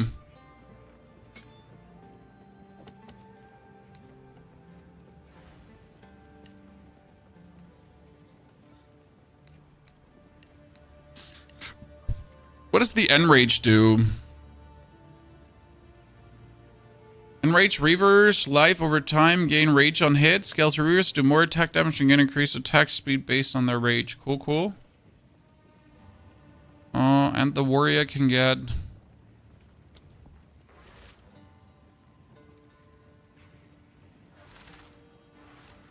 Sword skill more...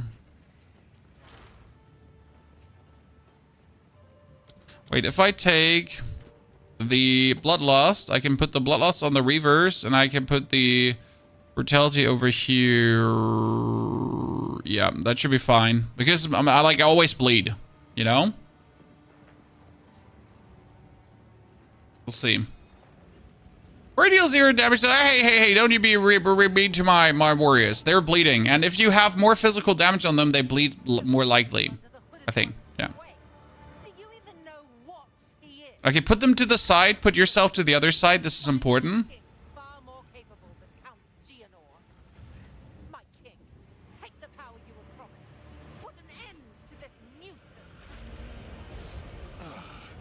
The Sigma of the Outlaw. Bow before your king. The Medicus must bow to thee. We skin them. Submit. You are finished.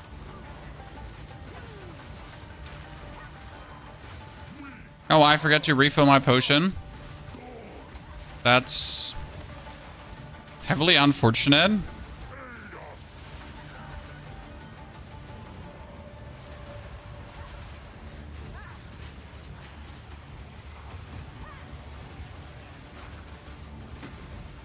Honestly, those Reavers were a good idea, Chad. And I'll refill your potion was certainly not what I wanted to have for this fight. But, like, I mean, despite, like, not having any mana. So I don't have any mana, Chad. And I'm just standing here. This is going really good for...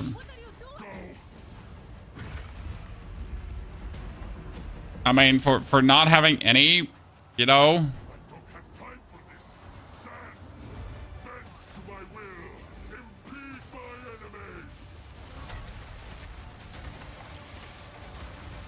Okay, you need to stand away from your minions because you want him to, like, strike me, but not the minions with his thingy. But he's just taking damage for days. Okay, get out of the way. Sacrifice one more. Yeah, this is the easiest fight we've had versus him.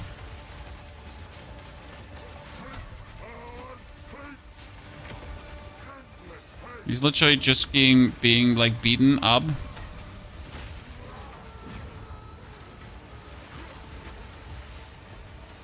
Even like without mana potions, like if I had a mana potion, right, this could have been a vastly faster fight that didn't have like so many hiccups, but that was just crazy.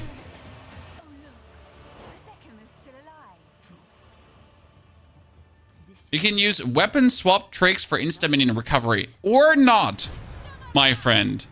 Dude, like, honest question, do you want to do that? You know, some tricks are more tedious or tiresome than useful. Right? Sure, you could do that or not.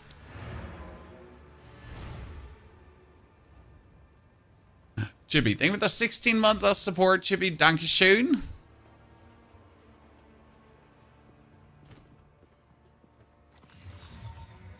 Since the last patch, he's easier and faster to kill. They nerfed my boy Jamanra. Wait, what's this? The Pariah's Embrace? Is that new? Do I have that already? Was that the other spirit thing I was trying to do? I got the Pariah's Embrace, but in worse. Right? Because this one is 67 energy shield. This one is so much... This one has like 15 to all attributes. Ah. See, that's what I was thinking about putting on, chat. Okay? Because that's armor and evasion rating a lot over like the 62 armor and energy shield. To just put a 50 spirit chest on, but it would reduce mana cost on skills. And I think that might be cool. So to swap that over. Now I guess it might also just not be needed to do this, right? I really don't have to swap over. But there was a thought, you know? There was a thought for a second. Which is that. Well, so this is the Unfolding Dawn. The other one was the Pariah's Embrace.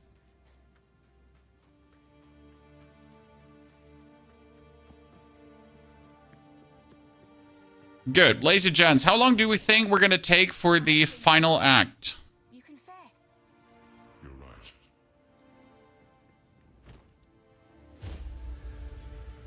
To go through.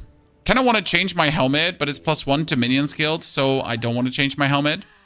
I knew. That's become so stupid since, like, I have the minion skills already. What do you want me to do, chat? Should I really? No? Right? I got +2 minion skills. But I need to keep checking, like, for items that also have +2 minion skills, right? I need to continuously keep checking, like, oh, is it plus? Oh, God, this one would be so much better than what we have. Okay, screw +2 minion skills because I just want to be more defensive. I did it. I hate it here. I'm not taking it back. We're fine. Okay, speak to Asala. We're fine. Gamble minion helmet. Oh, I have one more in my box of riches. Don't worry. For some reason, I just found like some really good, you know, minion stuff. Here, this helmet, level 55. Was just armor evasion rating.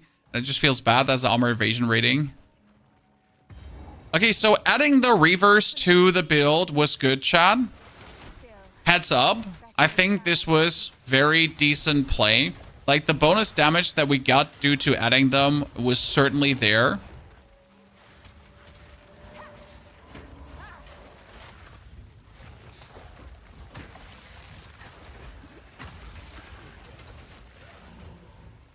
Like, I felt like we doubled our deeps. I mean, definitely the pain offering is also a thing. So gotta start using the pain offering for bosses more. I started a bit late with this, so it was a mistake. I wonder what supports I could put on the pain offering though, as my curse has the actual persistence support and so on, right? So what are you gonna put on the pain offering to make it last longer? We're gonna see this build. It doesn't exist yet, sir, because we're just winging it.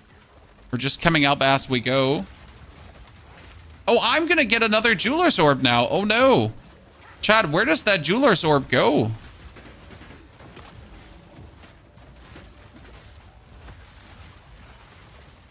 Because in Act 3, in case you didn't know this, guys, you get another one. You always get one more. And it's guaranteed that you get it. It's not a maybe. It's a 100%. Oh, you killed my mages.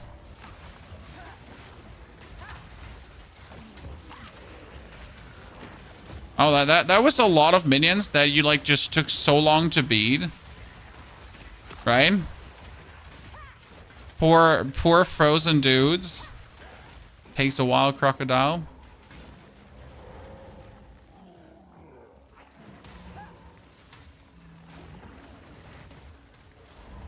Come with me right now.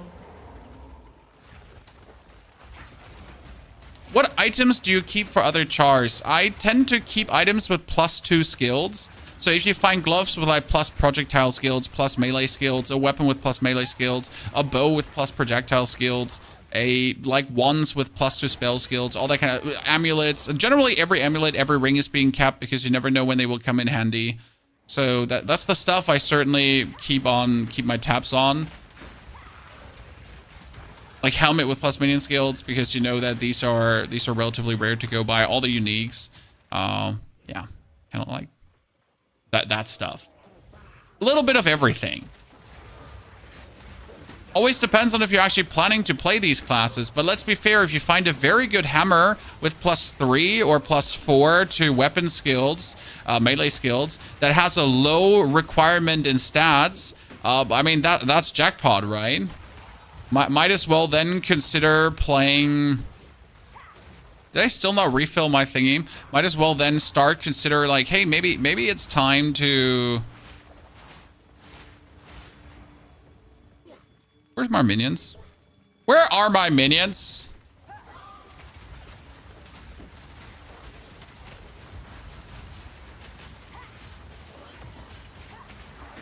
So might consider then, you know, maybe it's time.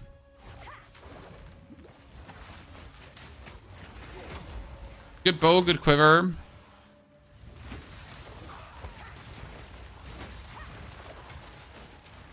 Most relevant to look at, or should I be focusing on other stats? What do you mean? Precise your question, sir. I mean, if you're a mage, you mostly want in for the mana. And you want enough strength and dex to use your support gems. Because all your support gems have certain requirements in strength, dex, and whatsoever. So that's what you need to make sure to cover. Because it would be a shame if you couldn't use a support gem as you don't meet the stat requirements for it. That's about it with other stats, right? I mean, technically, dex could help you with accuracy, but you don't need the accuracy on your non-ranger character.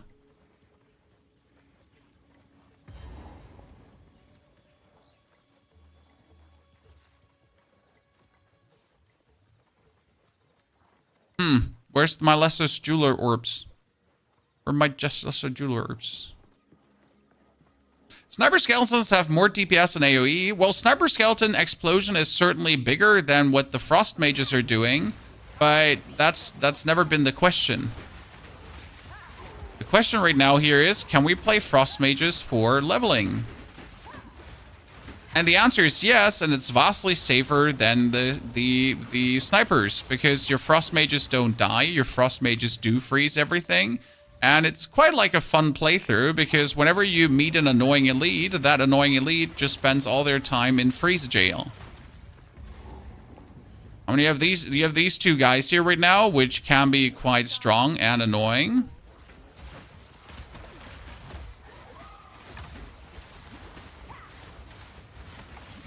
And now we're just putting them into freeze jail. And overwhelming them with the power of our frost mages, and sacrifice one more for more damage. It's funny how your damage just raises like so crazy. Like as soon as you put that stake down, it's like everything dead. Okay, what are we putting the jeweler's orb on? What are we putting the jeweler's orb on, chat? Well, we don't really have a skill where we need it on Frostbomb. I could put it on the Frostbomb for the time being, because we're currently using the Frostbomb to do things. I mean, the Reavers, I guess we could put it on the Reavers, but we have no skill to put on him until we get tier 2 gems. Yeah, we need tier 2 gems to make this worth it, right?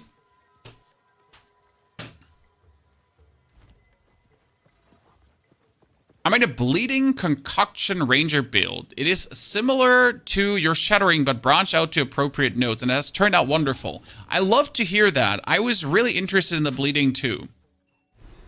So I'm happy to hear that it's actually working. What a weak, blubbering fool.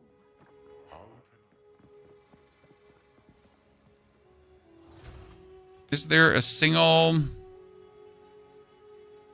skill that my Reavers could get right now? Gasp, stability. I mean, they could get execute. Yeah, they could get execute, just do more damage for the time being, right?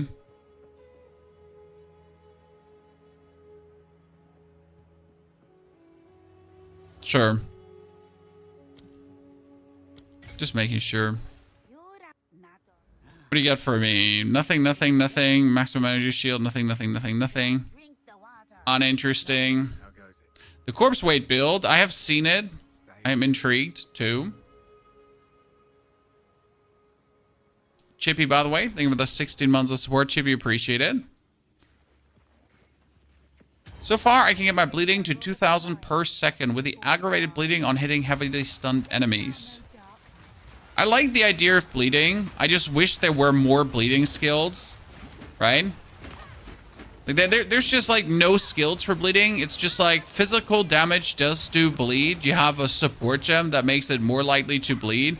There's some more damage against someone that bleeds. But there's like no cool bleeding interactions like make bleed on the enemy and erupt. Double the bleed on enemy.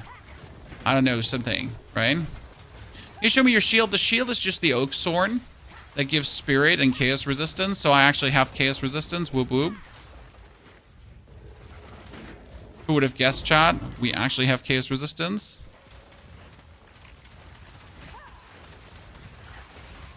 I know this sounds crazy and we just met, but what the fuck? You plan to stay minion focused or go demon form later on? Demon form is impossible to do solo self-found. In order to really efficiently play demon form, the items you need, the stuff you would like to get is like, yeah. I mean, I like the idea of demon form, and there's some really cool demon form builds, but again, demon form solo self-found seems to be not something to ever aspire to do.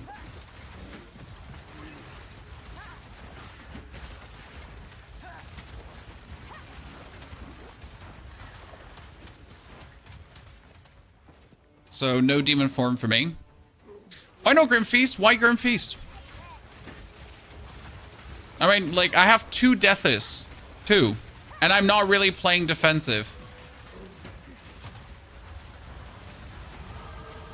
And when we just beat Jamanra with forgetting to actually fill up our potion. I'm not saying I'm better, but I'm better than him.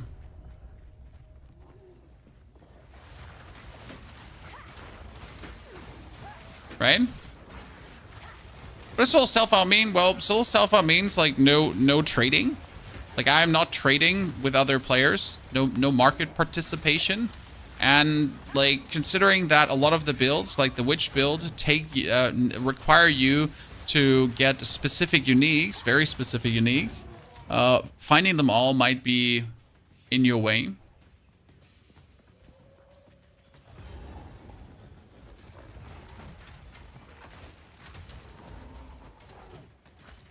Oh no, Gorilla Man.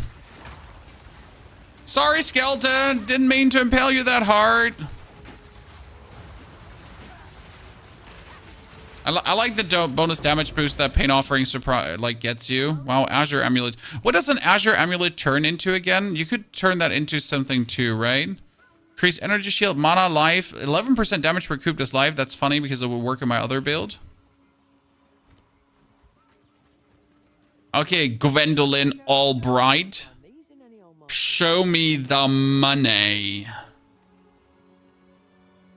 Well, Gwendolyn, what you have here is hot fucking trash. Appreciate it.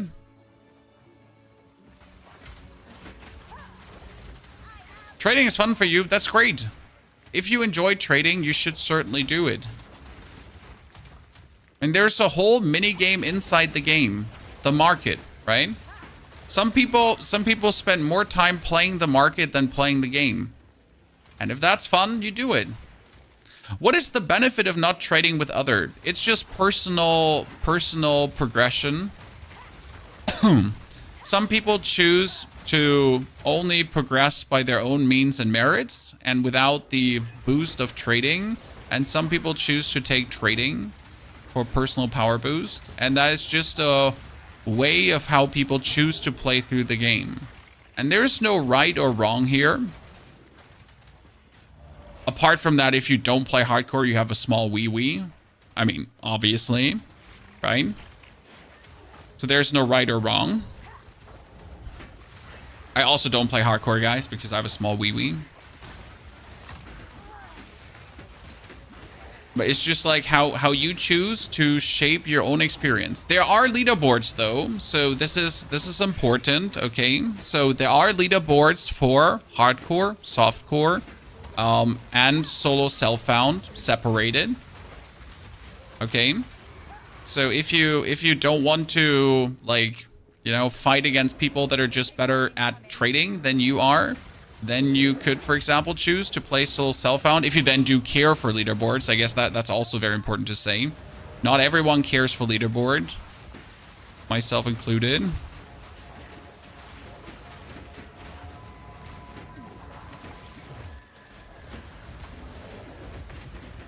I don't know how that did not hit me. Feels like it should have.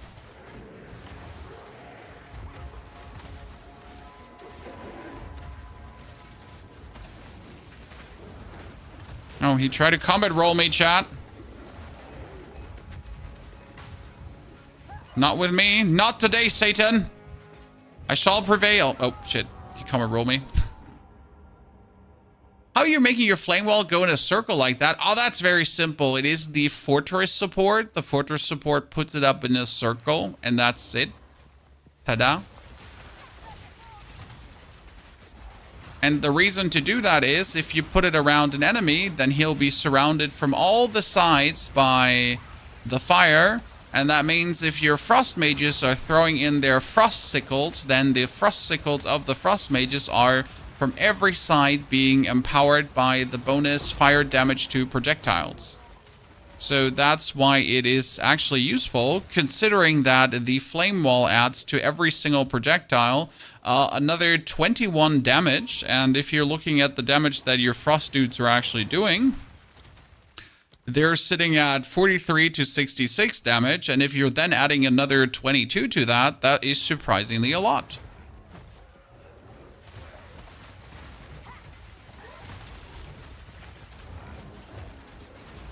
So actually decent. I mean, also considering that if I summon my firewall, I'm getting the Raging Spirits, which is bonus DPS in itself to having the Raging Spirits. So it's truly useful.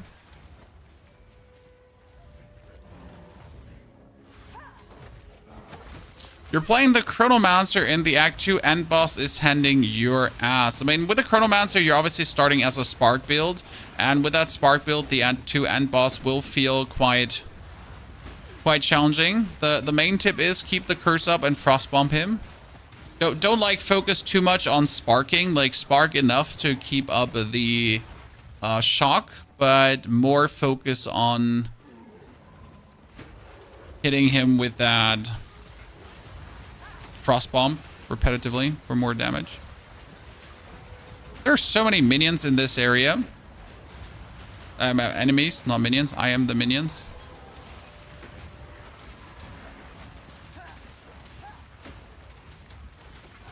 Like, due to our non-area bang bang that our dudes are having here. Waypoint activated. We gotta make sure to take out, like, the actual shitty dudes, right? Before we fight this guy. So now we put the fire around him. We activate the rage of our skeletons. We freeze him. We put on the curse.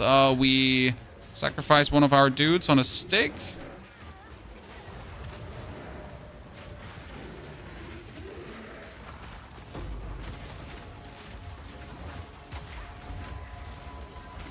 Put up the firewall.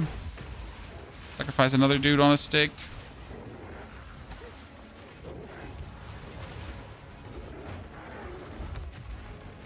Oh, you just with your roly-poly killed all of my dudes.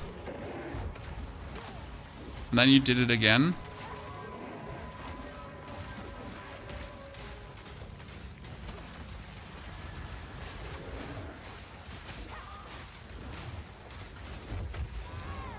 I mean, like, I'm standing here and you hit forward and I just decided to not roll because I was under the impression if I'm standing to your side and you're hitting forward, that wouldn't hit me.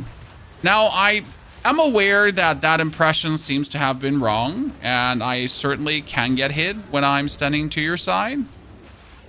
which I might not agree with, because what the fuck, sir?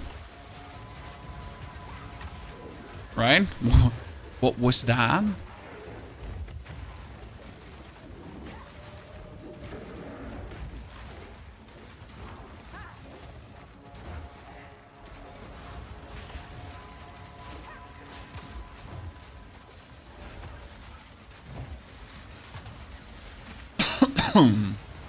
Let's rage.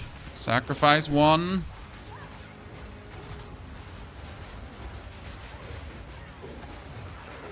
I feel like it would be easier to put the Impressive beast.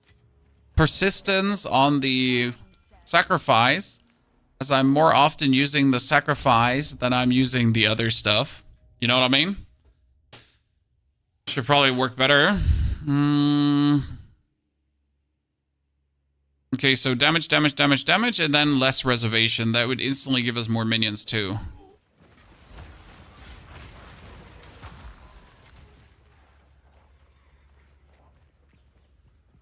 Okay, we now need to find the waypoint. The greatest issue on this whole area. Where's the goddamn waypoint, chat? Oh, that's another level up. That's pretty good. Look at me, chat. We got it all going on. Okay, let me find the next area, and then let me find the waypoint afterwards. Kind of the plan here. I got slapped by Wrathbreaker at the start of Act 2, and I'm a Sorg. Which build are you going for? I mean, usually Wrathbreaker is relatively simple. You put down Orb of Storms, you do Spark, and in between some Frost Bombs, and that's about all the magic you do there. Wrathbreaker is a rather simple one, because if you have Pierce 2 on your Sparks, then the Sparks are going to go through him, and then they're going to come out of his butt, and then they're going to through him, and come out of his butt, and then go through him, and his butt, and then through him. It's like do-do-do-do-do-do. But Wrathbreaker is meant to be a challenge, so don't feel bad if you struggle with Mr. Wrathbreaker. He is designed to be a stopper for people that just got into Act 2. So he's meant to be this hold there, sir, kind of monster that just shuts you down, and you're like, but this is unfair. Why did I just be Count Geonor to now be facing Mr. Wrathbreaker?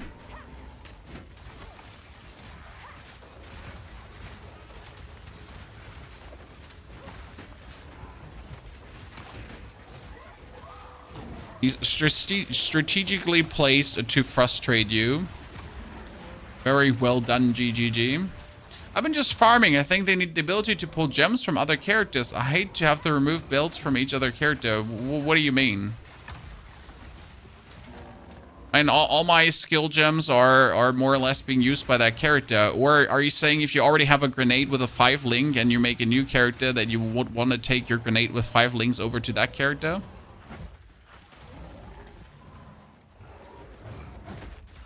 You get kicked out of the game to press too many actions at the same time. Hacker. Elon Musk macro usage detected. Brother. Why are you demasking yourself in front of the community like this?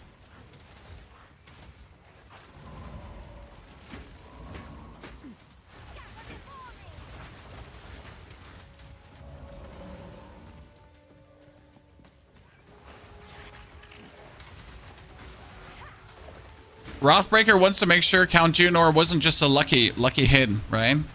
Just didn't kill Count Geonor because he stumbled and fell into his sword. They're making sure you earned that one. The only thing you switch between characters are your heralds, because they're 5 links. Yeah, okay, I can understand that. You know what? I can see that being a thing. I'm not even mad. That makes too much sense. If you have 5 link heralds.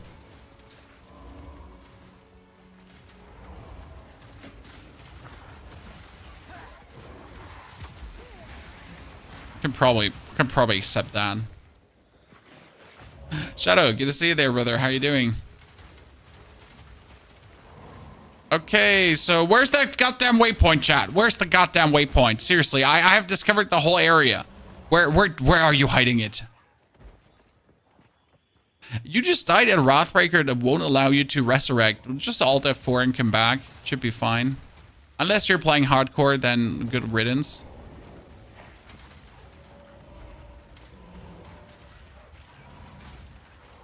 I mean, seriously, where have you been hiding it? Is that the next area? No, no, no, no, sir. There's a waypoint and there's a cave here. And it's so stupid to find the waypoint at the cave sometimes.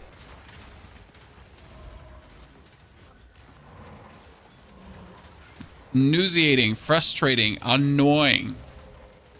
Those tremor snakes that just random pop because you zone out still piss me off. Good. Before we continue, guys, quick pee-pee break because my children are back from Granny and I haven't seen them today. So I want to go upstairs, hug my children, and then I'll quickly be right back.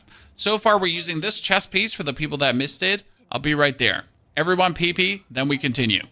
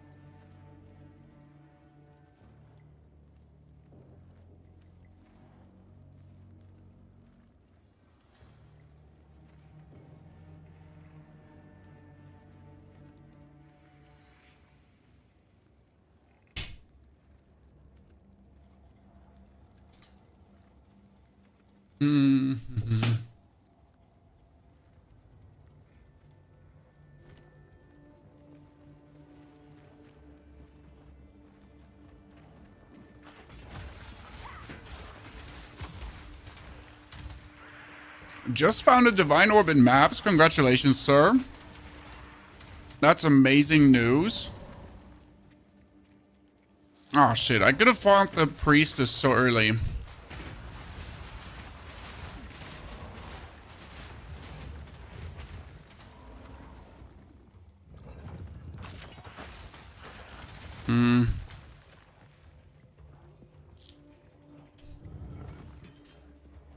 Shadow, thank you for the second month of support, sir.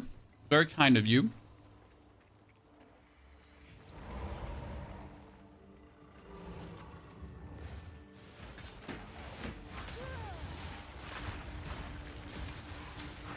Ooh, prismatic ring. Sacrifice, dude.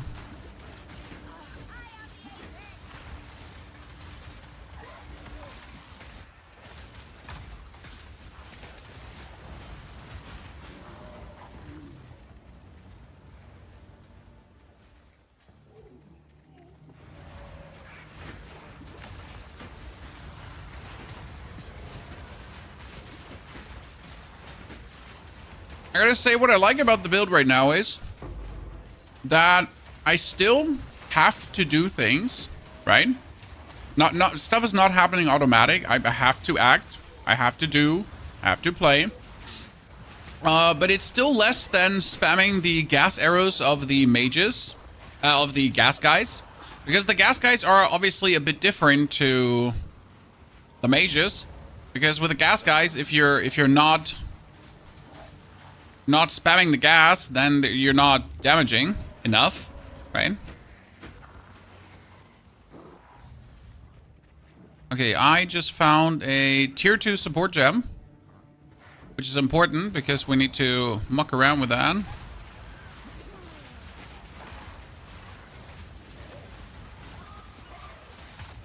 He's cold resistant. How about we just expose him to the cold, chat?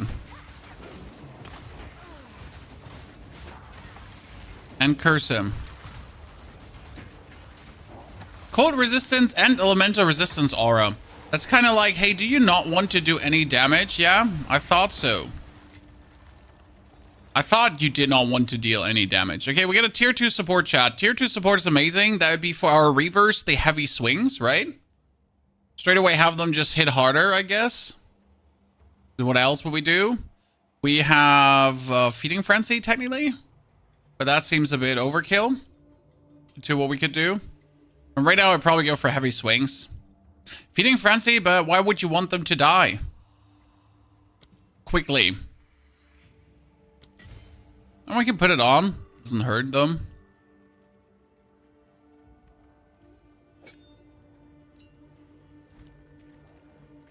Feeding Frenzy for the mages. What did my mages have again? My mages had Controlled Destruction. Can't put Feeding Frenzy on them right now. Right now? Later?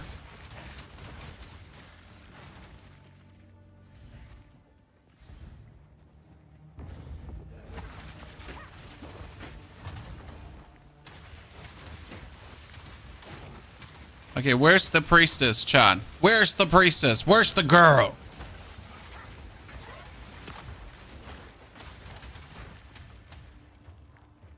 Where's the girl?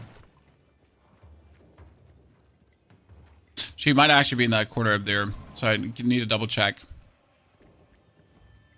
Prime Witch gameplay. Standing there watching your minions kill things while eating. Yeah. I did, like, no lice detected. See, she was here. Luckily, I double checked this. Imagine I didn't. How annoying that would have been. Ooh.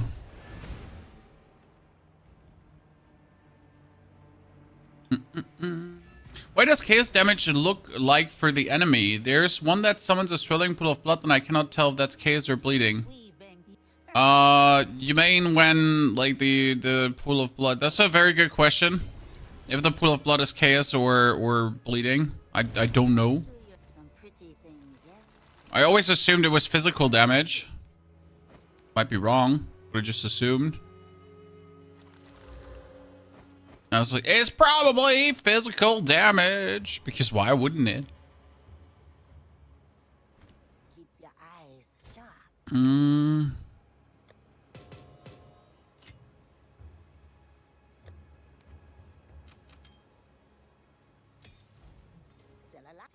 Okay, tier 10.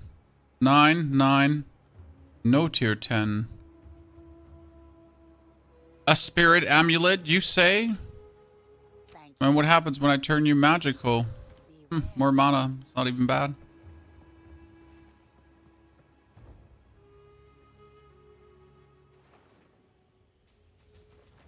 Okay, you have chaos inoculation and it eats your shield, so it's not chaos damage, that is physical damage.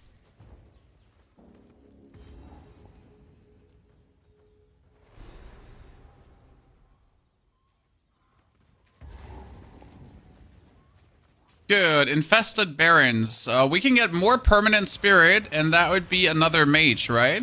Yeah. At this point, they straight up lead to us getting another mage. I mean, I don't know how many Marauders I want to have. How many Reavers, but I think 2 are enough. I don't need more. Right? You don't want to overdo it on the Reaver front. Enough Reavers to make it worth it.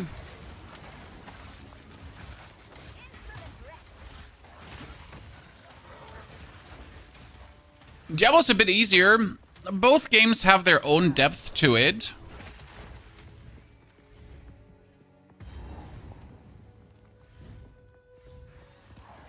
I wouldn't put it in terms of easier or harder. They're just vastly different played from the way how they are built.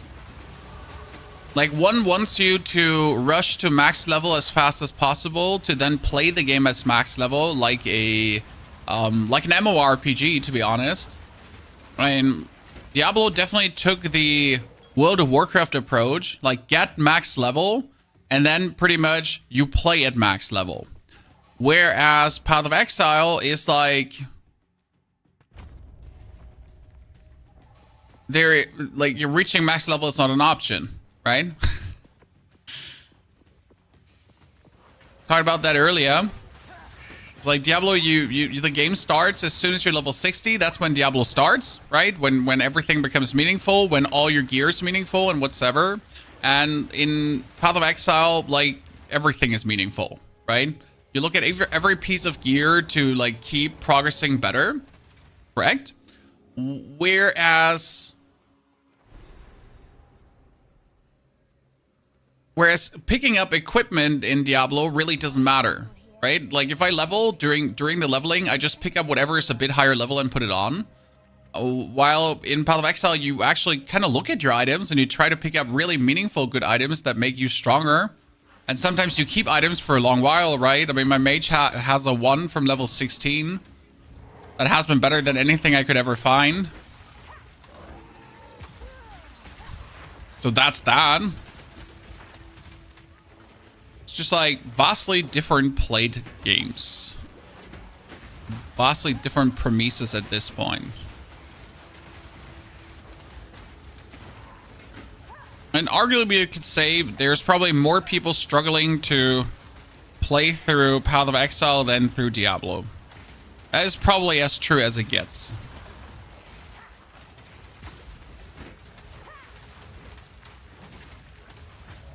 You know, your regenerating life is not enough to overcome my damage.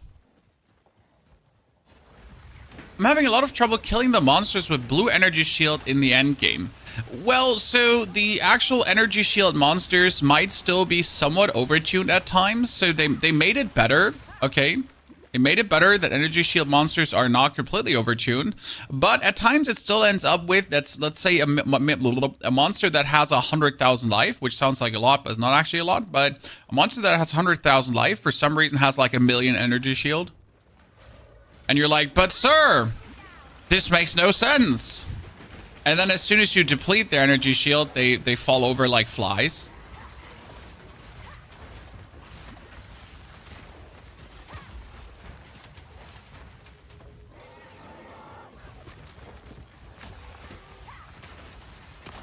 So things happen, I guess.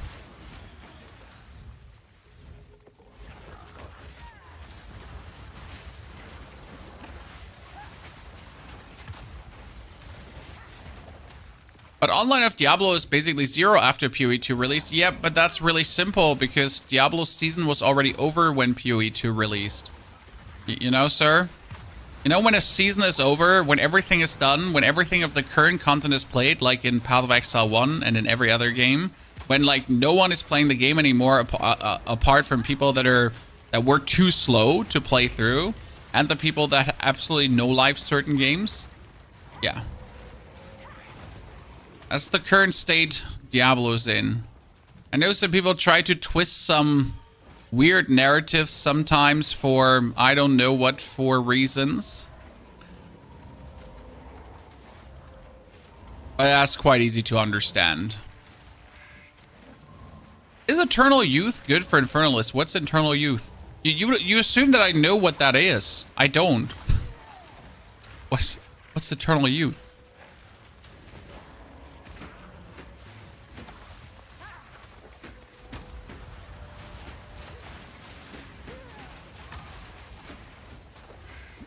I'm like stuck between all these minions and I can't get out. Maybe I'll just die there. To get the energy shield, Lord, well, you just need to do more damage. I mean, for example, if you play a bleed build and your enemy has energy shield, then you're screwed because it's going to take you a while to get through that energy shield to actually then bleed the opponent. Ta-da, because energy shields can't bleed, obviously. Why would energy shields be able to bleed? You're a YouTuber, you know everything, right? That is true, but sometimes I gotta pretend I don't know everything to make you feel not inadequate, Big Moser. You know what I mean? Well, gears on the thumbnail. The gear on the thumbnail is the Pilgrim Vestment and the Sigil Crest Oaksworn Shield thingy. They are items you can wield from level 7 and from level 0 on, which is quite fun because you have one, like, as soon as you pretty much enter the first area, you get plus 150 spirit, which is pretty damn fucking cool. Like, imagine just like, hey, here, bro, here we go. 1 billion spirit plus. Thank you. We appreciate it. Okay, Sebastian Carroway. Don't you disappoint me like your friend the other time. I hate you. And your establishment. GGG said bleeds are meant to go through energy shield. Well, that's great that they're meant to do that. How about they also do that then, you know?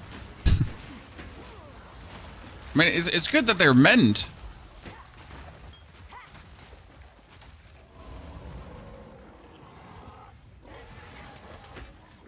Where did you learn to speak good English as a German? Training.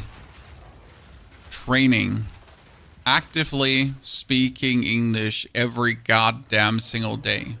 I mean, for the past 11 years, I've been more or less speaking more English per day.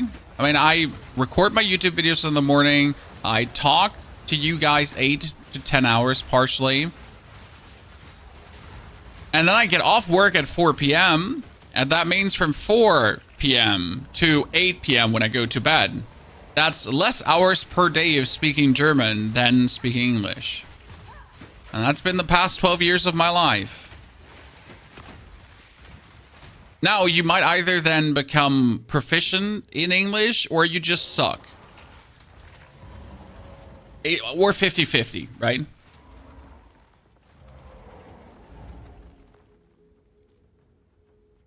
Is your family speaking both languages? I mean, we were 1 year in America because my dad is a Navy dad. Navy dad, woo! But no, my brothers are not well versed in English, to be honest. They didn't take it with them this much. And my dad sounds like a German. Like, he sounds so German. I don't know how the man still sounds so German when he speaks English. I mean, he's literally a NATO officer who's been in the Sudan and Africa for like 10 years almost, doing like humanitarian missions. And for some reason, like, the man has spoken probably more English than me, okay? And he still sounds like he sounds so German.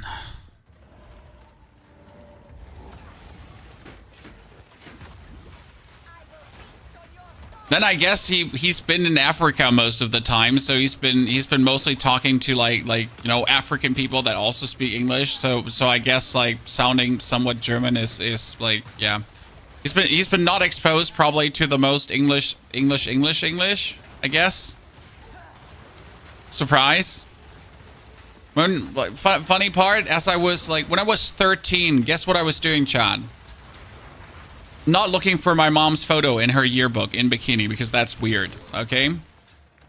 Also weirdly specific, but I was playing Warcraft 3 in a UK guild. Why ever I was doing that, but there you go. That does help to shape your speech brain in a certain way. So you gotta expose yourself to native speakers. That helps the most, honestly. If you're not native, but you talk to a lot of native speakers from all around the globe, helps. And might that be British? Or might that be Americans? Both helps. It just ends up that you might say wa'a because wa'a sounds fun instead of water. And some other British words because they just sound fancier and it's funny to use them. And there's no particular reason, it just sounds funnier. And they say video games are bad for you because learning stuff while having fun is bad. Hey, you tell me, sir, you tell me.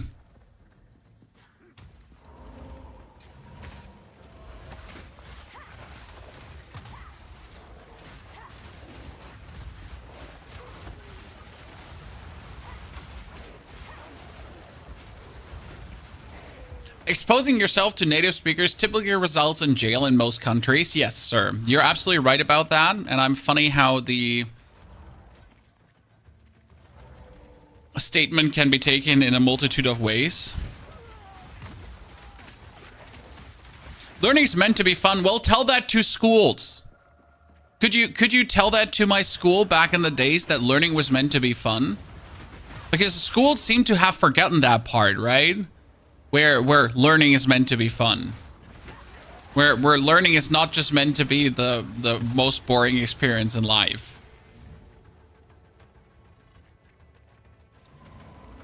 My native language is English, though spend a lot of time with non-native English-speaking people and has led to me picking up some of their speaking habits because it's fun, Nerox, right? A lot of the specific ways how people from the UK, Americans, Indian people, when they speak English, talk. It's fun. And sometimes you just like to take things. I mean, like even the German accent can be fun in certain moments. Just don't overdo it because you'll get stuck with it and then you're doomed because you'll sound like a special person that doesn't know how to properly interact with others. AKA Germans trying to speak English. Severely handicapped. Or some of our politicians, pretty much.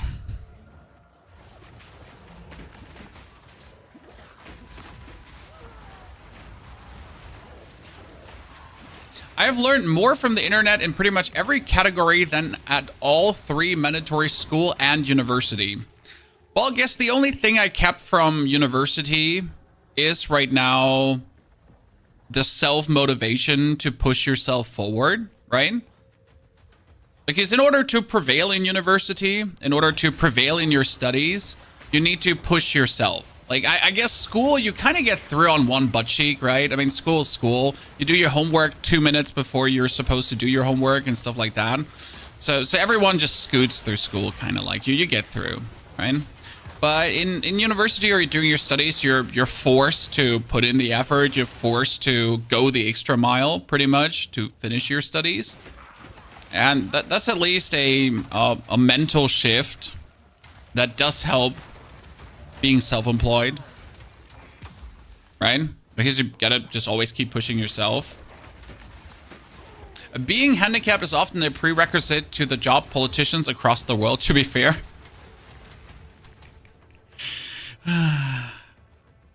Yeah, I mean, that's true. What can I say?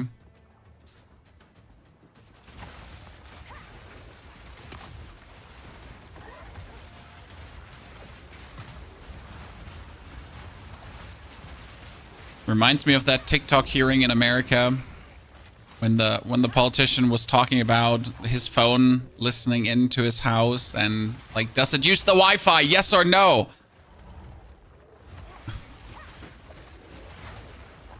I mean, if you connect it to it, yeah, it uses the Wi-Fi, sir. Yes. But, I mean, you connected it to the Wi-Fi. We're playing Season 7, yes. We'll do an all-nighter, chat. For sure. TikTok in America, not anymore. See, can someone explain what happened, chat? I know TikTok got banned, okay. But how the fuck did they also ban games that have nothing to do with TikTok? Marvel Snap. They also banned Bang Bang here, that Asian League of Legends game. So for some reason, that weird ass bill didn't only like shut down TikTok, which was ByteDance, also like things that are not even remotely related to ByteDance. So yeah. What happened there? Who broke the internet, chat? Oh gosh, she's getting beaten, chat. Look at that. She's getting absolutely destroyed right now. Goodness Christ, look at her. Dude, she's being eaten. With mutual consent.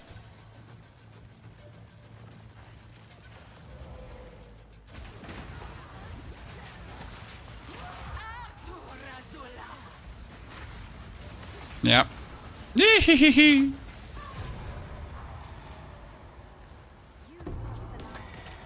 Of course, phones are listening in. We just talked about that yesterday evening with my friends about like all the targeted ads And I'm always glad for targeted ads because obviously if I talk with my wife about buying something and then 10 minutes later my phone has exactly the ads I'm looking for, I'm just grateful because I don't have to look for them anymore. I mean, like, right. For what loot filter to use on console, I do use the never sing filter, and for the campaign playthrough, I would use the semi-strict one, and for after the campaign, I would probably swap over to strict. Most of the time, I just stick with my semi-strict filter, so the standard never sing semi-strict without having like actually altered anything about it, because there's really no need to alter anything about it.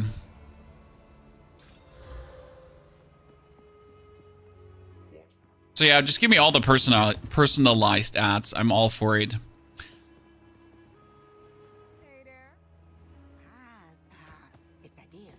I'm lazy. Just check my data.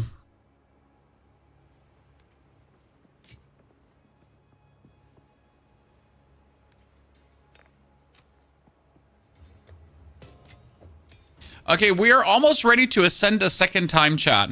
And I think we're going to try it super early, right?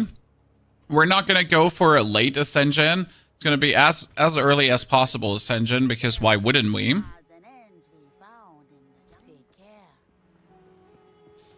Okay, we got another mage. Let's go. 6 mages in the house, guys. We also need to refund a passive point because we don't need the passive point right here for the time being. And we're almost one more level, chat, and we're at less reservation, 12% less at 48, sorry. It should give me another minion, right?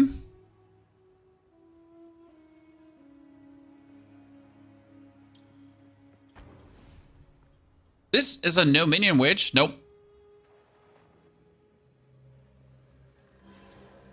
How's your family? They're all healthy again. Ladies and gentlemen, rejoice. It has been weeks of illness, and they're all healthy again. That means it's either my turn to completely die now, or to just be happy that I got spared, because there's a new season of Diablo coming, and I have really no time to be ill. I mean, I never have time to be ill, but I really don't have any time right now. Like, seriously, I have not a single second to spare. Right? There are so many YouTube videos I still want to make in the next 2-3 days, week, everything. January is supposed to be a very good month for me, so let's keep pushing. Just finished Act 3 with your Infernalist Witch. How have you been enjoying it, Magic? And which minions did you use, Chad? I gotta say, like, my main fun part has been snipers so far. And I gotta say, I still like snipers somewhat more than the frost mages.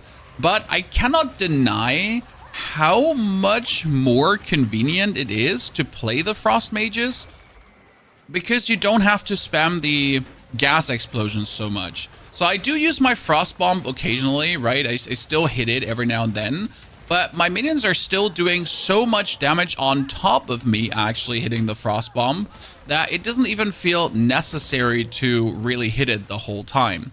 Whereas the gas bomb snipers, you're just simply not doing damage unless you're really going for it, right? So that's kind of cool. Gotta enjoy things for what they are and how they do. Okay, so boop.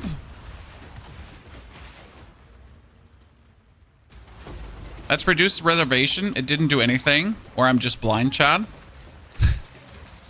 That's reduced reservation. It seems to have not done a single thing. I got a level 2 support. What level 2 support could I put on my frost mages?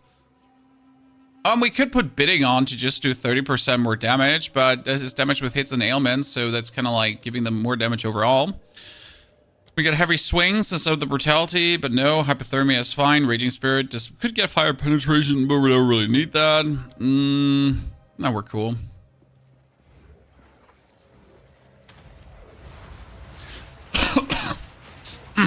Are these exclusive frost mages plus the demonologist, Doc? No. So we have the warriors from the scepter, obviously, because you always have them. And on top of the warriors from the scepter, we are also using the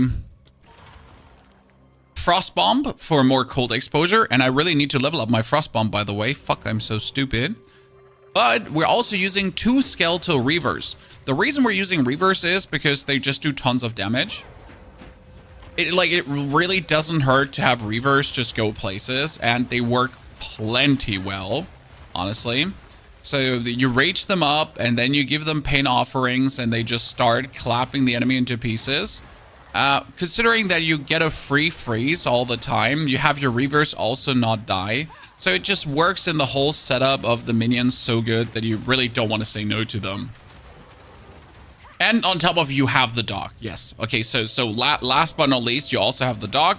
So we got right now 11 minions already in Act 3 normal, which does feel pretty damn good, right?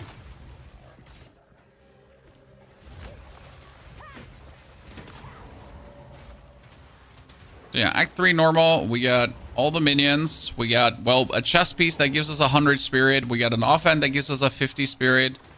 We are, for some reason, able to not find the Temple of Chaos here right now. Wow, you're right next to each other.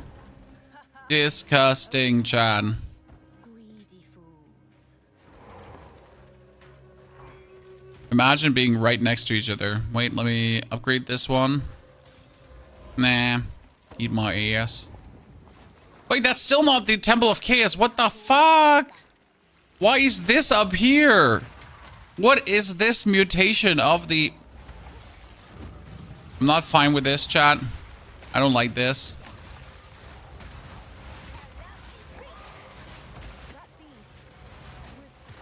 I mean, seriously. The Temple of Chaos is supposed to be up here. It can't be down there, so that's not an option. Like, seriously, where is the temple right now? And if I would have guessed, I would have said it's down to the right, but I don't think it can be there. There's nothing it can be there.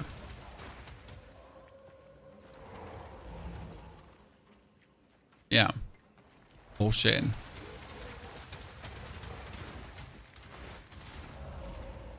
Not used to see anything but sniper and artillery snooze fest. Yeah, the frost mages are a bit different. I mean, minions are generally a snooze fest, let's be fair. But I still gotta do things in this build, so I have to put on the frost bomb for the cold exposure, because that cold exposure just gives us vastly more damage. Would be stupid to not do that. The same kind of goes for putting on the hypothermia curse and stuff like that. So I gotta act. It's not like I'm just excluded from doing anything. And we're doing tons of damage, as you can see. Dude, it's wow. Okay. He just went away, Chad. I mean, that was nice.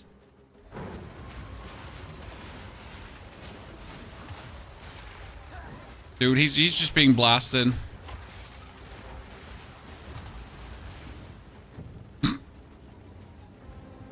Like, seriously.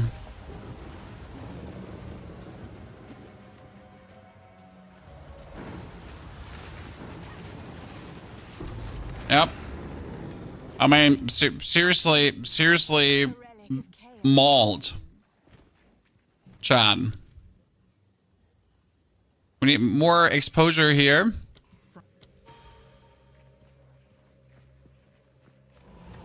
If you look your passive, did it activate for your spirit? It doesn't seem to activate. Like, I just picked the less reservation, the 12% reduced reservation. Ah, now it works. Now that we swapped the zones, it worked.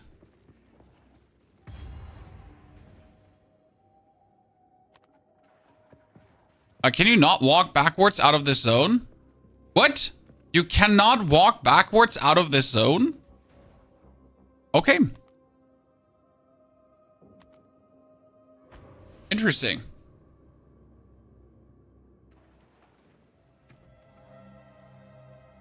Could get more reavers for 33, but that's not... Yeah, that's silly. I mean, like, don't get me wrong. I need to anyways leave this area because I haven't found the Temple of Chaos. Chad. I don't know how we have not found that. Like, does anyone know in this kind of mutation where the Temple of Chaos could be? Like, he has always been on the right side for me. So I have, like, I don't know where he'd ever could be on the left. So you gotta be, I don't know, maybe up there, here in this connector. But the Temple of Chaos has always been... Yeah, it's always top, but on the top was the abandoned camp and the volatile flower field. Why ever? So I guess the map extends to the right further, and then we get that. Just hold the actually, that's what I usually do. This is why you see me so majorly confused.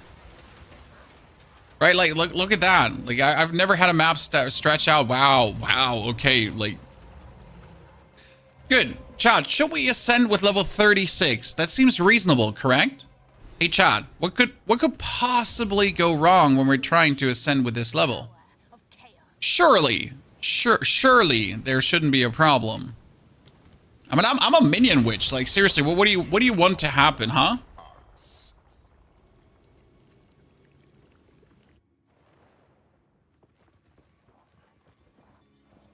I hope your next attempt will be more Okay, we have monsters have resistances, runes will appear, bosses deal more damage and take less damage. Great. Are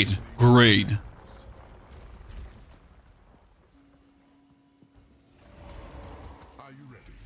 Challenger. Birdnado still hits like a truck, yeah, but we can freeze him. I mean, you just saw what we did to the Chimera. Hey, Chad, you saw what we did to the Chimera. Like, we absolutely obliterate Wreckadoodle Dandy. I need that one. And it doesn't help, though, that we're getting swarmed by everyone and my dudes are dead right now. Let's see, even now. Frost mages, go! Like, never had I to fear death. I don't know what it is with this build, but it just hits all the bells and whistles, Chad.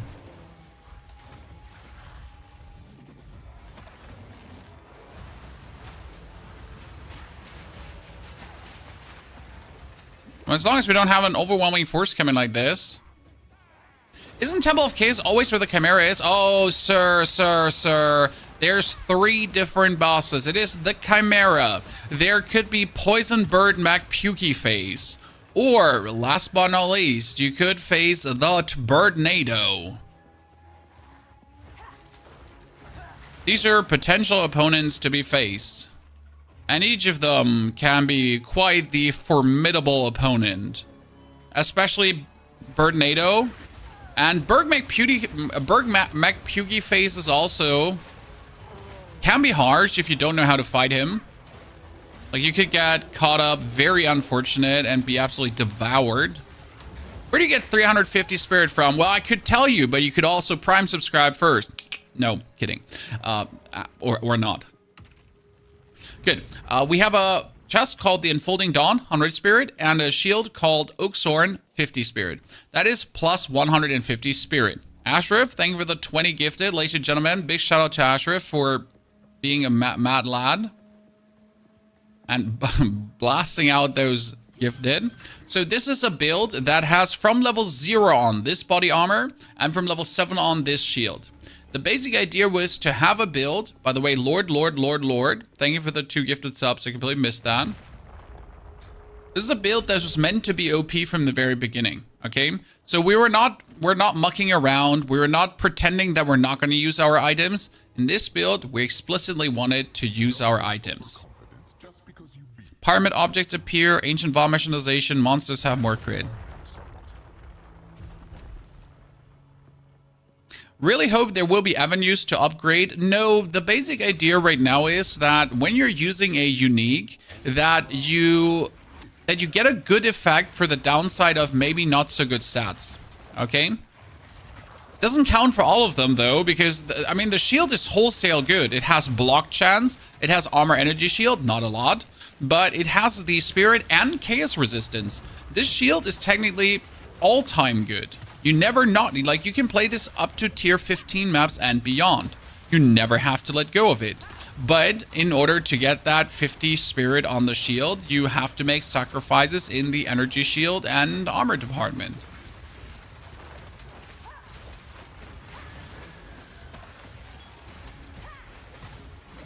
Alright, because not everything can be good. There needs to be a balance.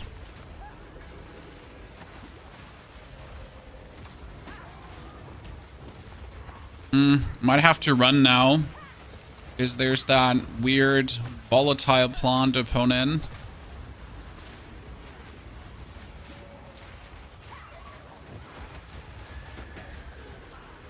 I mean, I'm currently just strafing around here, the fray. Prancing through the snow. While my mages are just hitting everything. So, by the way, in comparison to the gas bomb snipers, yes, the gas bomb snipers, they would have wrecked this whole area harder. But my frost mages are just dealing more single target damage. More convenient, better single target damage. Are you using a spirit gem? Yes, we're using the raging skulls. Because why not?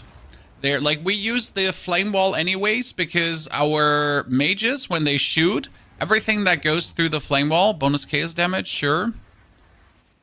So everything that goes through the flame wall gets bonus damage. So your mages are doing fire icicles pretty much. And it would be stupid to not try to get the most out of that. Pillage and retrieve.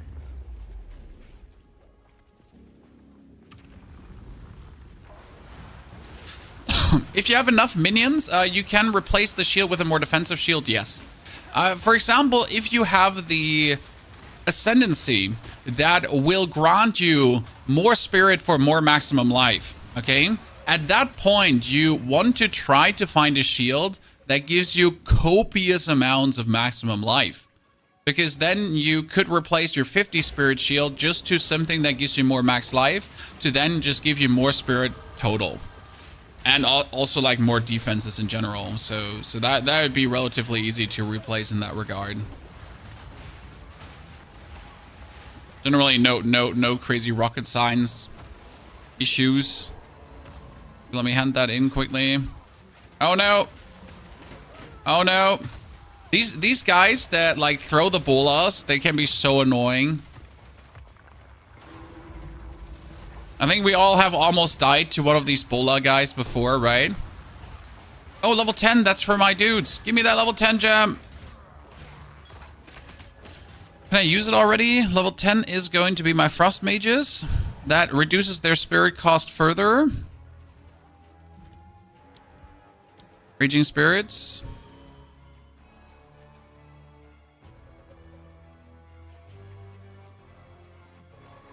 A lot of things are running Grim Feast. Well, so the reason I'm not running Grim Feast is because I don't need it. I mean, it's literally this. I don't need it. It just works without. Why waste the points when it just works so damn well without? You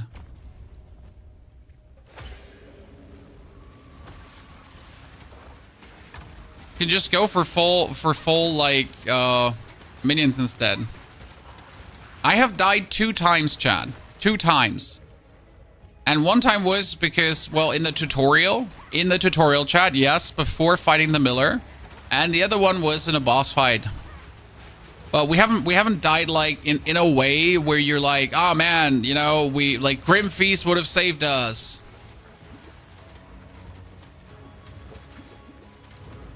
Oh, I have no more. Oh! They fixed that. That makes me so happy.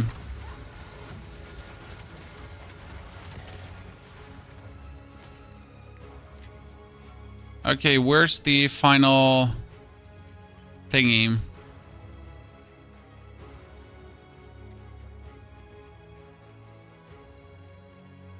Okay, this time we're running. I don't even know why we keep fighting these guys, right? I'm like, for some reason I got myself stuck fighting them the whole time.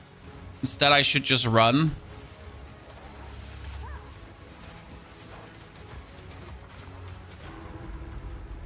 When he was just fighting for his life for no reason. Okay, boss fight, ladies and gentlemen. Level 37 Ascendancy. Let's go. Yeah, so we got death here. It's 4 times, by the way. No, we died. Where did we die? So 4 times. Sorry, Chad, I lied to you. For personal gain and to seem cooler, I pulled an Elon Musk. I died 4 times, not 2 times. I don't even remember where the other times were. Don't give up so early. Monsters don't grasp flash charges. Yep, that's fine. Oh, at Monkey Boss. Yes, true. You're right, at the Monkey Boss.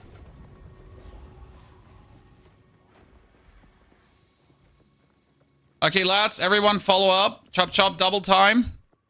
Ain't nobody get time for that. Everyone, like, here. Forward, forward!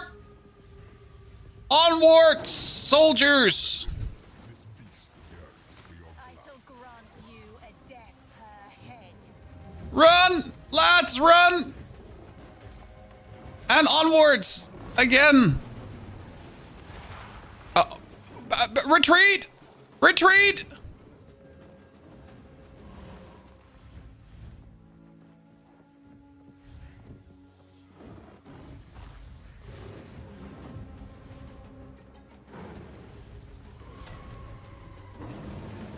Oh.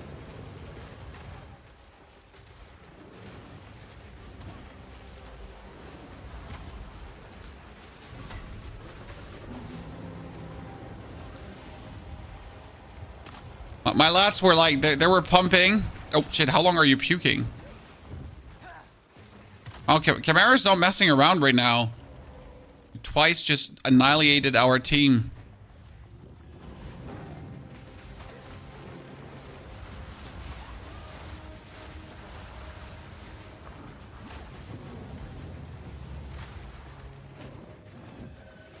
Oh, you annihilated the team again. Oh. Chimera's being mean right now.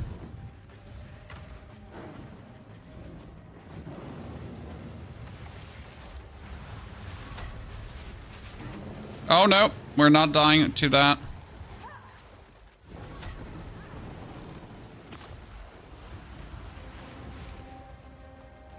You're being mean to my lord, my lads. Down or up? What do you think?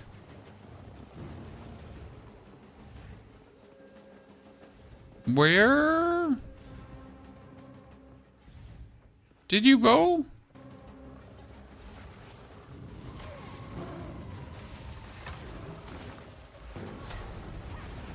Okay, lads, it would be good if you attack and don't just stand around. So lads were like, yeah, so we'll just stand here. You know? So the plan is we'll just stand there and not move.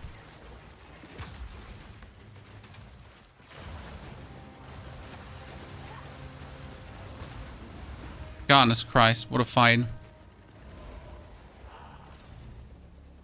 Below? Or on top? Huh? Oh, there. Jeez.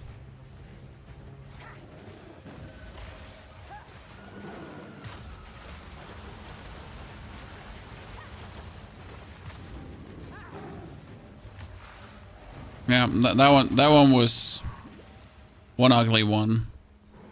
Minions come back.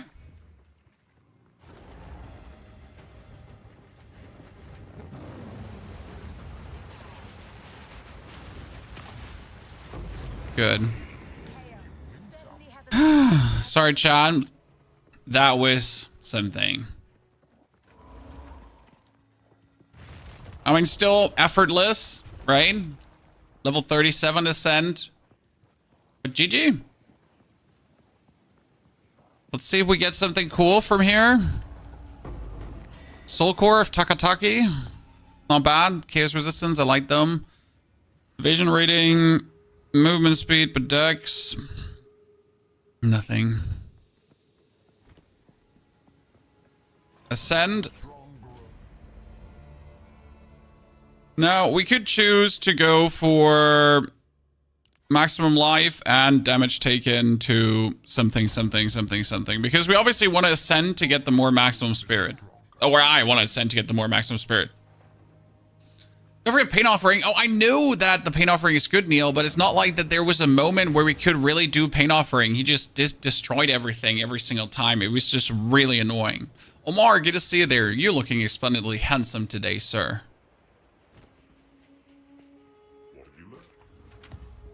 Still no minion skills? And worse than what I have. K is down. Oh, no. Quality, come back. Baby, come back. Armor. Armor. Stash. Stash. Soul Cores.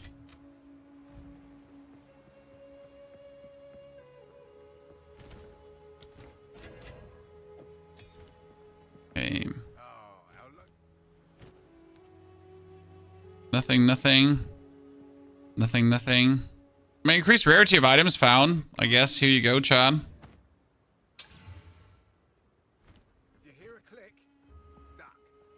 Just hoping to get movement speed from that one. No scepter, nothing.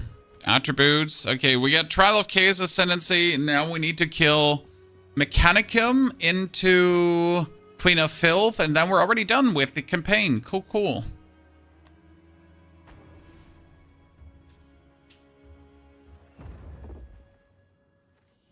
Okay. I mean, considering that I did this the first time, so the first time I played my Witch guys, okay? I did this with the minimal amount of spirit possible because I couldn't find any new spirit items. That means at this point, I was like with 3. Imagine me doing this with 3 skeletal snipers, chat. 2 warriors and 3 snipers. That was how I beat Act 1, 2, 3 cruel all the way. Because I never got bonus spirit stuff. I was running around with the least amount of snipers, with the least amount of worry. It was truly atrocious. And you know what? It still worked. I mean, it was just vastly slower. So instead of spending like 5 hours and 23 minutes to be at this point, I spent kind of like 20 hours to be at this point. I guess we all did with our first playthrough. I fondly remember it.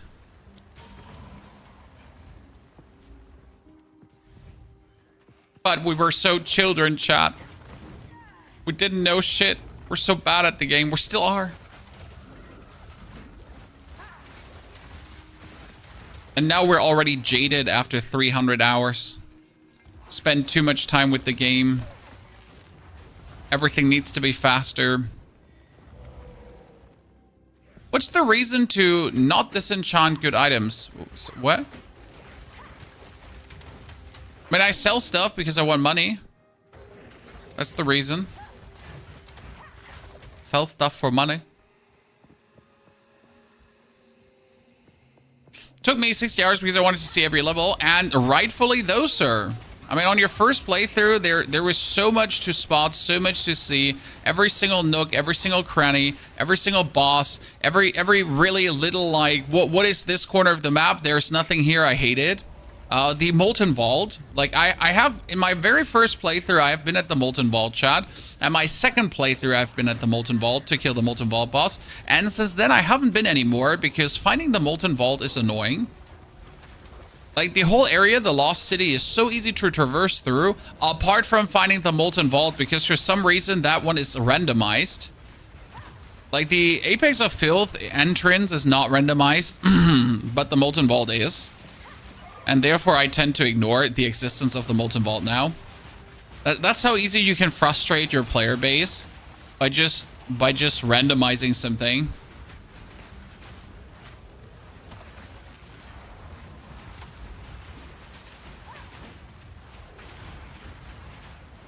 You started a Merc crossbow. Well, we have a full Merc crossbow starter for you, Mia. I played it all the way to level 80. It's super fun. We also made a Ranger with a crossbow, which is a little bit better than the Merc, but both are amazing. So choose your poison there. You definitely have a fun class on your hands. Don't worry. Molten Vault doesn't have any useful rewards. You need to do the Molten Vault to get the salvaging bench. I wasn't aware of that at first, but if you want the salvaging binge, then you need to do the Molten Vault. Haha, nerds. Okay, let's see how sturdy Blackjaw is, Chad, against a bunch of Frost Mages and Reavers.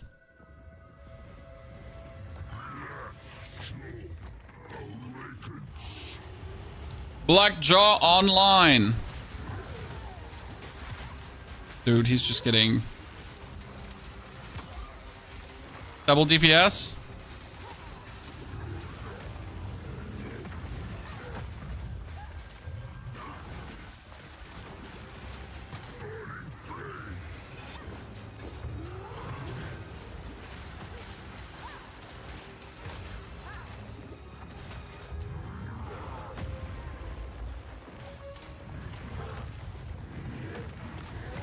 You killed all my minions, brother.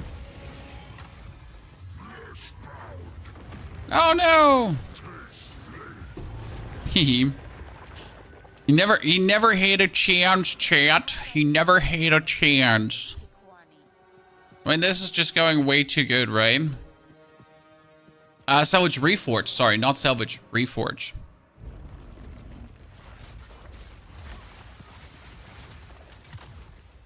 The good old Reforge bench is from the Molten Vault. If I am not 100% mistaken. 2.5 hours in the gym? What did you do 2.5 hours in the gym?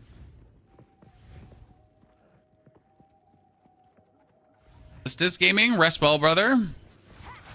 Well, we need to push as many hours through with a class today as we can, because tomorrow is our Path of Exile day, number 2 with this witch, and then on Tuesday we're actually going to dive into Diablo's new season. Hopefully that's going to be fun. If it's not fun, it's straight away back to Path of Exile, but I think we're going to have quite some good time with Diablo, and we're going to see some people returning that have played too much Path of Exile as of late. So that's going to be intriguing, and then we'll enjoy some Diablo time to then come back to Path of Exile for even more. What I'm asking myself is if I want to give you tomorrow morning already the starter for this, chat, or if I want to go all the way from 1 to 85 straight away in the video. I haven't decided yet if this is going to be like, you know, if it's going to be 1 to 65 and then into the end game or not. What class are you choosing for D4? Necro.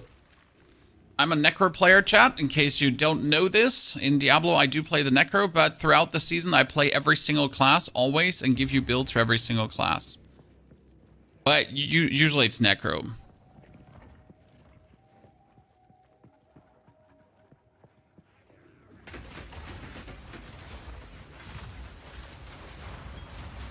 I just like summoning dead people and playing with them. That's it. End of the message. Necromami is back. Yes, Necromami's back like she never left. Up Life Broken. We're going to focus on summons at first.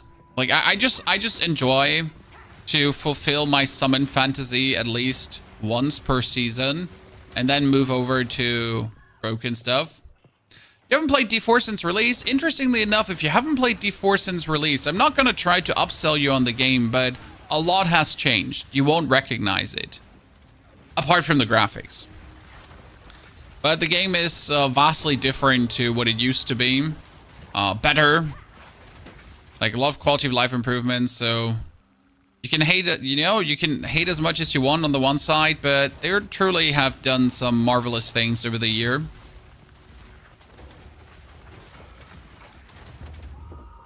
And that's good because we want better ARPGs, right? I mean, I don't care for your personal vendetta that you might have with the one or the other game, right? I just want all ARPGs to be good. You know what I mean? Like I want Last Epoch to be good. I want Diablo to be good. I want Volson to be good. Poor Volson. No matter which ARPG, just give us good ARPGs, right? They're fun to play. More is more.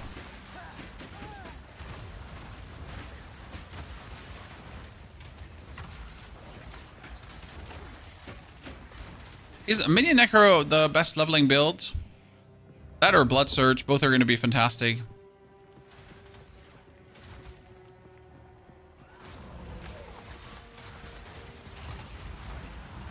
They each need competition as well. Yeah, but competition is good, right? I mean, you can only hope that Diablo is learning something from Path of Exile. Even though, like, the question is always, what are you learning? But also, how are you implementing these learnings, right? Because let's be fair, Diablo can't learn much in Path of Exile in terms of what could they steal out of the game.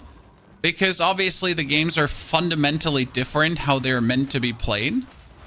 By the way, as an ARPG fan, guys, if you're looking for something to play and you really, really want to pull all your hairs out, don't forget about No Rest for the Wicked. That game still holds absolutely strong right now, but I would call it more like a Souls-like ARPG than an actual ARPG. But they did great.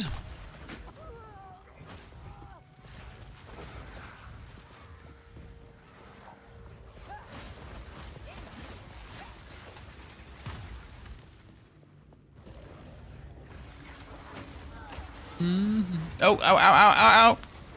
Ow, ow, ow. Pony almost died, chat. Hasn't happened in a while, but almost. Minions, where are you? Come the back right now. I mean, seriously. That has been taking long enough, bro. Seriously. I'm just sitting here and we're like, what you're coming? Wait, can I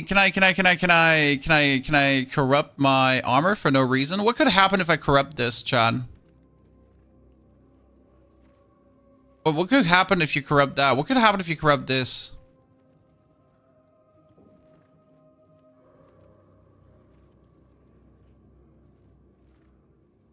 You thought Diablo, Last Epoch was going to be the Diablo killer.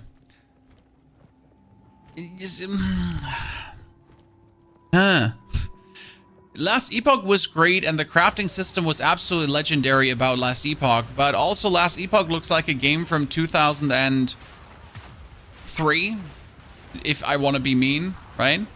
So the graphics are not as appealing as, even though they reworked the graphics, and I don't know what it is about Last Epoch. No matter how fun the game is, okay? My brain falls asleep while playing it. You know, when I play Diablo 4, my brain is mostly engaged and I actively play. And the same goes for Path of Exile, because if you completely shut off your brain in Path of Exile 2, you die, right? But in Last Epoch, for some reason, I always play with brain off. So I don't know what it is, but that's just that. I cannot explain why it is, especially in Last Epoch like that. But it really made me just turn off my brain. And it like, I was struggling to stay awake streaming it. Not because it was boring. Like, it wasn't because the game is boring. Just something, yeah. I suppose this will fit the generator. You know? If you remember Voltson, for example, Voltson was fantastic. Voltson was the single player ARPG thingy to play through one time and make like cool builds to play through. It was like kind of like Diablo, but not like Diablo. It was actually pretty fun.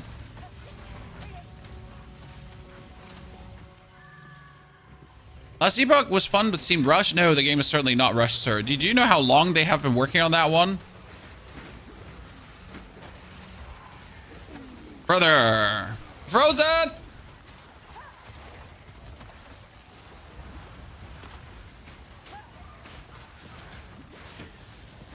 I mean, also coming back to the topic of Rush, what did Path of Exile 2 do, right?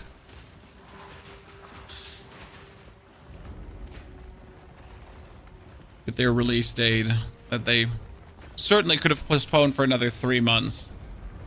Have you tried Grim Dawn? I've heard so many things about Grim Dawn, but when I look at it, the graphics look shit and I can't play it. Now, I might be uncool and I'm a hater, chat. But Grim Dawn just looks, I don't know here. Grim Dawn 2025. I know it might be a graphic style, right? But game just never looked appealing to me. Here, that was Grim Dawn. I mean, like, again, it doesn't look bad, right? It doesn't necessarily look like a. See, he's just going through all the skills. Is there some gameplay happening? See, this is how the game like looks, but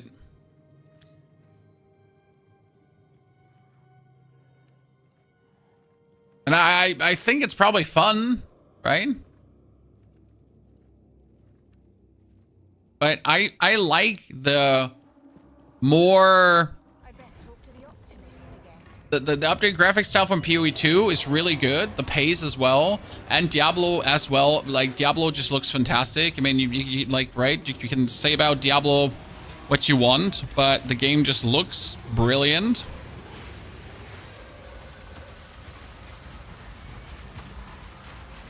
Dude, he's being beaten. Oh, you killed all my minions, sir. Please, minions, don't come back as he's about to erupt.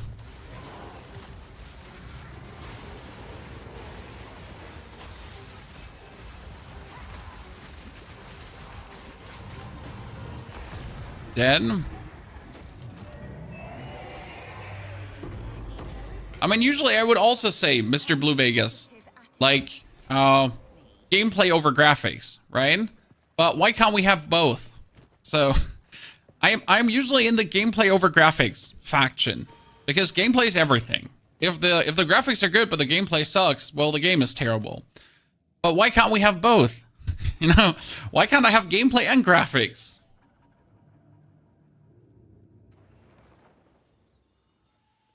That's what I'm looking for.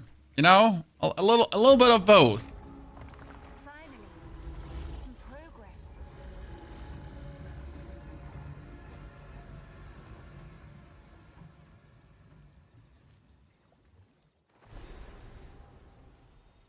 May I see your Frost Mage support gem, and may I see your driving license, please? Scattershot, Arcane Tempo, because they're casting, and then we're playing Controlled Destruction right now, since it was just 30% more damage with hits and ailments, which should also increase my Frostbomb damage. I assumed so. I didn't actually check it, to be honest, but it's like hard to see the damage if it's not showing you the damage, right? So, yay. What stats do you need to prioritize with Witch? Intelligence. But you need to have enough dex and strength to wield your gear and use your gems. But you're usually prioritizing intelligence to have enough mana to do things. That being said, as you can see, I'm not getting more mana, Chad. Why am I not getting more mana? Because I am using a unique item that says no more mana for you. It says my intelligence does not influence the amount of mana I'm gaining. So the only reason I take intelligence right now is to be able to use my skill gems. But technically I don't need more intelligence than that. Also, the reason why you want to get rid of this chest at some piece, because I'm consistently running around with 230 mana or something. Like, if I use one curse here, right, my whole mana is gone. Great.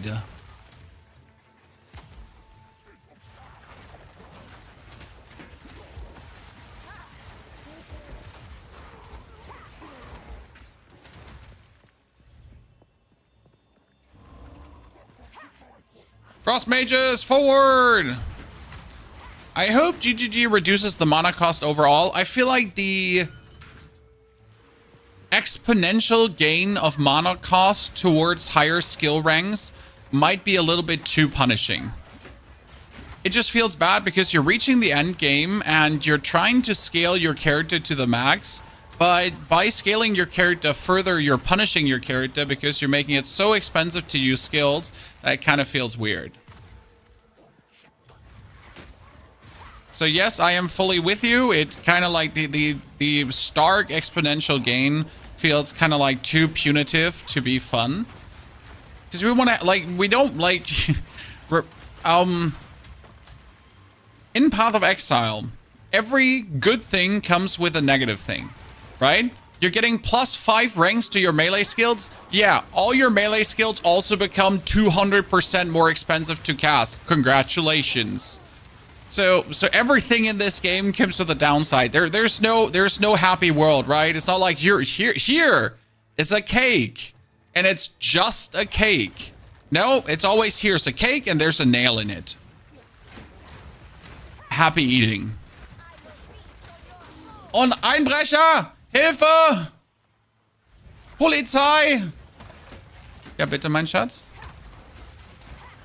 Was gibt es denn Leckeres?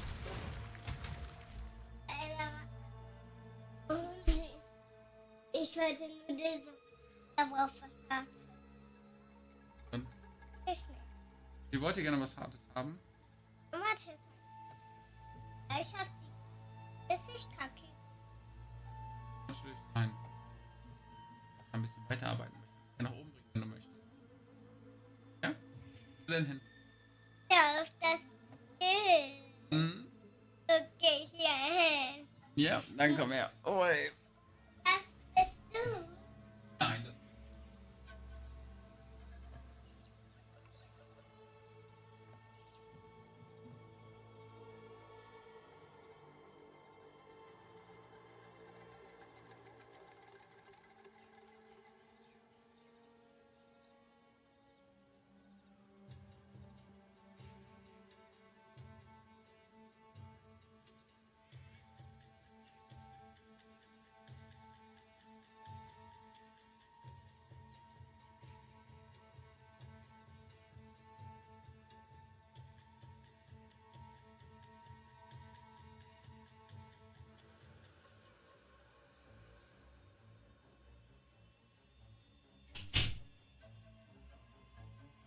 Your daughter grew up so fast. That's number 2, sir. And yes, she's a cutie patootie. The cutie patootiest. And she's healthy again. The tiny chunk is healthy again, so that's good. So she asked me if I want to come for food. Sadly, I cannot come for food because I got bills to pay and demons to slay. So no food for me right now, but later. Gargantuan Mana Flask, level 40. We are 38. Okay. Can't believe that we're running around with only 1,000 HP and it's working. She's healthy again is the most important part. You tell me, sir. You tell me. Chat can wait. Eating with family is important. We'll eat dinner together. It's not like they're not used to it. They know that Dad pays the bills, so Dad needs to work. I mean, welcome to the self-employed life. You don't get to always eat food with your family. Must be hard sacrificing these moments. I mean, it's just part of life, you know? I could also be having to work night shift and then just, you know, don't be able to go to bed with my children in the evening. So there's ups and downs for everything. I choose to be a content creator. I'm self-employed. I can move my times. I do need to put a lot of time into this to be able to make this a living out of it. If I don't put the time in, then I might as well forget making a living out of it. It is what it is. The choice you made. And you gotta live with. No sense in complaining. Right? At least you have no commute time. That is the most important point. My brother has to commute 3 hours per day. 3 hours per day he loses in lifetime. I mean, I'm gonna be done with work. I'm gonna walk upstairs and Dad is there. I'm not tired from traveling. I'm not tired from, like, right, having to go back and forth. I'm just there straight away. Ta-da. And that's pretty useful because it saves you lifetime. Like a lot of lifetime.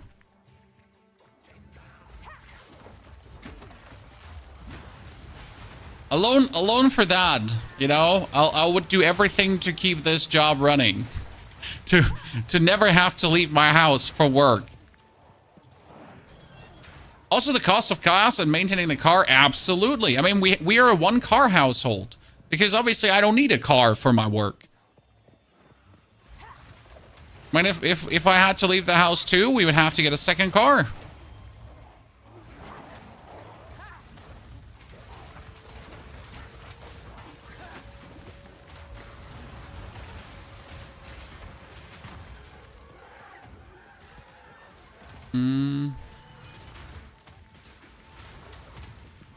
I did the 3 hours a day nonsense, almost died plenty of times trying to avoid falling asleep on the road. I feel you, Ghost. I feel you.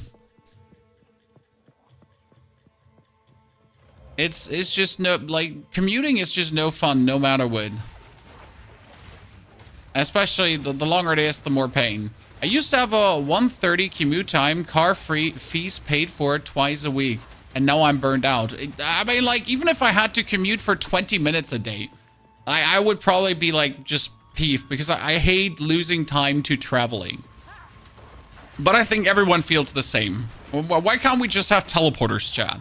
I just want to be somewhere, and then why can't I just be there? I just want teleporters. Right now. I'm a simple man. Just pull my molecules apart and put them together somewhere else. Thank you very much. I'm not asking for much. Teleportation. Like, I mean, I know Elon Musk wants to do the Mars thingy. Like Elon, maybe use your money for something useful. Teleportation, okay? Like, instead of buying yourself like divine orbs in Path of Exile or level 97 characters that you can't play anyways, invest your money in teleportation, okay? Thank you, Elon. Appreciate it.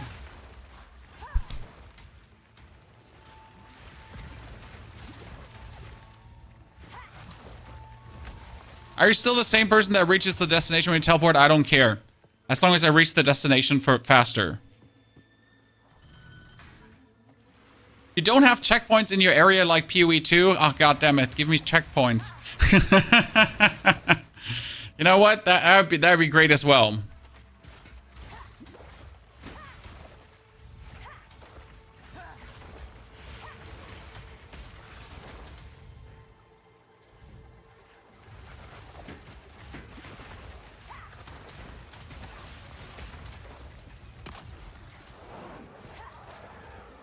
It depends on how sinister the teleport operator is. True.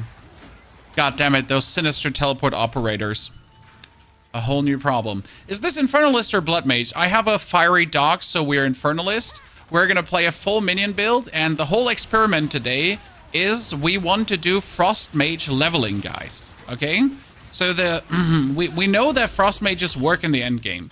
That is a given. Everyone knows Frost Mages work in the endgame. But the question was, not only do Frost Mages work in the endgame, the question on top was, can you level with them? Can you use them as your main force of leveling? Is that possible? And it's working plenty good. I mean, the boss fights are a joke, to be honest. The area pushing is also fun because, well, your dudes just eat up everything. Like, no mercy. They're quite powerful. It is truly an interesting playthrough we get going on here right now.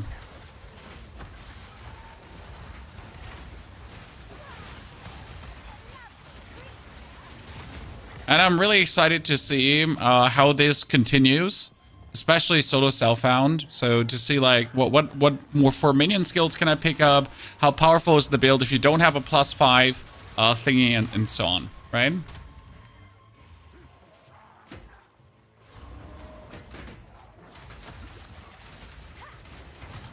The previous build was HP Mage. It should be better with Blood Mage. No.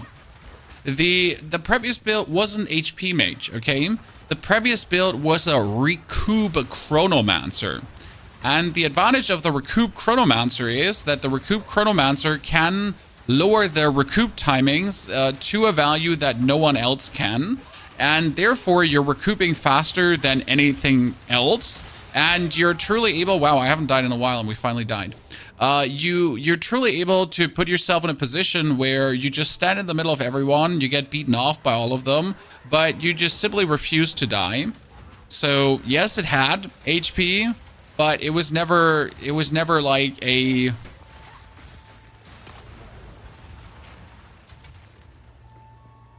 fully HP build, if that makes sense. I regret dying there. I'm very unhappy. It's not what it means. I totally know what it means, Katie. Cruel is temporary until they roll out Acts 4, 5, 6, and that might be taking until they release the game. I mean, don't get me wrong, Chad. As soon as we have Act 4, 5, 6, you know what's going to happen, correct?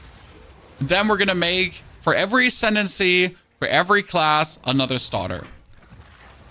As soon as we have Act 4, 5, 6 again. And you can eat your sweet little ass. That's gonna happen. It's gonna be a very interesting year ahead. I don't think I'm gonna run out of content this year.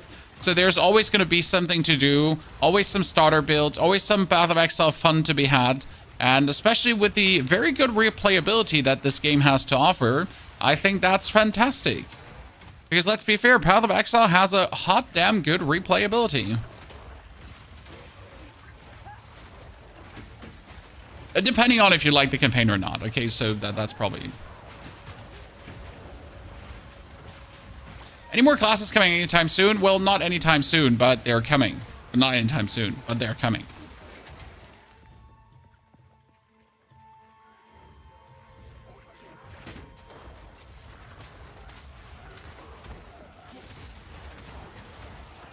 To see more of the story. I can't wait to see how the story concludes, but I can't also wait to see how it will actually play. Because right now, going back to Act 3, Act 1 through 3, like that jump from pretty much like beating Act 3 and going back to Act 1, it just feels a little bit disconnected and weird. And like you feel more powerful than you would probably feel when it was Act 4. So I'm not sure if Act 4 itself is going to be harder, different hard. What's like their plan? How's it going to turn out in that regard? So that's what I'm genuinely looking forward to like see how that will play.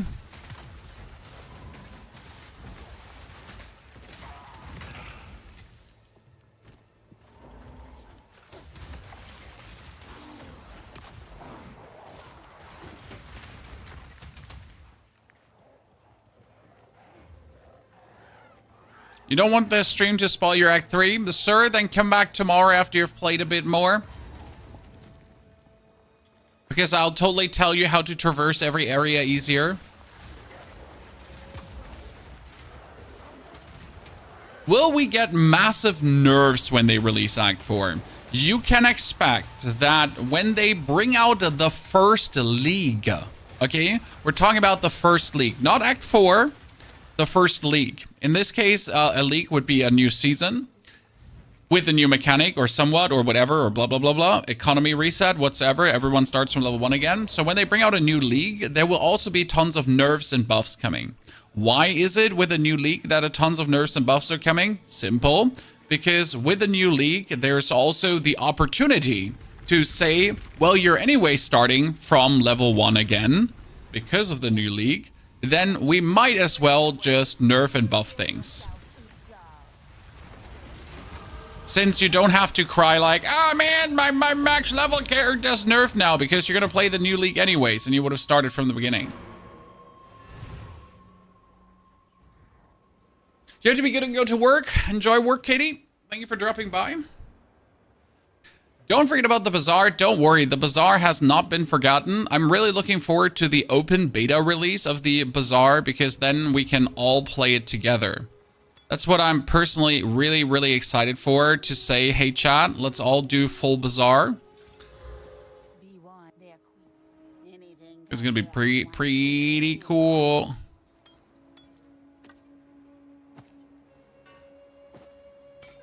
Come back. Baby, come back. Presence, tier 10, I have tier 9, I don't really care. +1 to all spell skills is decent-ish. I'm not gonna complain about that.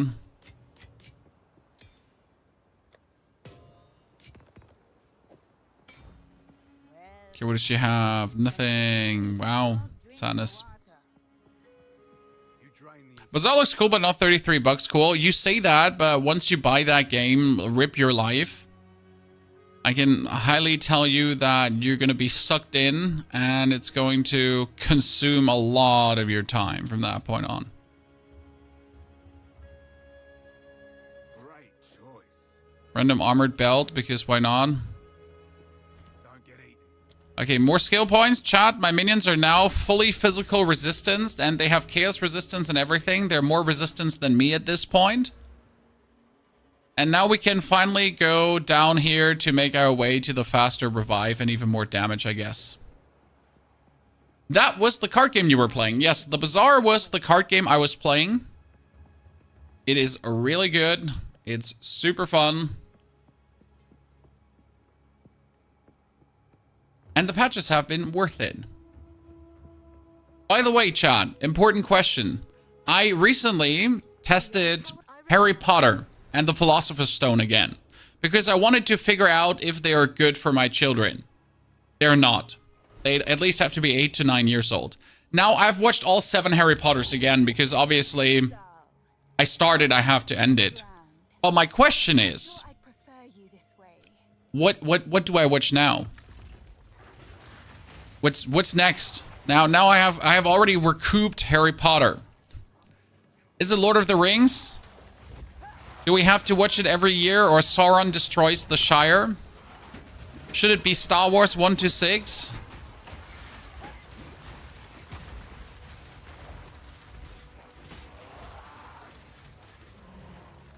What about the Underworld? That's one of my more favorite ones. Always liked them. I think 3 parts at this point. Kate Beckinsale playing a very good role there.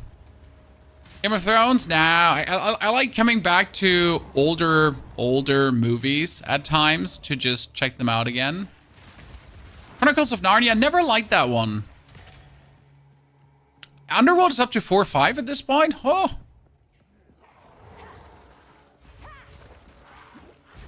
Underworld is the vampire and the werewolf. Well, it starts with vampires only and then more werewolves. Yeah, I mean vampire werewolves, but then it goes like kind of unhinged with more. Matrix would be good, that's for sure. The Hobbit, I just recently rewatched The Hobbit, so I can't rewatch it again. Who am I kidding? Who am I kidding, right?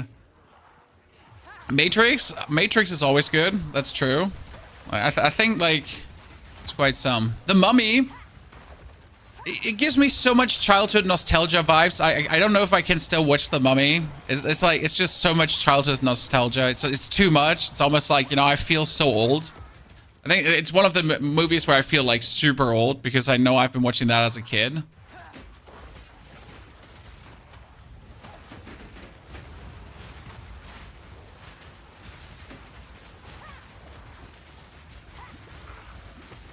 I hope you don't watch those movies with your kids. No. So, like, I recently, it was just me rewatching Harry Potter to figure out if they are suited for my children, which they're not.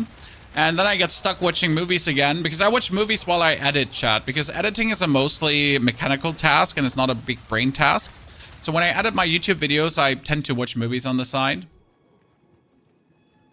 Did you watch the Secret Level show on Prime? Never heard of it. Back to the Future is amazing. No Raging Spirits? Raging Spirits. We have Raging Spirits, but we don't use them much. Okay? They are there. They work. But they're no necessary, mandatory part of my damage pattern. They just exist to exist. Why not use Herald of Ice? How would I use Herald of Ice?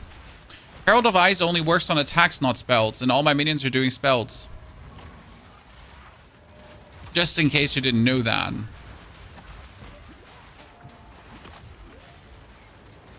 Avatar 3 came out. Avatar Blue People or Avatar Blue Arrow? Indiana Jones, dude, that could be a good idea. That is valid. Starting from the very beginning again. Have you seen the Ranger Flicker Strike build? Nope. Haven't. While I do admire dark, I'm watching The Boys when I'm working on something mechanic. I kind of want to watch American Gods again. Because we left the show behind when it got too unhinged.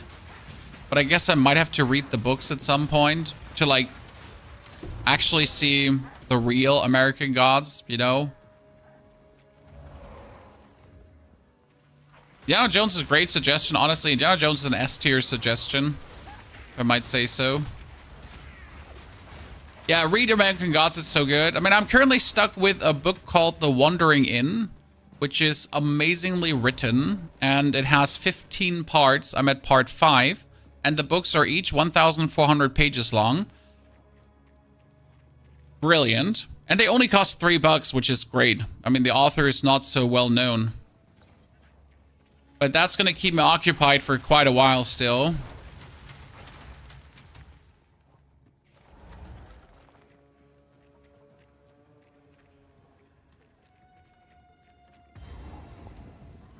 And check that out. It's called The Wandering Inn. I don't know what the author is called, but you won't find another book that's called like that, pretty much. High recommendation, fantasy.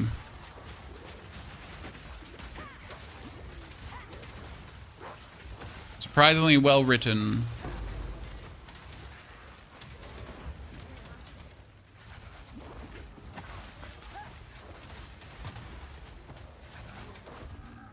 The Expanse series. I think I know the Expanse series. So this build is minions with spell damage. This build is Frost Minions together with a Frost Bomb to apply Frost Exposure, because obviously you want your enemies to be exposed to more Frost damage. Since your mages are, well, skeletal mages, they are using spells instead of attacks, yes. So they're spelling, they're spell hitting the opponent. We are adding Skeletal Reavers to the fray, because why would you not have Skeletal Reavers? Simple as is. And on top of your mages and Reavers,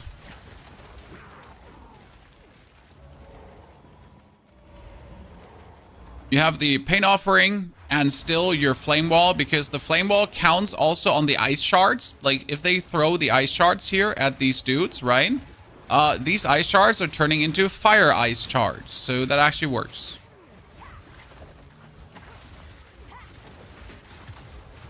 Royal Assassin by Robin Hobb is a good book you've read. Yes, but she has another one. It's the Forest Sun Chronicles, I think they're called. That one is equivalently good as the Assassin Chronicles from Hobb. No Frost Wall, what for? How am I gonna break the Frost Wall?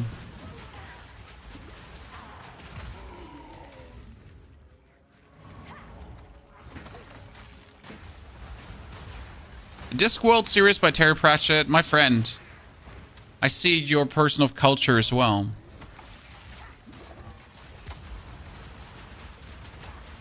Also rip Terry Pratchett. Ah, sadness.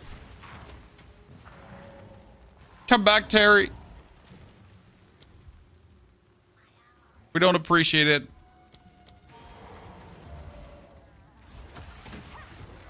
There's a glove with 100% more spell damage. Would it work on the minions? No. Because like the way how your skeleton minions are getting more damage is still over their support gems and the more minion damage nodes. 100% more spell damage would not do anything for your minions. Okay? So it's the misconception on how these things work. It is still that your minions get stronger with stuff for your minions. Did they hire the drops of gold? Honest question, Chad. It feels like we're dropping so much more gold in normal Act 3. Partially like values I would be used from cruel difficulty. Or am I just tripping? I might be tripping. That's possible.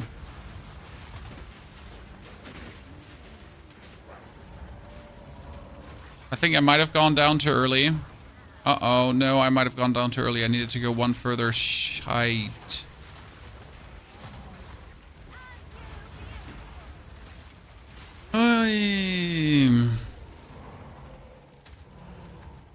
Do projectile damage affect your damage modifiers? Not for the minions, no.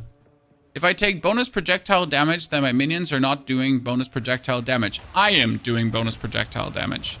Minions in this game are not like Diablo minions where stuff improves them, right?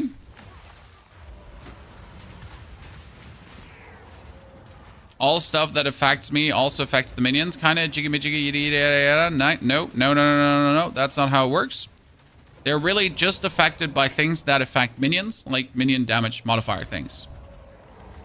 I notice also a lot more gold. It just seems like these 600 gold drops, these 700, it might be my loot filter. Okay, so maybe, Chad, these gold drops have always been there.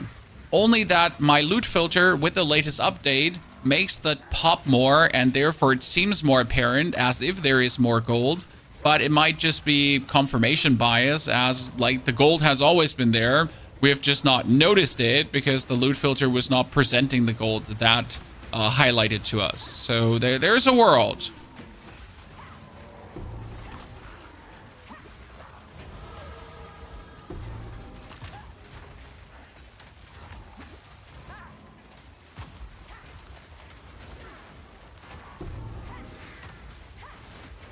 Temporal bubble.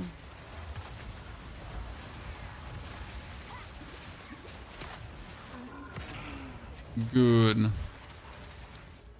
We need to get down now, and instead of like going here weirdly through, I think I might just go to the side and then go down for the time being.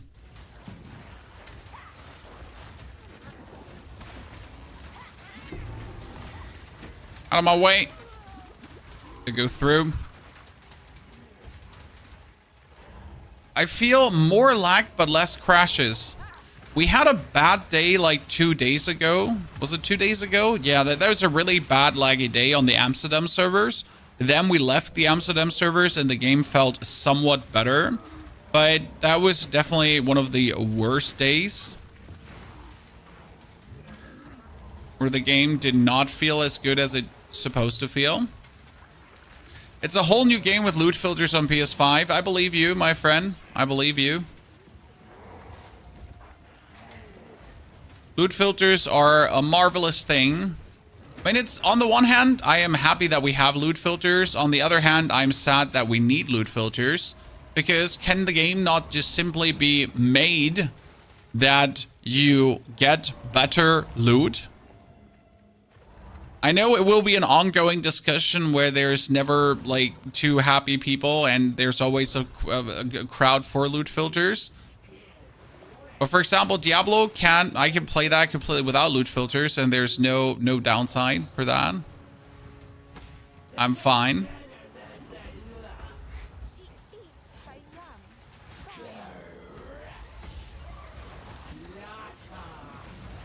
Okay, let's destroy her. Dude, look at the damage she's taken. What the fuck?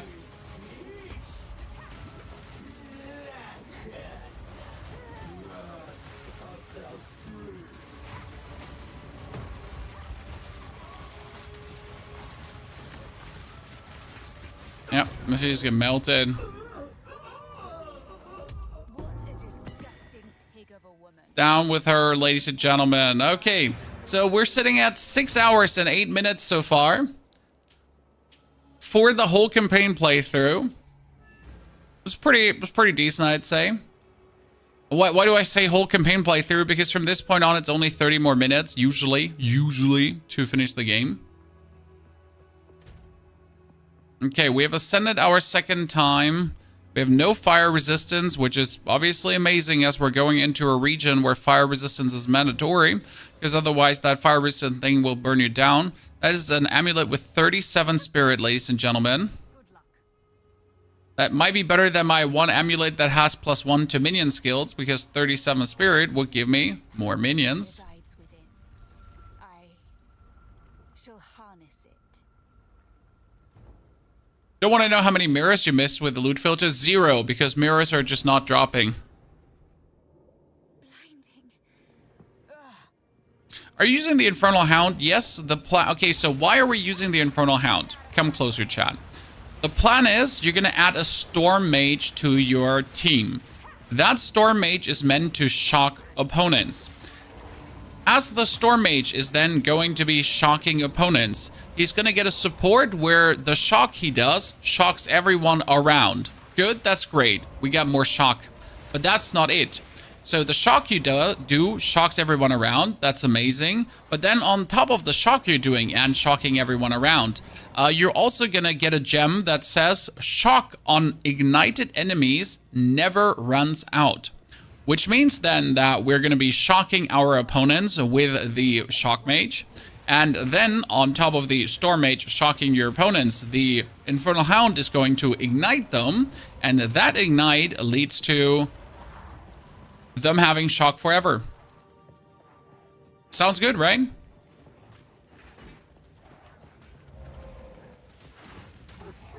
Why is no one using the Arsonists anymore? Well, Frost is very strong. And Arsonists are just fucking boring. Snipers have always been better than Arsonists, but people just love the Arsonists more because they didn't want to, like, use their abilities. The Infernal Hound ignites. Minions ignite enemies within a radius of 1.5 meters as though dealt base fire damage equal to 20% of minions' maximum life. Does the Infernal Hound ignite? He does. A lot. This fellow is far too low. Look at the damage.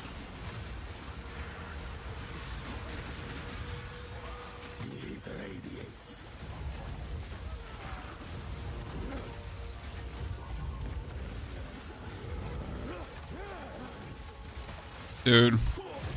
Bullied. I'm sure Kotek will love to see. Absolutely bullied. I don't know if I can do it right now already, so I can get a Skeletal Storm Mage, okay? So we can get the Storm Mage in. And we could sacrifice one single one to get the Storm Mage in, so that's quite simple, right? But now let's see if we can actually get the supports for the Storm Mage already roll in. Ingenuity never ceases. Elva? Okay, we got the Storm Mage. He needs to get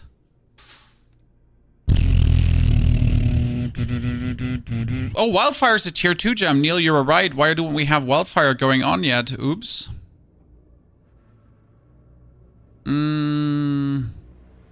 Here, Cursing Current. Shocking hits from supported skill have a chance to shock enemies in 2.5 meters. So that's where they shock around.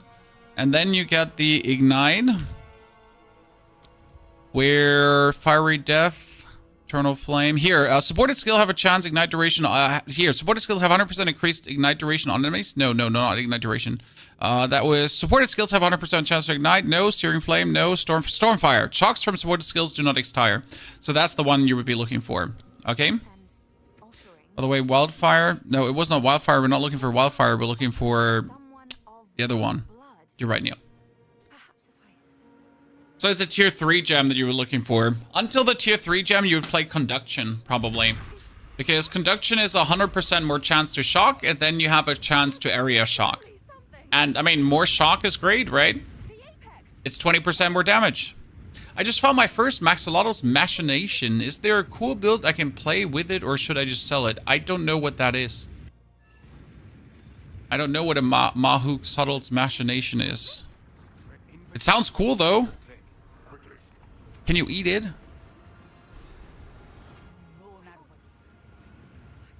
So now you need a Conduction.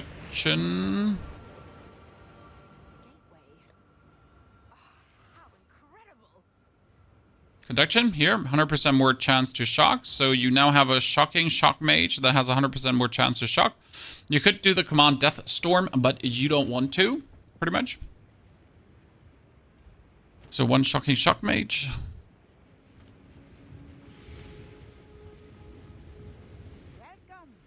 Oh, it's the shield you want. Ah, I see, Neil. That was the shield you want. Well, that sounds like a Neil problem. That sounds like it.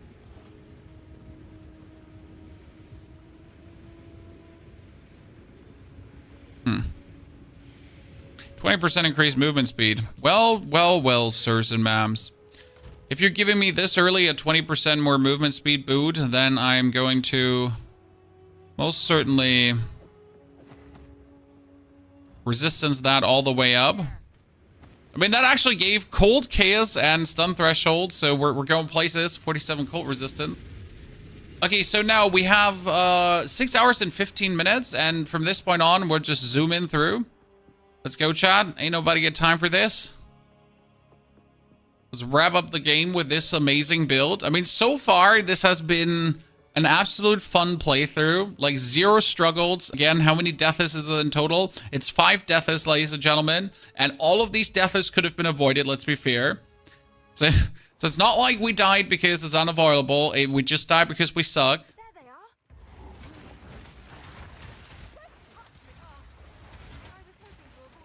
We'll see how much our shock mage is now shocking. Only downside is I'll be having to fight my way through this area, because I genuinely don't see how I could not fight my way through this area. On the other hand, like, it doesn't seem to be a problem, right? I mean, I'm saying like the problem is that we have to fight through, but let's be fair, does this look like a problem to us?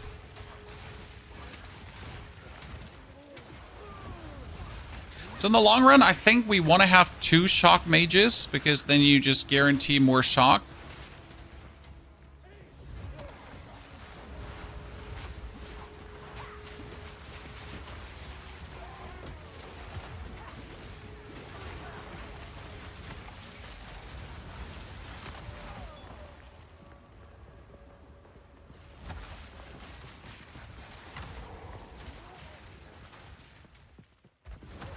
No hearts have been dropped. Ah, should be fewer mobs. You're right. You're right. I completely forgot this zone got nerfed. And I'm wondering why this is so easy. I'm like, huh? Where are all the opponents?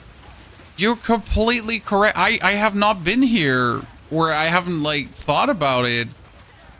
Yeah, so the patch nerfed this zone, guys, because there were there was probably an improper amount of monsters. On the one hand, yes, it was a harsh, steep incline in difficulty due to the absurd amount of monsters this area had. On the other hand, it always felt like an initiation right into the Act 3, right?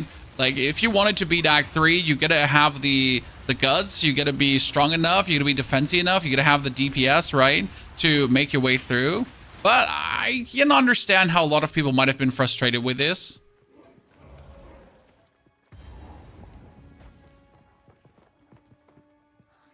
Halt! Your rampage. Have you ever used Pillar of the Cage God on build? I don't have the Pillar of the Cage Gods. Also, let's be fair, Pillar of the Cage, Pillar of the Cage God was is literally like easy mode, max super easy mode, like the easiest easy mode of easy modes. Me, of course. I am Alva the Lie, treasure hunter extraordinaire. The Treasure Hunter Extraordinaire. Bonk, bonk. As for you, I will pay back every drop of Val blood you have spilled. I will not. Okay, I can understand that you would want to do this, but how about no, lady?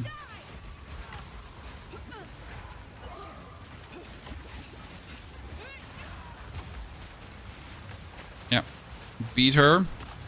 You will fall before us.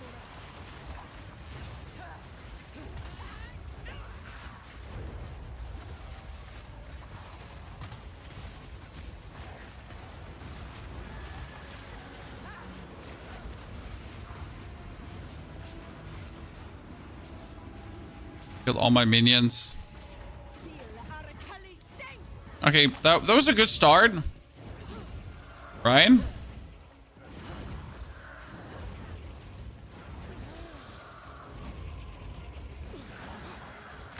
Oh, you killed them all.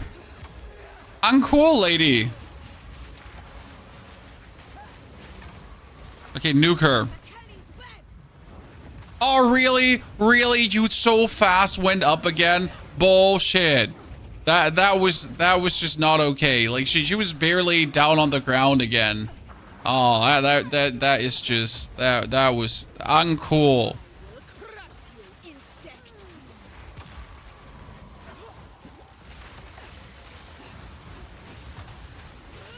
Yeah. Get wrecked, lady.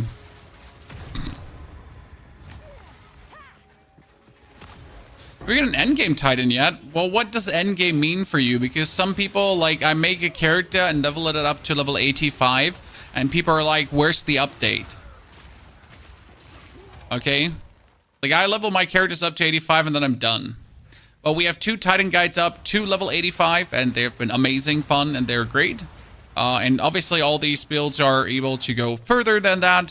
I just don't myself play further than that. So, but it seems like everyone expects that you level all your characters to at least level 90 and beyond, because we get the time for that. I'm running a basic bow skill on my ranger with Herald of Ice and Thunder, clearing tier 15 maps with ease. No more mana problems for clears. Well, that seems like Herald of Ice and Thunder are just broken, and we all know it, right? Let's be fair. The only thing I'm hearing that Herald of Ice and Thunder need to be nerfed. Sorry, not sorry. We all know they need to. Like I'm like let's not pretend here for a second it's not different. Herald of Ice and Thunder are completely overtuned. Like, you just take any random attack, then you take Herald of Ice and Thunder, and somehow try to add lightning and thunder damage. Lightning and thunder, yeah. Lightning and frost damage, and that's it. Done. You beat every kind of challenge in the game. You would think that getting level 85 people get the gist of things. See, that's how I think too, but it doesn't seem to be that way. What do you say, chat? So I feel like if I make a guide from level 1 to 85, then if you reach level 85 with the build, thank you very much for giving it a try, then you are probably figured out how the build works at that point, because you kind of reached level 85 and you spend at least 20 hours or so with the build. So you would probably know how to do the final steps to, like, 5th gem to boost the damage, and the like further path of building points, like in the passive tree. So you probably figured it out yourself, maybe? I assume. Can't make that many characters over 85, takes too long.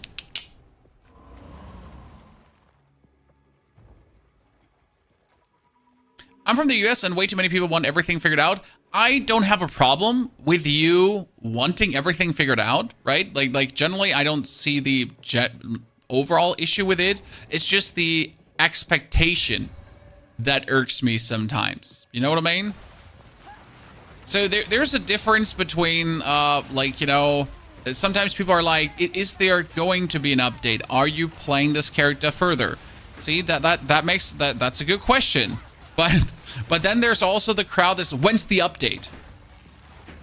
How long till the update? You know, which update, sir? Which update? You know, it's like the expectation that there actually is going to be something. You know what I mean? I hope I can make myself clear here. Like, they're not even the question. Like the absolute expectation to when I'm getting bird fed the next pile of poop because I don't want to think about it myself. Yeah, the 85 to 99 update, exactly. Every build needs to be played to 100 or bust. I wonder with the new monster density how easy am I gonna get the hard? Still struggling to get the hard.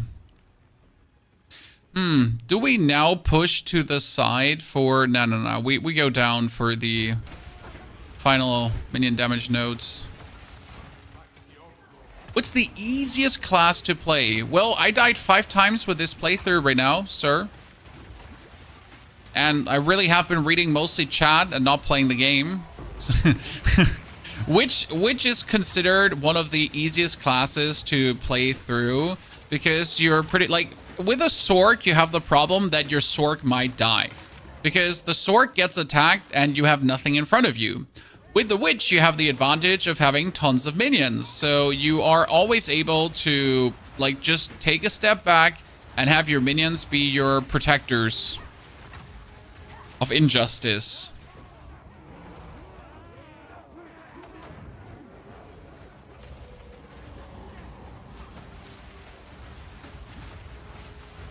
So that's where mage is really considered one of the Sork witch, sorry, make Sork witch, yeah, which is considered one of the easier playthroughs for sure. Go Lightning Ranger. I mean, like, how do I say this now?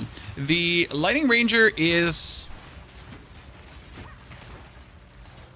good, but you gotta play good for the Lightning Ranger. I mean, you gotta put down your lightning arrows, you gotta put down your storms, you gotta, you know, Stormcaller arrows. You only have evasion, you don't really have energy shield if you don't play evasion energy shield. So the Ranger can get to the point very easy where you just die because you rely too much on evasion, or you don't have enough evasion, or you're not keeping up with the equipment curve, right? But it just doesn't feel like super superior. Not like the Monk where you have like the evasion shield energy gear like baked into it more or less, and you're not even gonna ask yourself, do I go evasion and energy shield together? No, you're gonna go both, and you're automatically like gonna end up tanky, right? The Monk just ends up tanky. Like I don't know what you're gonna do, like how you not want to get tanky, but the Monk always ends up just being tanky.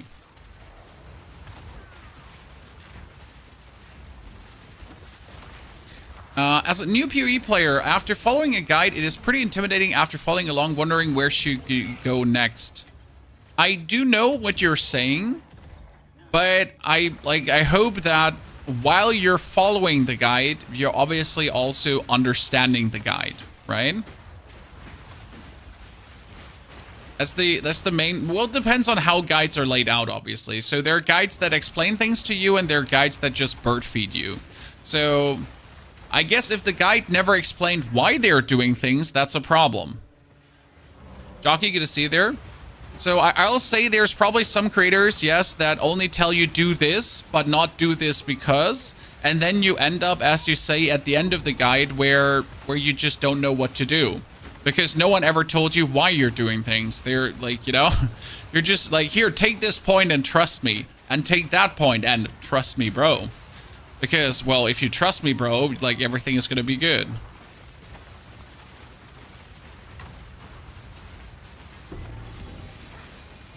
Well, hello there, Shrine Scepter. Evasion and armor versus in sorceress though. My Sork, my energy shield Sork with recoup is actually going to get some armor. Okay, what is this hand? This is the Hand of Clappening. Guiding Palm. Allies in your presence deal attack damage, attributes, light radius, 50% life regeneration is granted to allies in your presence. That seems so absolutely useless. I said it, I'm not taking it back. Intelligence. That looks also naughty. Yeah, it's definitely the Hand of Clappening. Like, I think I saw one in my parents' bedroom when I was 12. Emotionally scarred. Screamheart got some good build guides too. Screamheart is a great creator. Yes. He does very good stuff.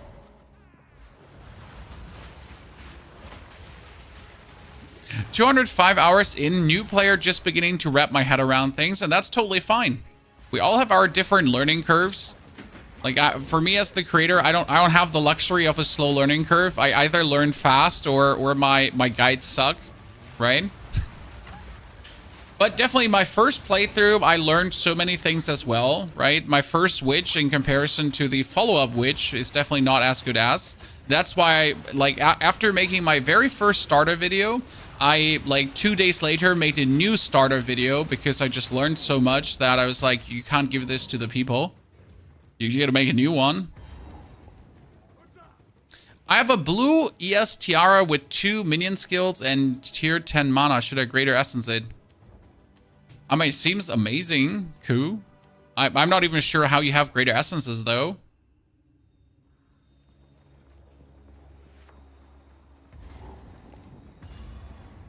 Okay, we are almost at Doriani, ladies and gentlemen. What do you think for the people that have been here for the stream? How has this first part of the playthrough been? I gotta say, this has been an absolute effortless experience so far. I'm really glad and great about what we have pulled through. The fool doesn't realize he's already dead. Mages once again surprised me. I still prefer the snipers. I'll say this, right? But just because I like the snipers of shooting the pew pew and then going pow pow and then see the whole screen like vom vom vom explode. So I just like that. Not because it's better, just because I like it.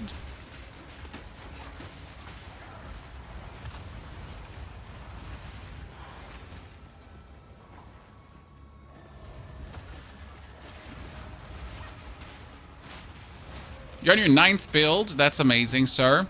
I'm happy to see so many people pushing through so many characters. I'm not sure if this is our 10th or 11th. I lost count at this point. Do you think some of these areas we see in maps will appear in 4.5.6 campaign? Certainly. Certainly. I don't know enough about Path of Exile, history, areas, to know where we will land.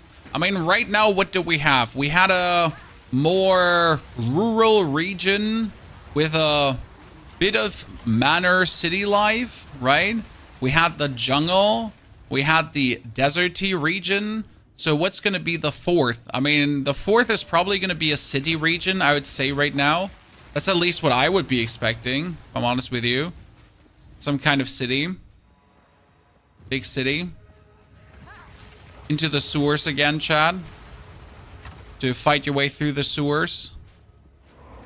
That's probably what I'm looking forward to. Some icy landscape. Yeah, icy landscape is either going to be 4, 5, or 6. So we'll certainly get an icy landscape at some point. Don't know how early, how certain, how late, but an icy landscape will come.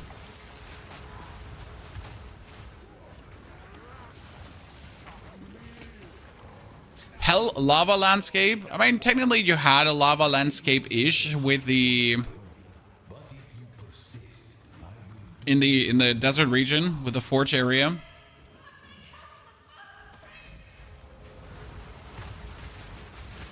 Back myself into a room so I can fight my way out again.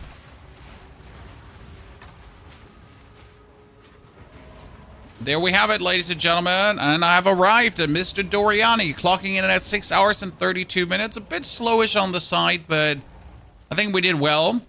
We did use the Enfolding Dawn and the Oakthorn Sigil Shield now for the whole time, right? What character are you playing now? This is a Witch Infernalist.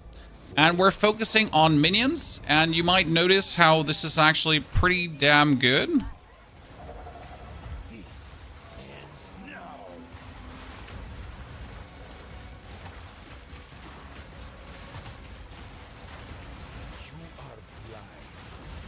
Alright, see, by the way, guys, he's shocked. He's bleeding. Okay, so he's shocked. He's ignited. Hypothermiaed. Cold exposed. And, bleeding. Yeah, and bleeding. Yeah. Okay. That's it. Sorry. There was more. I was trying to just make it look cooler.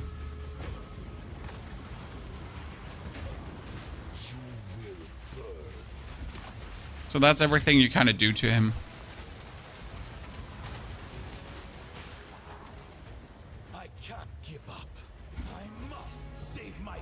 I must save my people!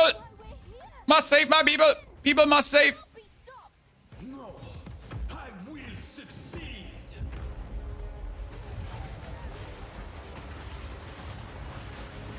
I've been preparing for you for years.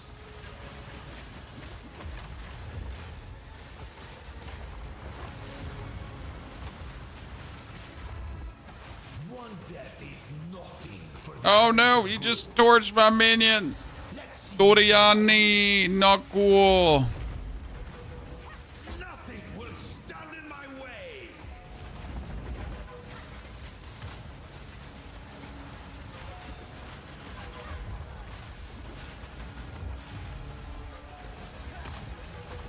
Mm-hmm. Do you truly think you can match me? Fatal ambition. I need to look out with my mana right now because I've spent a lot of mana on the curse. Everyone out, everyone in. Burn to ash, demon of Atsuatl.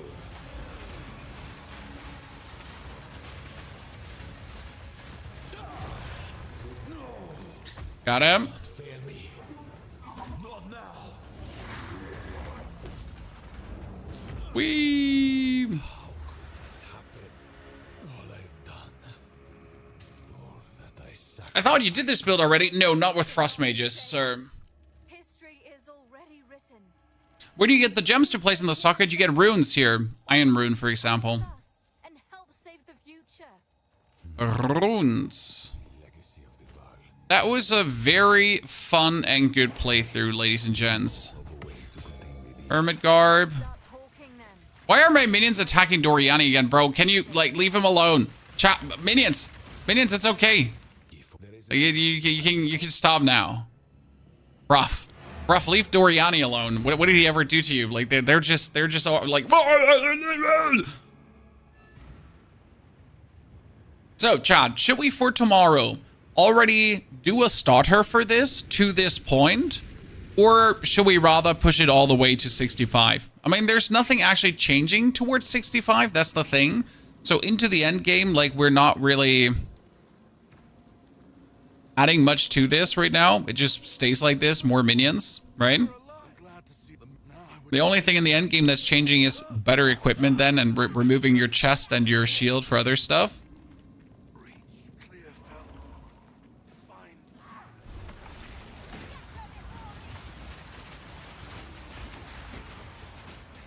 And the proof of concept has worked out, and that's my personal happy time right now. The thought was, so the whole stream started, guys, with a question of, can we use frost mages for leveling? And I wasn't even aware that we had frost mages from level 22 on, chat. Yeah. I thought they're coming way later. They're like tier 9 minions, but they're tier 5 minions. It's like, why? Since when? You're the one with cast on minion death? Oh shit, we just got choked by a ball of death, Chan. 6 hours? It was now 6 hours and 37 minutes to go to this point. Considering that we had some technical issues in between that we had to fix. So let's say 6 hours and 20 minutes. It's not really special because my warrior did it in the same time. So like it's actually slow, right? Because my warrior could do it way faster. But warrior is also pretty much like broken act blaster, if we're honest with each other.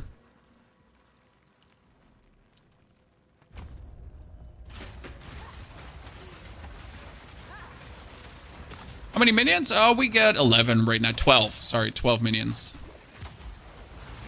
But it helps that we have the 100 spirit chest and the 50 spirit shield. That allows us to have 11 minions already. Is there a viable chaos build? There are some viable chaos builds, but all of them I have seen so far have required specific uniques. So I have not seen a viable chaos build that has not required specific uniques. So, yeah. Make out of that what you want. I mean, if you don't mind, then everything I guess is fine, and there is viable builds out there. But if a build requires uniques to basically work, I'm always peeved about it. I mean, this would also work without uniques, just slower. That's my point. Like, I do not need the uniques. The uniques just accelerate my progress.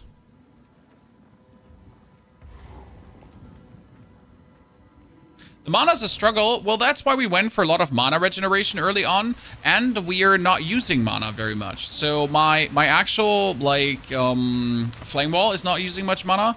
The only thing that really uses tons of mana is the curse. I mean, this is the curse. My mana goes instantly empty.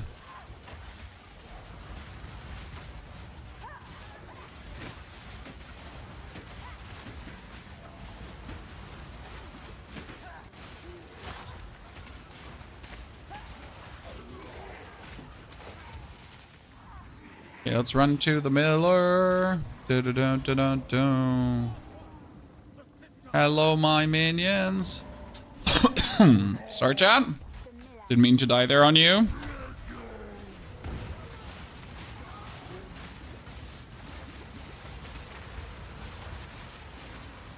Steak.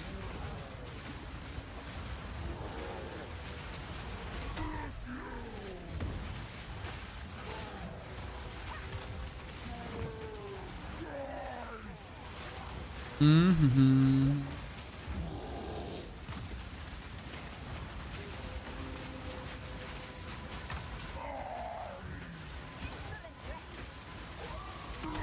When we're just like frost, mana potion, put a skeleton on a stake, damage, frost, more damage. Your chest has 100 spirit on it. It's called the Enfolding Dawn. A relic of chaos, it seems. Okie dokie. And it works really good. I shouldn't need a unique to make a core mechanic work. Well, tell that to demon form.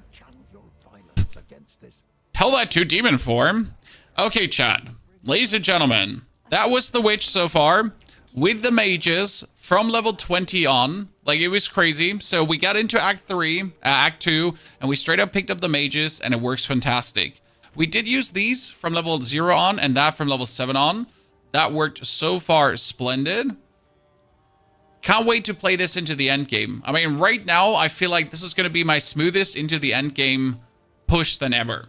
I'm done, though, for today, so thank you for coming and watching. Hopefully enjoying. It was really a pleasure. We had so many people here. I mean, we had almost 800 viewers on YouTube, which is crazy. I mean, we're over a month into Path of Exile, and you're enjoying it so much. Dankeschön. That's really kind. Can't wait to also stream Diablo for you. But tomorrow we get more Path of Exile. Until then, take care. Have a good one. And I'll see you all tomorrow. Take care.